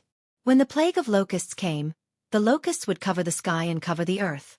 Even the ducks might not be able to eat all of them, so there was no need to worry about starving. That won't do either. There are thousands of ducks. Who are you going to let loose for you? During the spring plowing season, even half-grown boys had to work in the fields. Who would take care of the ducks for you?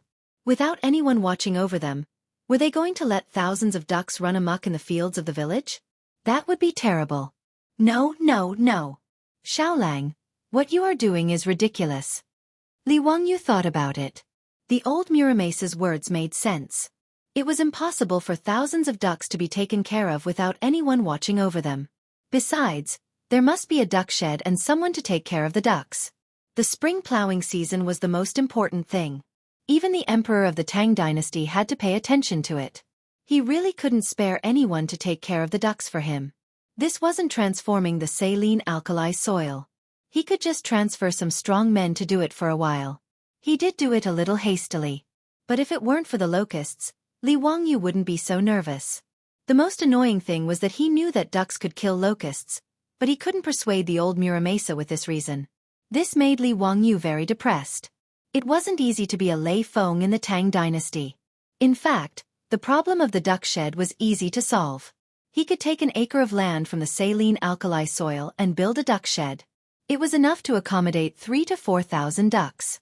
In 10 days, the masons and carpenter Lu in the village should be enough to help him build the duck shed. The key was the problem of manpower to take care of the ducks. This was the most important thing. If he wanted to use these thousands of ducks to kill locusts, they must be free range. They must be driven to the fields to eat during the day and driven back to the duck shed in the evening. This required a lot of manpower. During the spring plowing season, where could he find people to take care of the ducks for him? While he was worrying, Li Wangyu suddenly remembered Zhao Xiaonyang, the girl who sold the pigs to him. There were a lot of girls of her age in the village. In the village, it was the men and boys who worked during the spring plowing season. Girls like Zhao Xiaonyang didn't seem to be busy with the spring plowing. The women of the Tang dynasty didn't have the habit of going out to work. Li Wangyu felt that if he could organize the girls in the village to take care of the ducks for him, the problem would be solved. Old Muramesa, what do you think? There are a lot of unmarried girls like Zhao Xiaonyang in the village. Why don't you let them take care of the ducks for me? I'll pay them. 3 copper coins a day. How about that? What? Xiaolang, do you have a lot of money? You'll pay a girl 3 copper coins a day? Just help you look after the ducks? The old villager was shocked by Li Wangyu's words and suddenly stood up. Li Wangyu was shocked by the old man's action. What was he going to do? Old Muramesa, can you find someone to help? If it's not enough, we can negotiate. He didn't think that the villagers of the Tang dynasty worked hard all year round, but their per capita income was actually less than the usual, about 800 copper coins. Zhou village couldn't even catch up with the per capita income of the Tang dynasty. Otherwise, Yang Quan wouldn't have agreed to reduce part of the rent so easily. He proposed to ask the girls in the village to take care of the ducks for him. 3 copper coins a day, more than 1,000 copper coins a year, which was a lot of copper coins. How could the old Muramesa not be surprised? Li Wangyu didn't feel that the price was too high. Instead, he felt that it was too low. After all, breakfast in Chong and City cost more than 10 copper coins a person. 3 copper coins a day to ask someone to take care of the ducks for him was really a little apologetic. The old Muramasa was panting and staring at Li Wangyu. After a long while he asked, Xiaolang, how many girls are you going to find to take care of the ducks for you? Li Wangyu estimated that in 10 days, he would be able to buy at least 4,000 ducks. It shouldn't be a problem for one person to take care of 200 ducks. 20 people. It doesn't matter if it's more or less. That's 60 copper coins a day. Xiaolang, you have to think carefully. The old Muramasa still wanted to persuade him. In his opinion, it was too wasteful. No problem. Old Muramasa, help me contact them. Let them come to me in 10 days. The old Muramasa's lips trembled, but he didn't continue to object. The matter of raising ducks in the village field was settled. He couldn't object. Who wouldn't pay a girl 3 copper coins a day to take care of the ducks? Li Jia Xiaolang also said that if the ducks damaged the crops in the field, he would be responsible for the compensation. He was not afraid that the farmers in the village would disagree. Seeing that Li Wangyu insisted, the old Muramasa left and went to help him find suitable candidates to take care of the ducks. After the old Muramasa left, Li Wangyu and Su Chongqing looked at each other and saw the helplessness in each other's eyes. The labor cost of the Tang dynasty was really low. In fact, Li Wangyu was not unwilling to pay more. However, if he gave too much, it might not be a good thing. As the saying goes, a small amount of rice owes a debt of gratitude. Li Wangyu was really worried that rashly offering high salaries to the girls in the village would cause some unnecessary trouble. Dingzhou village suddenly became lively because Li Wangyu suddenly wanted to raise ducks. Chapter 97. In the view of the farmers, only an idiot wouldn't be willing to pay their daughters 3 won a day to help with the ducks. Although Zhao Nyang had earned about 8 strings of copper from selling the 2 pigs to Li Wangyu, she had raised those 2 pigs for almost 2 years. In order to raise the pigs well, she and her mother had to wake up early and work late every day to gather pigweed and feed the pigs. It was very tiring. If it wasn't to sell to Li Wangyu, but to other pork merchants, the 2 pigs would at most be sold for 5 strings of copper. Now, just by helping the Li family with the ducks, she could earn 3 won a day. Her annual income was always more than enough to support the family. This matter caused Dingzhou village to boil over. The villagers who received the news almost stepped on the threshold of the old village chief's house to make it lower. Anyone who had an unmarried daughter would come over after the farming season to chat about daily life. In a roundabout way, they brought up the idea of having their daughters help the Li family with the ducks. Even when the old village chief's wife and daughter-in-law went to the river to wash clothes, they would be harassed by many of the village's wives. The meaning behind their words was that their daughters were honest and diligent. Fortunately, the men of Guangzhou were very open-minded and did not cause any unpleasantness over this matter. Even so, it was a headache for the old village chief. In the end, the old village chief prioritized taking care of the disabled families of the old soldiers in the village. In addition, he picked out a few honest and diligent servant girls to make a total of 20 people. While the old village chief was busy helping Li Wangyu choose where to herd the ducks, Li Wangyu was not idle. Because it was confirmed that the 300 mu of wasteland was going to be used for rice farming, then the first thing to do was to plan the fields. The biggest difference in rice farming was that they had to dig fish ditches and ponds in the rice fields. For every 2 mu of rice field, they had to dig a cross-shaped fish ditch in the rice field. These fish ditches had to be 2 meters wide and 1 meter deep to store water and raise fish. Right now, there were about 40 people in the village helping Li Wangyu manage the saline alkali soil. After the 300 mu of wasteland had been washed and soaked, and fertilized, it had completely changed. Any farmer could tell that the saline alkali soil had really been improved and turned into a good land for planting crops. Oh my God, this saline alkali soil has actually become a treasure. When the old village chief said that Li Jia Xiaolang wanted to manage this saline alkali soil, I thought that Xiaolang's brain was damaged, haha. TSK. Li Jia Xiaolang is really capable. I heard that this piece of land was given to Xiaolang by the county for free? Isn't it? I have to say, scholars are indeed different. They even know about such things. In the future, no matter what, I have to tighten my belt and let my child go to school to learn how to read. Look at this water wheel. In my opinion, the county only gave 10 cows and took away Xiaolang's water wheel blueprint. That's not generous enough. They should at least give him 20 more cows. Several farmers squatted on the ground and looked at Li Wangyu not far away. Their eyes were full of admiration and envy. Speaking of which, since Li Wangyu came to Dingzhou village, these farmers who were illiterate had changed their catchphrase to let the children go to school. This was a small contribution from Li Wangyu. Xiaolang, what are you going to plant on this piece of land? Wheat or sorghum? It's almost time to start farming. A farmer asked Li Wangyu. Li Wangyu pointed to the field and gestured to them. I want to plant rice. I need several brothers to help me dig some ditches in the field. He pointed to the field and told the farmers how to dig ditches. What? Xiaolang, are you joking? We know about planting rice. There are also irrigated fields nearby for planting rice. But why do you want to dig such deep ditches? Isn't this a waste of land? That's right. I've been farming for most of my life, but I've never heard of digging so many ditches in a good piece of land. Xiaolang, are you sure you didn't make a mistake? This is too much of a waste of land. According to the way you dig, you'll dig 10 to 20% of the land. Isn't this a sin? As soon as Li Wangyu finished speaking, the group of farmers exploded. One after another, they tried to persuade Li Wangyu not to mess around. Li Wangyu just smiled at everyone's persuasion. However, he stubbornly asked everyone to listen to him and dig like this. He had his own uses. Seeing Li Jia Xiaolang being so stubborn, these farmers could only shake their heads and sigh. They felt that Li Jia Xiaolang, who was smart all his life, was stupid this time. He definitely did something stupid. Li Wangyu didn't explain this. It was very difficult to let the people of the Tang dynasty understand what modern three-dimensional farming was. It was better to wait until the final results came out and then let them be shocked.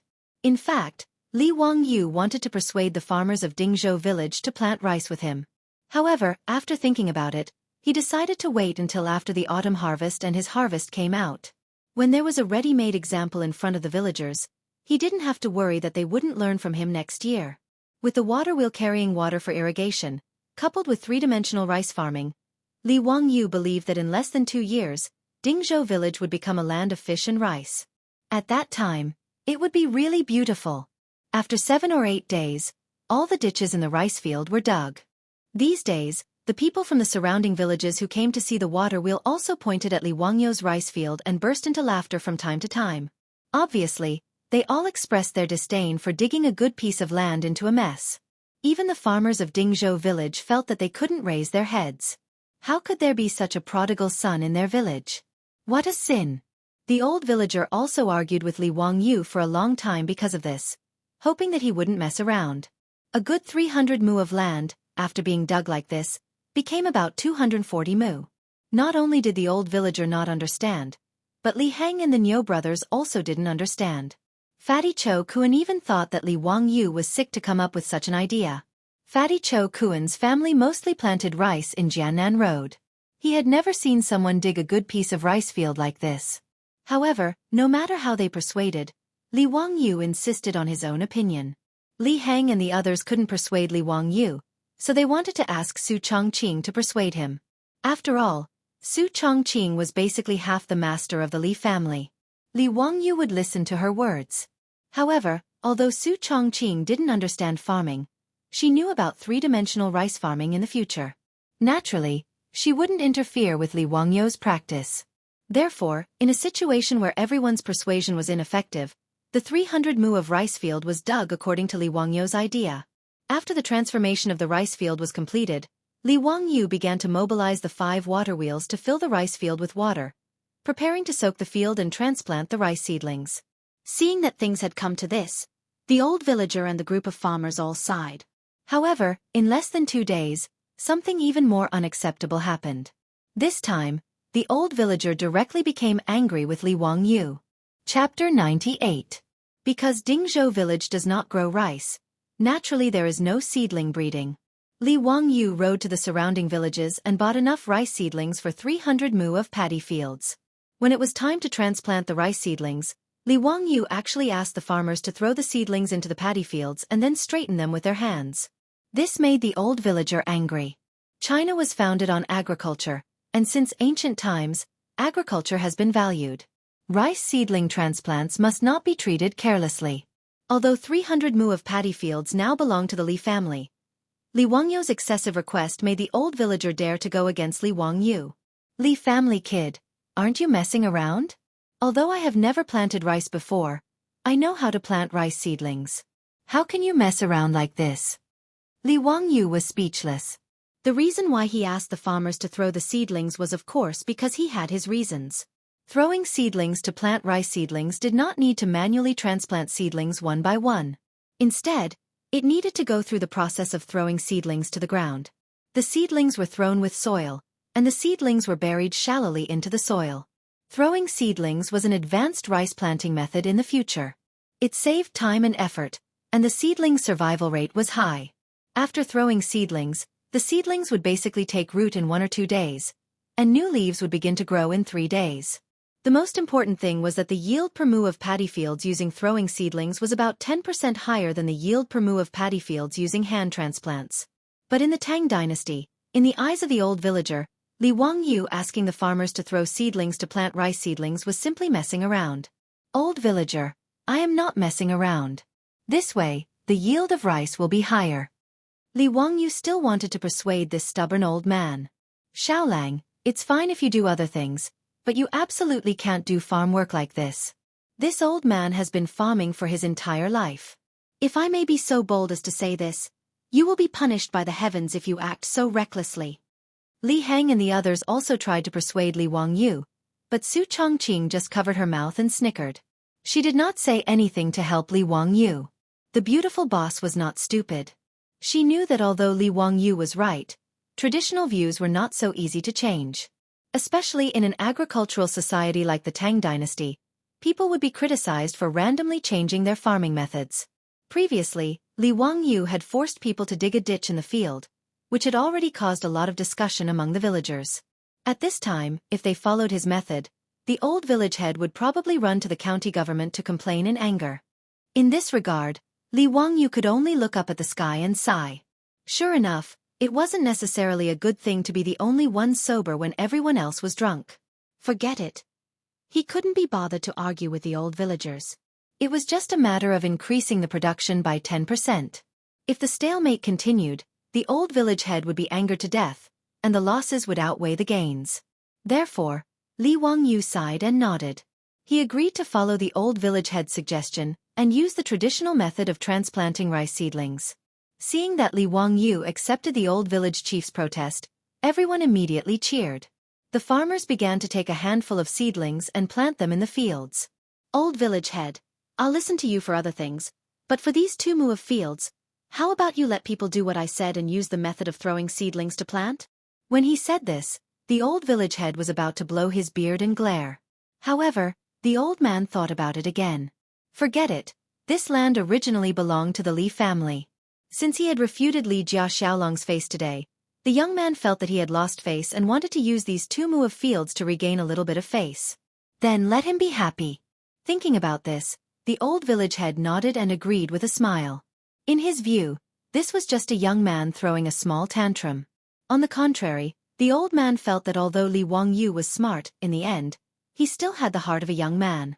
Not only did the old village head think this way, but Li Hang, the Niu brothers, Cho Kuan, and even the farmers who helped to plant the seedlings also thought this way. A few of the farmers laughed and threw the seedlings toward the 2 mu of paddy field to make the little Lang Jun happy. The seedlings of the 2 mu of rice fields were planted using the method of throwing seedlings. The rice fields next to the 2 mu of rice fields were planted with the traditional method of transplanting seedlings. Li Wangyu secretly shook his head. This method of plucking and transplanting seedlings with one's face to the yellow soil and back to the sky was really time-consuming and laborious. Forget it, let's wait until the autumn harvest. When the rice fields began to be transplanted, Li Wangyu began to think about the matter of raising fish in the rice fields. Since ancient times, people in China had the habit of eating fish. The so-called fresh character was half fish and half sheep, which was called fresh. However, because of the limitations of fishing technology, it was not easy to eat fish in ancient times. In the 24 filial piety, there was even a story about lying on ice to find a carp. It could be seen that eating fish was not easy. The illusion of fish and bear paws in the Immensius Annals showed how high the status of fish was in the lives of ancient people in China at that time, on par with bear paws. Moreover, the Tang people loved to eat fish, especially raw fish slices. The sashimi of later generations in Japan was actually learned from the Tang dynasty. Slices refer to the practice of sashimi. Large-scale artificial fish farming started after the Tang and Song dynasties. In the Song dynasty, the four major fish farming systems formed a scale and system. At that time, artificial fish farming was called planting fish technique. However, it was very troublesome for Li Wangyu to plant fish, because there were no seedlings for sale in the Tang dynasty. In this regard, Li Wangyu could only buy all kinds of small fish from the fishermen fishing on the river at a high price, as well as fish with eggs, and put them in the rice fields. He was not picky about the species of fish.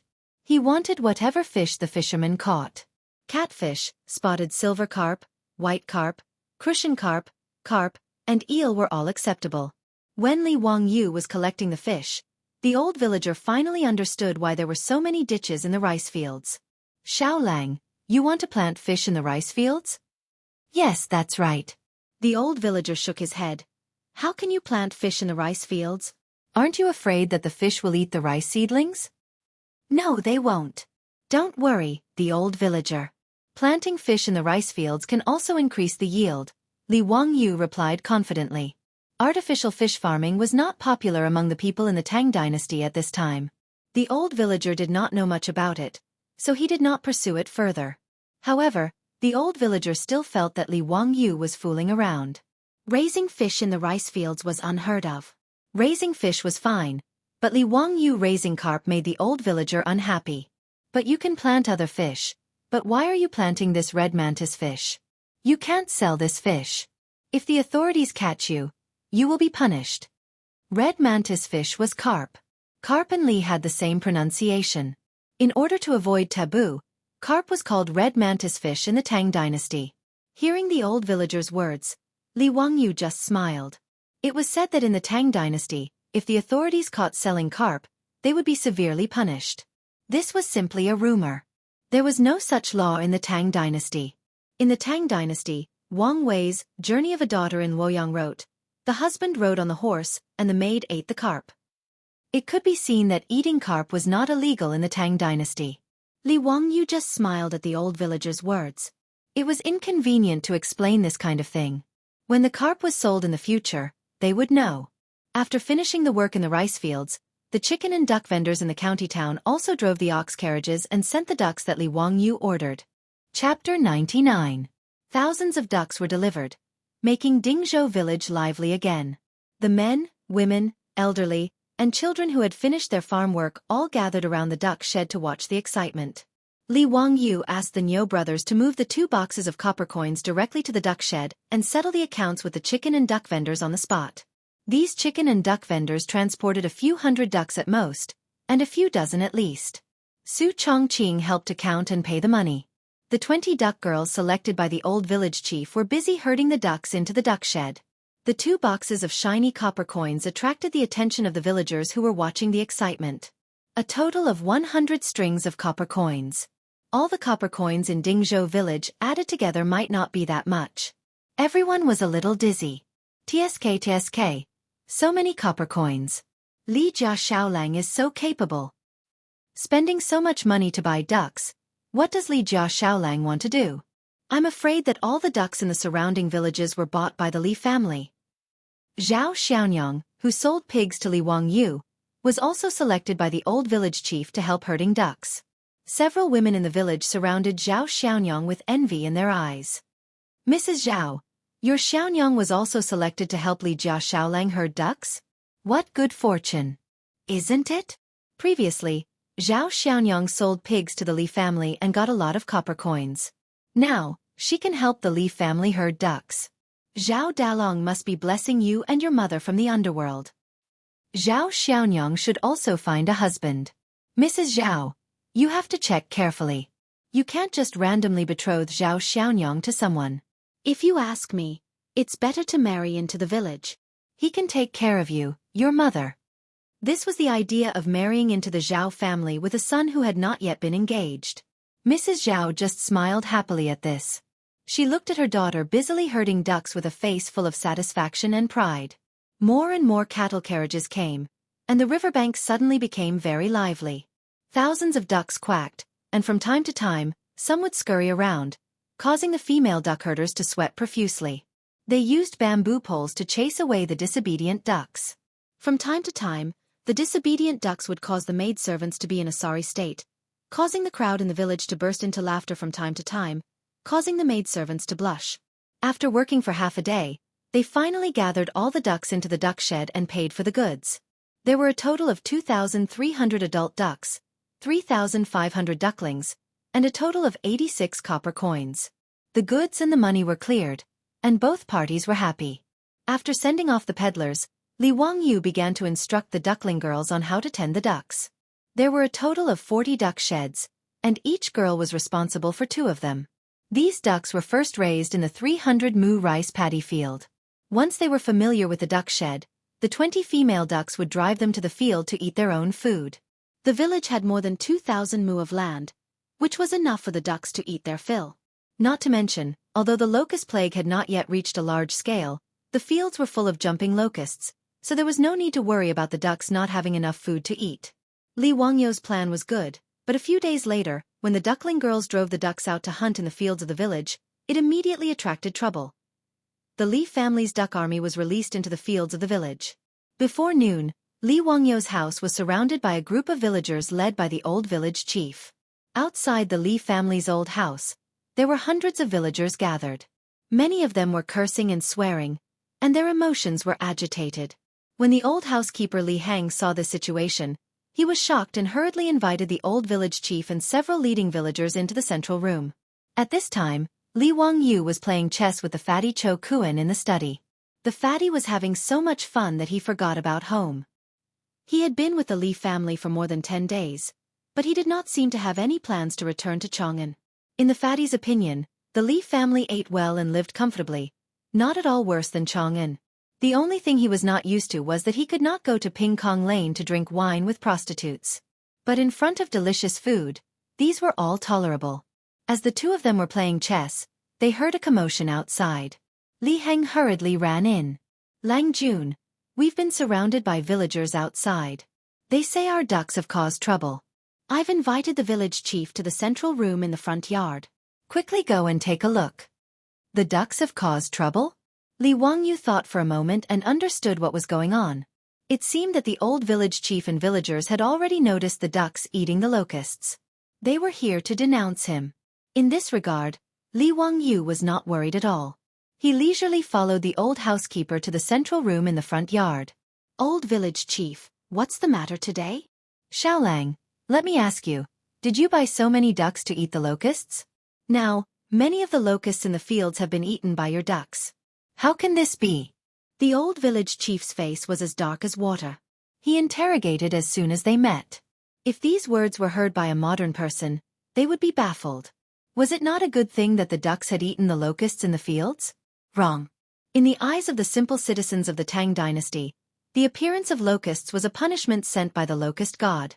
How could they be hunted down and killed? If that was not the case, why would the bigwigs in the imperial court and the Confucian bigwigs say that the only way to kill the locusts was by virtue? My ducks ate the locusts in the fields? Hee hee, don't mention it. Don't mention it. This is what I should do. Li Wangyu replied with a cheeky smile. His words stunned the old village chief and the villagers. We're here to thank you? Did you not understand? Xiaolang, you can't do this. Those locusts are sent by the locust god. How can they be hunted? That's right, your ducks ate the locusts. If the heavens send down a greater punishment, who will be responsible? Xiaolang, hurry up and chase your ducks away. Don't let them feed on the locusts anymore. I think you're just messing around. I was wondering why the Li family suddenly bought so many ducks. You're using the locusts to feed your ducks. Such audacity, Xiaolang. Aren't you afraid of being punished by the heavens? Xiaolang, don't mess around. Don't bring trouble to our Dingzhou village. The old village chief and the villagers were all scolding the Li family's ducks and Li Wangyu's misdeeds. If not for the fact that Li Wangyu had gained some reputation in Dingzhou village, they would not have been so polite. His beautiful superior heard the news and immediately rushed to the front yard. When she heard that the old village chief and the villagers not only did not appreciate the Li family's kindness, but also blamed Li Wangyu, she was so angry that her face turned white and her expression froze. What an ungrateful dog biting Lu Dongbin. Did the Li family have nothing better to do? They spent so much money to buy so many ducks. Li Wangyu even went to Chang'an to gather so much food. Wasn't it all for the sake of the 100 villagers of Dingzhou village? The locusts that destroyed the crops did not blame them. Instead, they kowtowed and burned incense. Li Wangyu wanted to save them but was humiliated by them. As expected, a pitiful person must have a detestable side. Chapter 100. Li Wangyu was not in a hurry to explain himself. He waited for the villagers to finish. When they finally quieted down, he said slowly, "What does the ducks eating the locusts have to do with me? I am not the one eating the locusts. The locusts are a gift from the locust god, so why can't the ducks eat the locusts because of the duck god's order?" His words stunned the villagers. What did he mean by that? What the hell was the duck god? It was not my order for the ducks to eat the locusts, right? It was their own doing. Since the locusts were eaten by the ducks, it means that the duck god is more powerful than the locust god. What are you afraid of? What duck god? How can there be such a god? The old villager mumbled. Hee, old villager, how do you know there is no duck god? As the saying goes, there are gods everywhere. Since there is a locust god, there is naturally a duck god. Li Wangyu was trying to change the topic. Since they said the locusts were released by the locust god, then why did they say there was no duck god above the ducks? However, his words left the villagers speechless. Indeed, who dared to say there was no duck god? But, old villager, there are no buts. Since the ducks are the ones who eat the locusts, then it is a matter between the locust god and the duck god. We are mere mortals. We should not interfere. Li Wangyu's words left the agitated villagers speechless. They started to think about what Li Wangyu had just said. Seeing that no one spoke, Li Wangyu continued, "Actually, I'm sure all of you are aware of the locusts coming this year. Since my family's ducks can eat the locusts in the fields, then they can reduce the damage to the crops in the village, right? As for this locust god, let the duck god reason with him." Of course, the villagers understood what he meant. If the locusts were to spread, then their whole family would have nothing to eat. However, due to their deep-rooted beliefs, ignorance and fear, they did not dare to attack the locusts. They could only pray and pray that the locusts would show mercy. Li Wangyu's words seemed to be quibbling, but in reality, it hit the bottom of everyone's heart. The old villager and the leaders of the village looked at each other and didn't say anything. It seemed that they had tacitly agreed with Li Wangyu's duck god. If any family in the village is unwilling to do so because they are afraid of being blamed by the locust god, feel free to tell me. Tomorrow, I will instruct them not to drive the ducks to his family's fields. Is that okay? Li Wangyu added another stab. Li Wangyu wouldn't insist on being a good person if he didn't want to and used this opportunity to criticize the Li family. The old village head and the other farmers were not stupid.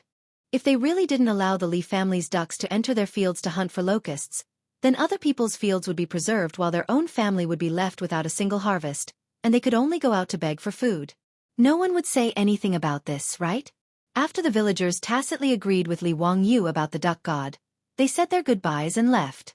At the same time, there were still several hundred farmers gathered outside the Li family's home. Many of them were agitated, and they were loudly criticizing Li Wangyu. The Niu brothers stood guard at the door with awkward expressions. On one hand, they agreed that Li Wangyu's decision was ill-considered, but on the other hand, they didn't want to hear the complaints of these farmers. No matter what, they were now part of the Li family. No matter what decision Li Wangyu made, the brothers would support him unconditionally. When the old village head and the other farmers came out, the farmers gathered around them. "Villager, how was it? What did Li Xiaolang say?" "This is big news. The Li family's ducks have consumed the locusts. What if the locust god blames them for this?" "Villager, we can't allow the Li family to do as they please. The Li family has to give us an explanation for this or we will complain to the county government. They will suffer retribution for offending the locust god." Seeing the clamor, the old village head raised his hand to signal for silence. When the crowd finally quieted down, he coughed lightly and repeated what Li Wangyu had said. That is what Li Xiaolang meant. Since he didn't order the ducks to eat the locusts, then naturally the duck god will be responsible. If any family is unwilling, please explain to the Li family that tomorrow, the Li family's ducks will not go to their fields. When the old village head mentioned the duck god, he couldn't help but cough. It was a little awkward to say, duck god out loud. But he couldn't care less about that now. After all, as Li Jia Xiaolang said, since everyone believed in the locust god, then the duck god was not unreasonable. As soon as the old villager finished speaking, all the villagers were stunned. Duck god? Locust god? This duck-eating locusts had something to do with the gods? Soon, some of the smarter farmers understood the crux of the matter. Since they didn't dare to kill the locusts, then the ducks catching the locusts and eating them didn't seem to have anything to do with them. If that was the case, then it should be a good thing that they could protect their crops from the locusts, right? Ahem, since this is a matter between the duck god and the locust god, then we shall not interfere. Village head, how about this? The Li family's ducks are free to come and go as they please. Many of the people who understood these principles silently stood out and bowed towards the Li clan's gate. Then, they silently turned around and left. Soon, most of the farmers who gathered in front of the Li family's gate had left. However, there was still a stubborn woman who yelled, "Where did this duck god come from? This is Li Jia Xiaolang's nonsense. No, we can't let the ducks enter our fields." Before she could finish her words, the man beside her slapped her in the face. "You wastrel! What are you yelling about? Do you think you can make the whole family beg for food? Shut up and go home to cook." After slapping his wife, the man turned to the village head and chuckled. "Hee hee, village head, don't listen to this crazy woman. Our fields will remain the same. The Li family's ducks are free to go." These Guanzhong farmers were not idiots. They were afraid of the locust god's wrath and came to the Li family to cause trouble. However, after Li Wangyu fabricated this duck god for them, it gave them a way out. The Chinese farmers had their own cleverness and survival philosophy since ancient times. Faced with the choice of self-deception or protecting the crops in the fields, everyone chose to self-deception. This was the result that Li Wangyu had predicted. When the crowd at the door dispersed, Li Wangyu and Su Chongqing both let out a long sigh and silently shook their heads. On the other hand, Cho Kuan, who was standing at the side, was stunned by Li Wangyu's words. After a long time, he muttered to himself, "So this works too?" He whipped his head around to look at Li Wangyu. "Xiaolang, if I start a fire in the field and the locusts die from the fire, wouldn't that be considered a battle between the fire god and the locust god?" The fatty's words stunned Li Wangyu. He turned to look at the fatty with a strange expression. What a genius! This ability to draw inferences from one case was amazing. Chapter 101. That day, Cho Kuan returned to Chang'an. Many of his family's properties were also threatened by the locusts. Originally, he did not dare to destroy the locusts because of the locust god. Once the locusts were formed, his Cho clan would suffer heavy losses. Now, with Li Wangyu's inspiration, since no one dared to oppose the locust god, then he would invite other gods to do it. On horseback, Cho Kuan told Li Wangyu, "I will repay you generously in the future." Then he galloped back to Chang'an City. Li Wangyu, on the other hand, was slightly worried. Cho Kuan's thanks wouldn't be sending him a few Hu girls, would it? That would really be a premature end. While Li Wangyu was lost in his thoughts, he did not know that someone was plotting against him. Hu County, Li Clan. A group of elders and clan leaders of the Li clan were gathered together to discuss Li Wangyu. The name Li Wangyu had recently become famous in Hu County. But in the ears of the elders of the Li clan, it had a different meaning.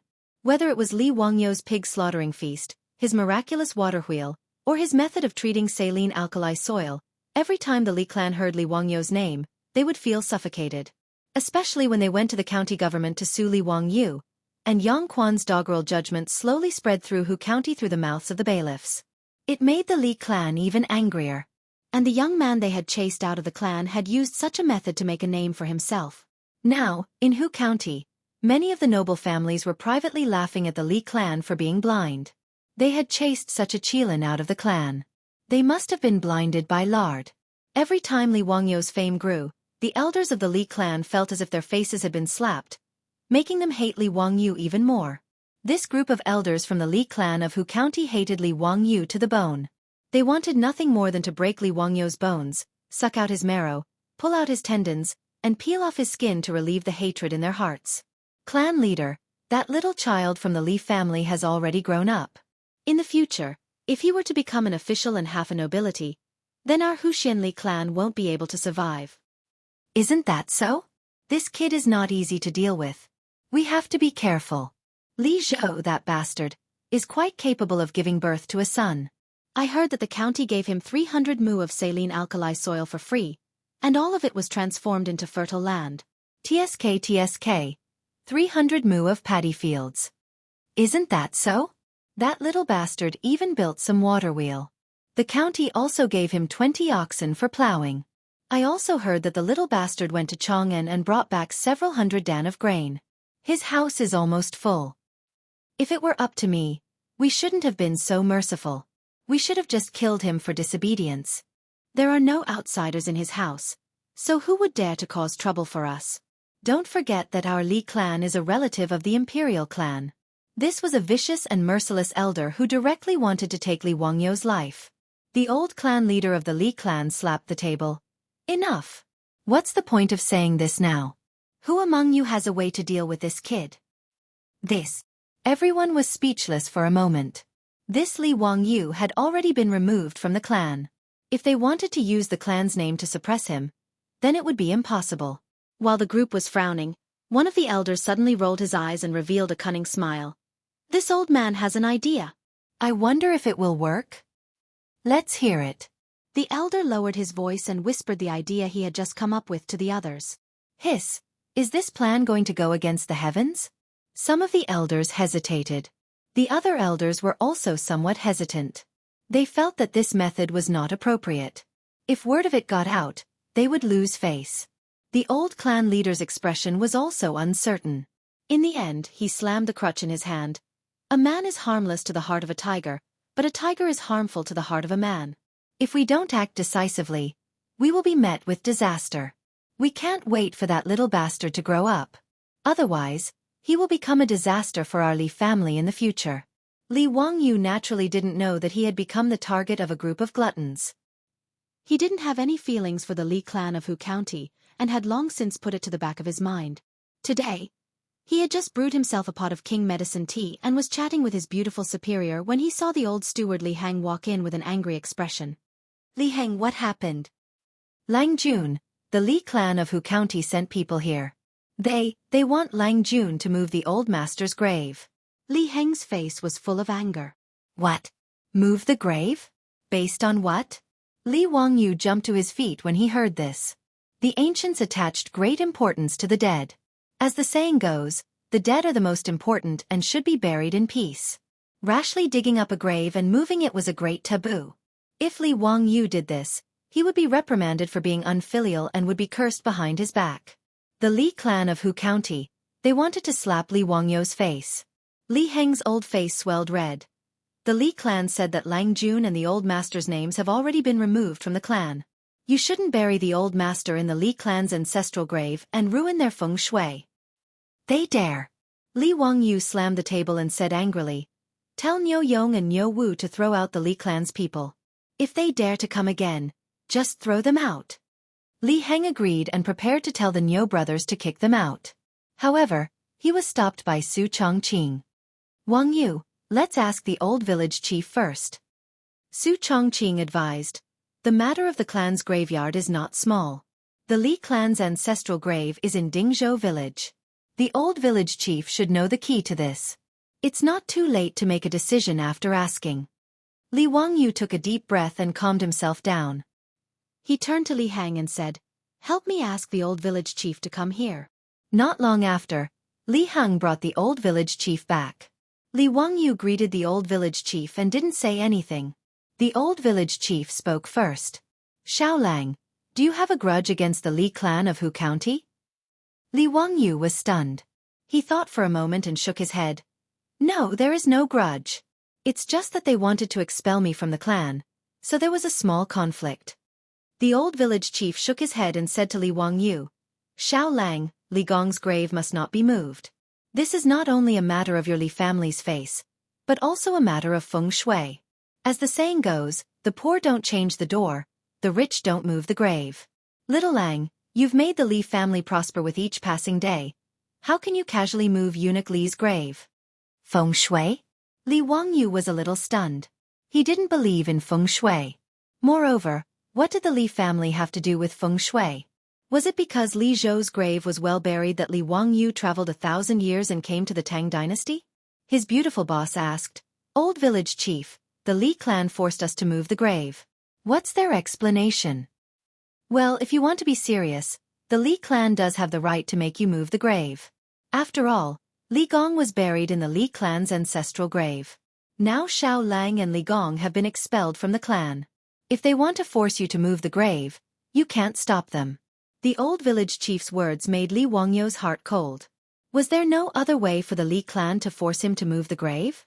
The old housekeeper Li Hang had a look of despair on his face as he knelt down before Li Wangyu. Lang Jun, why don't you go and beg Madame Li? The old master's grave cannot be moved. Chapter 102. Li Heng's words made Li Wangyu and Su Chongqing look at each other in silence. Forget it. I'll go see the Li clan's people and see what they want. Li Wangyu walked towards the front courtyard. In the main room of the Li clan's front courtyard, a young man with an arrogant expression was waiting impatiently. When he saw Li Wangyu appear, he let out a cold snort. Humph, Li Wangyu, you're quite arrogant. You made me wait for so long. Li Wangyu thought for a moment and remembered that this person was the eldest grandson of the Li clan's head, Li Guei. This Li Guei relied on his status as the eldest grandson of the Li clan to be arrogant and despotic. He was considered a tyrant in Hu County. What made Li Wangyou's teeth itch when he saw this guy was that his previous owner was too weak.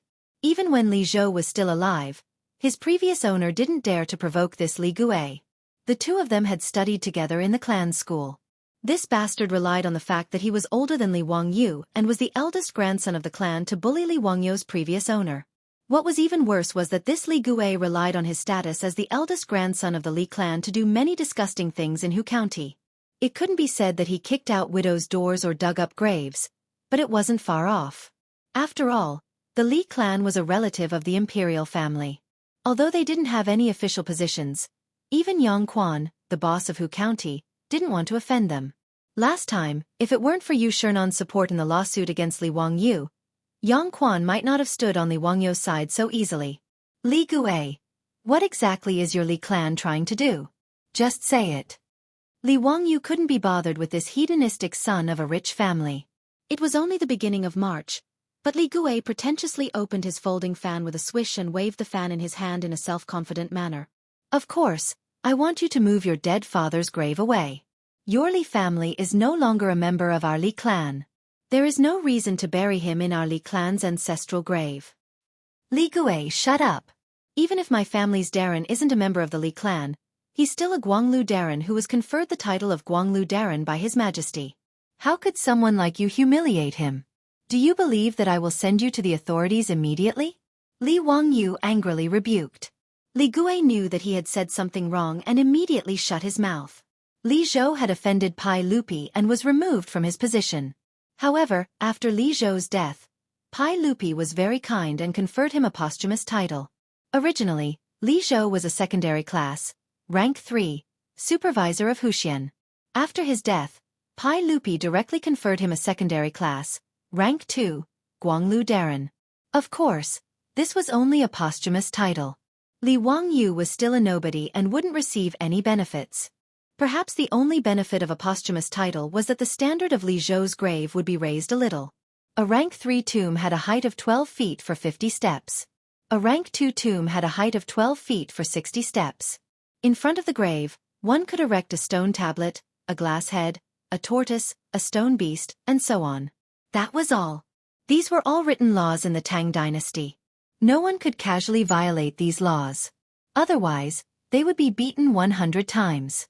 Li Zhou's standard as a rank 2 official's grave had tormented the already empty Li family greatly. Most of the family's remaining property had been used to build a rank 2 official's grave. This was also one of the reasons why Li Wangyou's family was so poor after transmigrating. However, no matter what, Li Zhou was a rank 2 official of the Tang dynasty. Even if it was a posthumous title, it wasn't something that Li clan's eldest grandson could humiliate.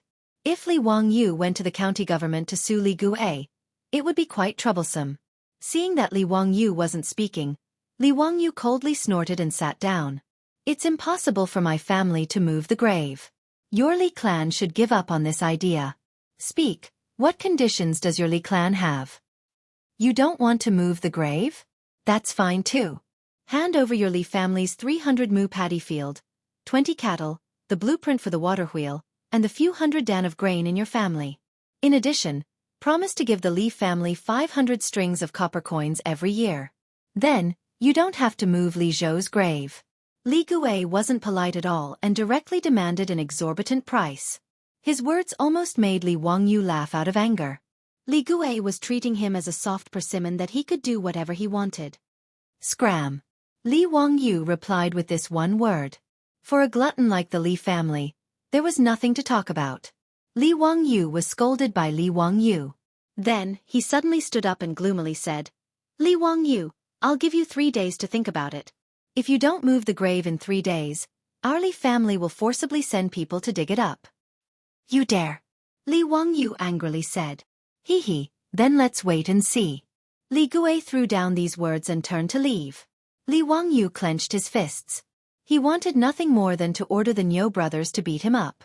Niu Wu was so angry that he wanted to roll up his sleeves and beat him up. Fortunately, Niu Yong still had some calmness. He held on to his younger brother tightly and didn't let him do anything rash. Forcing the Li family to move the grave was the vicious plan that the Li clan's elders came up with. In the eyes of the Li clan's elders, the reason why Li Wangyu could suddenly make a name for himself as a Noda was completely because Li Zhou's grave was well buried. It might even have robbed the Li clan's feng shui. In the old saying, it was because Li Zhou's grave was smoking green smoke that a young man like Li Wangyu could come up with so many things in just half a month. In the eyes of these elders, if Li Zhou's grave hadn't robbed the Li clan's feng shui, then the water wheel and the saline alkali soil should have all belonged to the Li clan. Even that bastard Li Gui felt that this should be the case. If he moved Li Zhou's grave and moved the remains of his family's elders, then it would be his turn to become famous in Hu County. He didn't even need to think about it. With his ignorant and incompetent brain, he was older than Li Wangyu by several years and was still studying in the clan school. Even if his ancestors' graves were smoking green smoke, he still wouldn't be able to invent a water wheel. The Li clan didn't expect Li Wangyu to agree to this condition. They were determined to force Li Wangyu to move the grave. This way, not only would they vent their anger, but they would also be able to steal a piece of good feng shui land. Why not?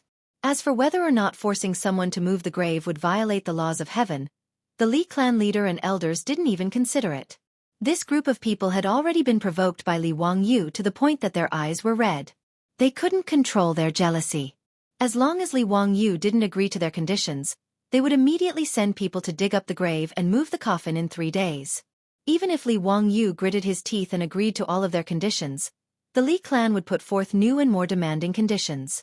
In the end, they would still force Li Wangyu into a corner. After Li Gui left, Su Chongqing and the old village chief, who had been listening to the two's conversation from the back of the central room, walked out. They all had worried expressions.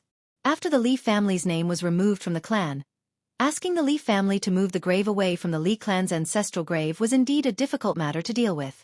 Even if they went to the county government to file a lawsuit, even if Yang Quan wanted to side with Li Wangyu, he wouldn't be able to say no to this matter. The Li clan had made an extremely sinister move.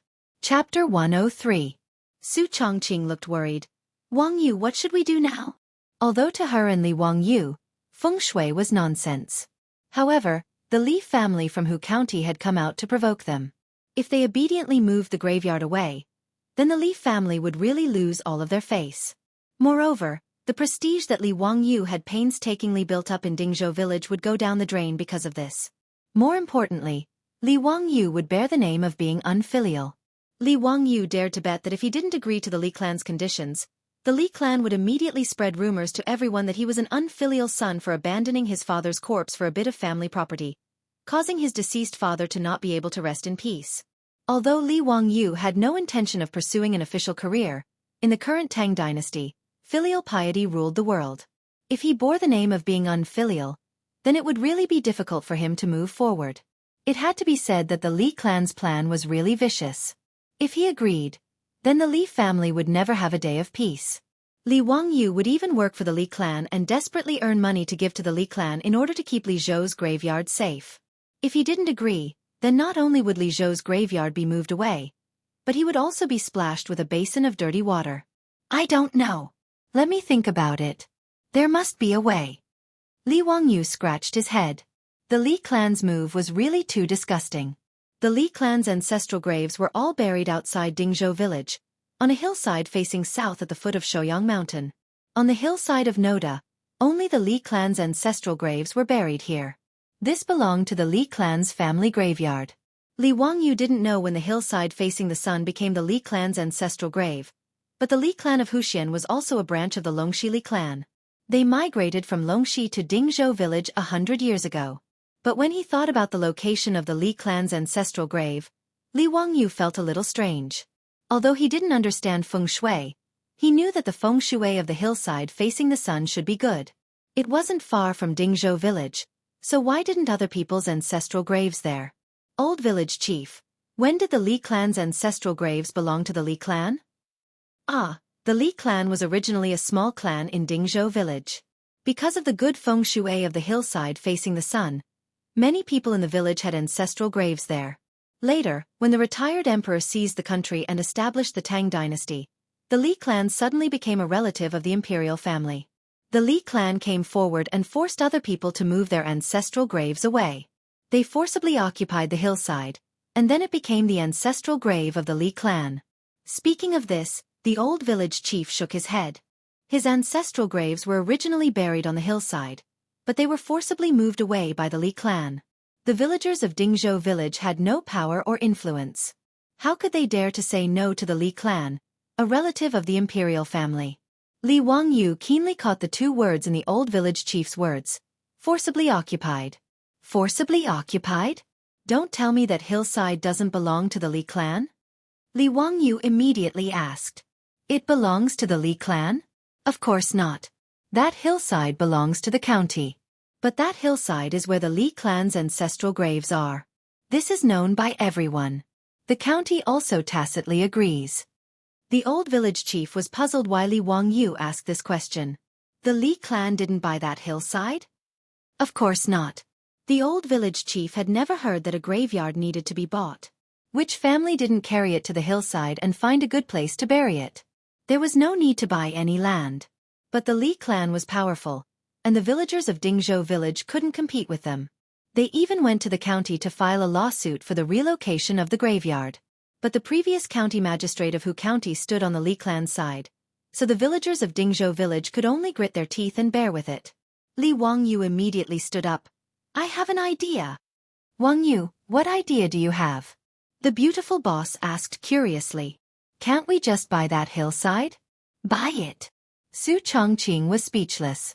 Not to mention whether or not the hillside was for sale, buying land would cost money, right? Ever since they bought the duck, they only had a few dozen strings of copper coins at home. She didn't think that land in the Tang dynasty could be so cheap.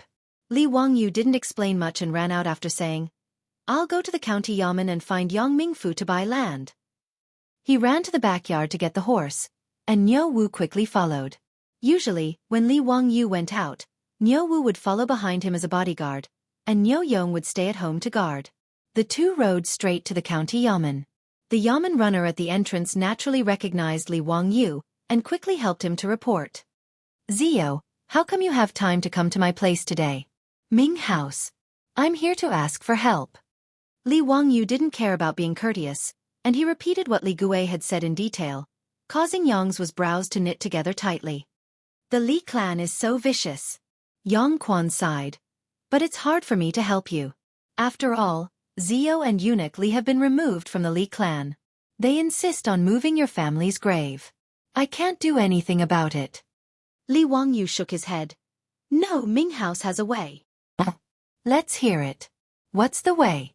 If it's possible, I'll definitely help you. Li Wangyu said. The Li clan didn't buy the hillside where the Li clan's ancestral grave is.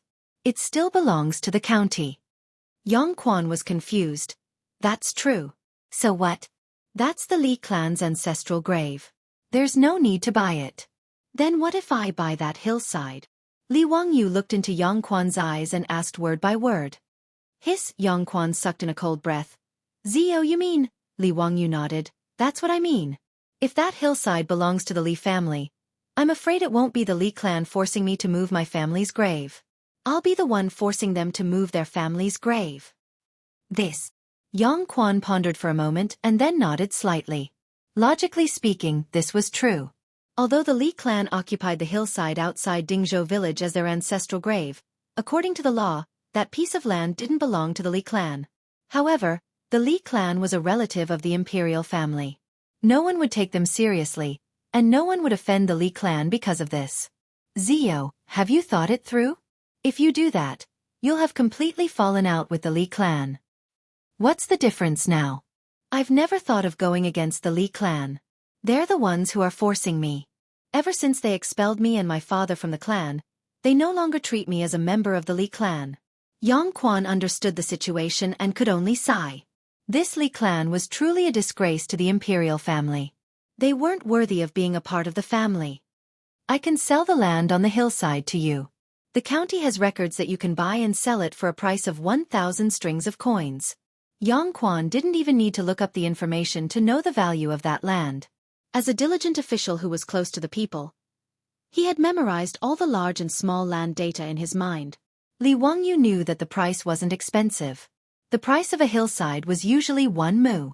That hillside was at least 1 mu.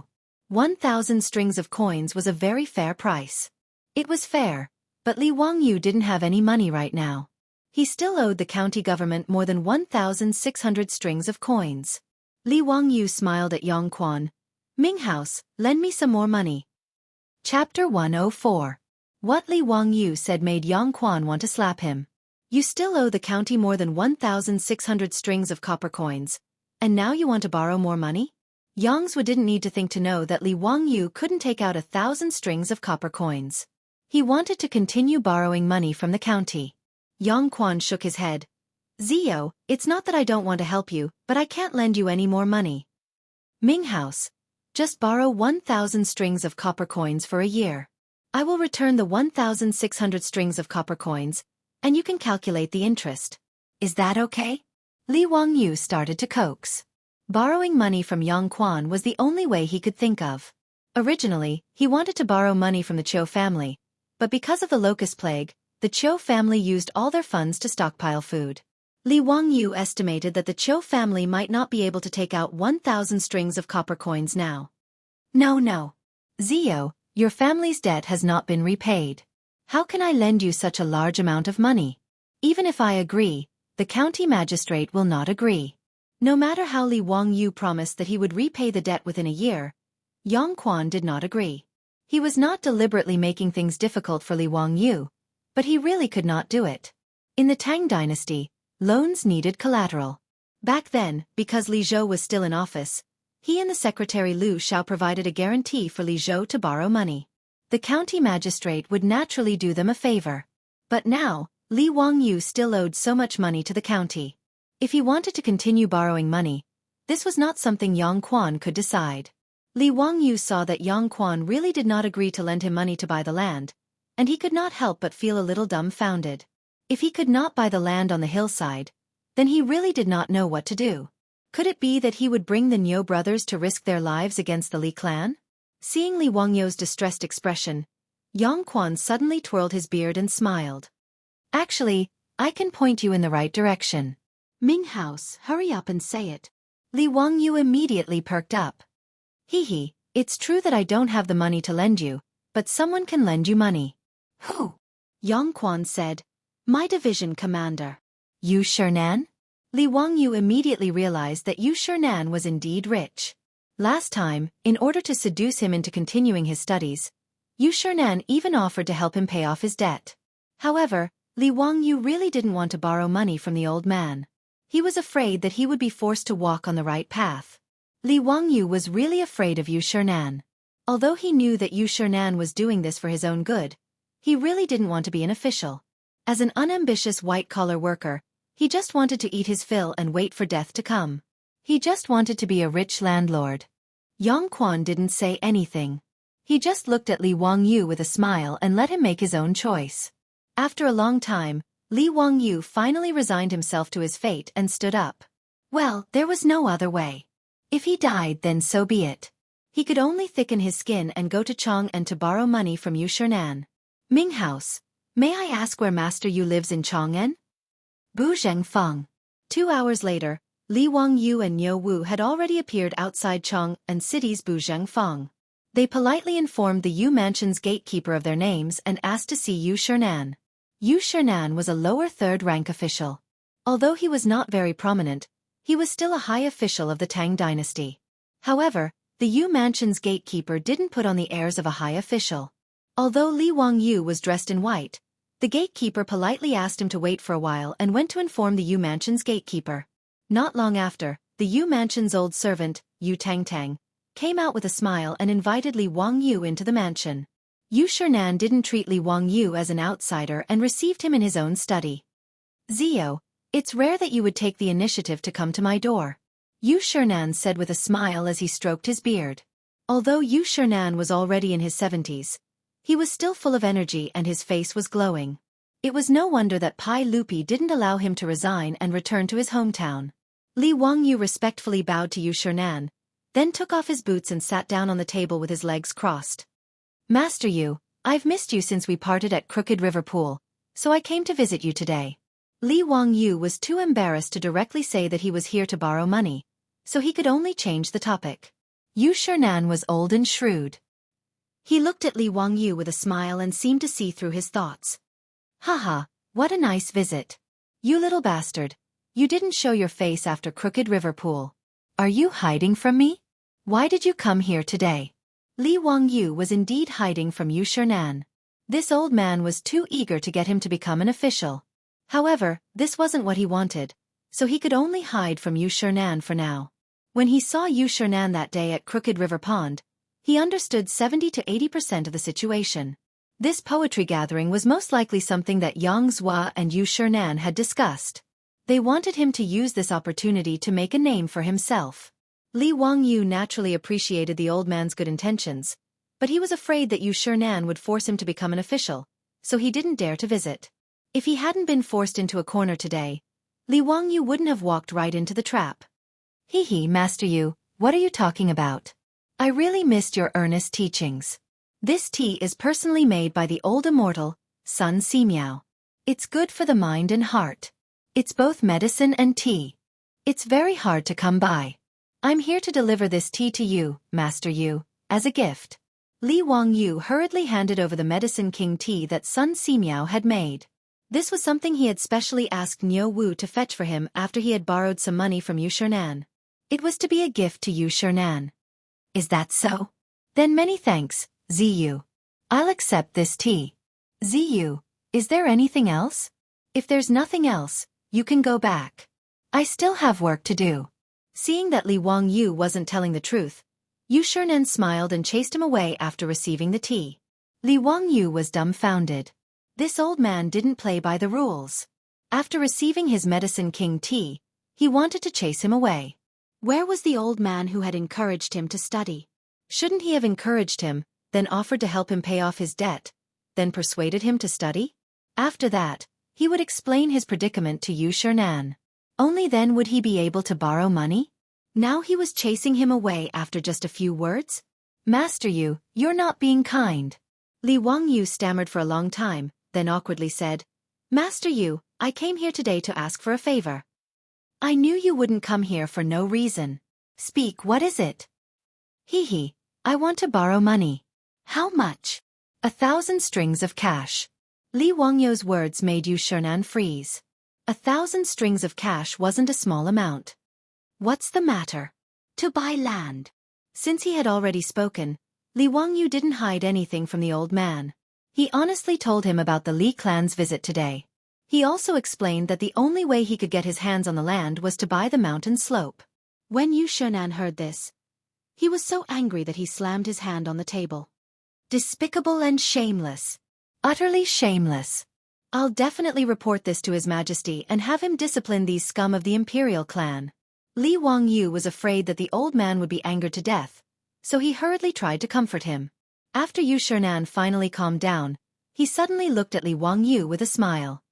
"Ziyu, I can lend you money, but you have to agree to one condition.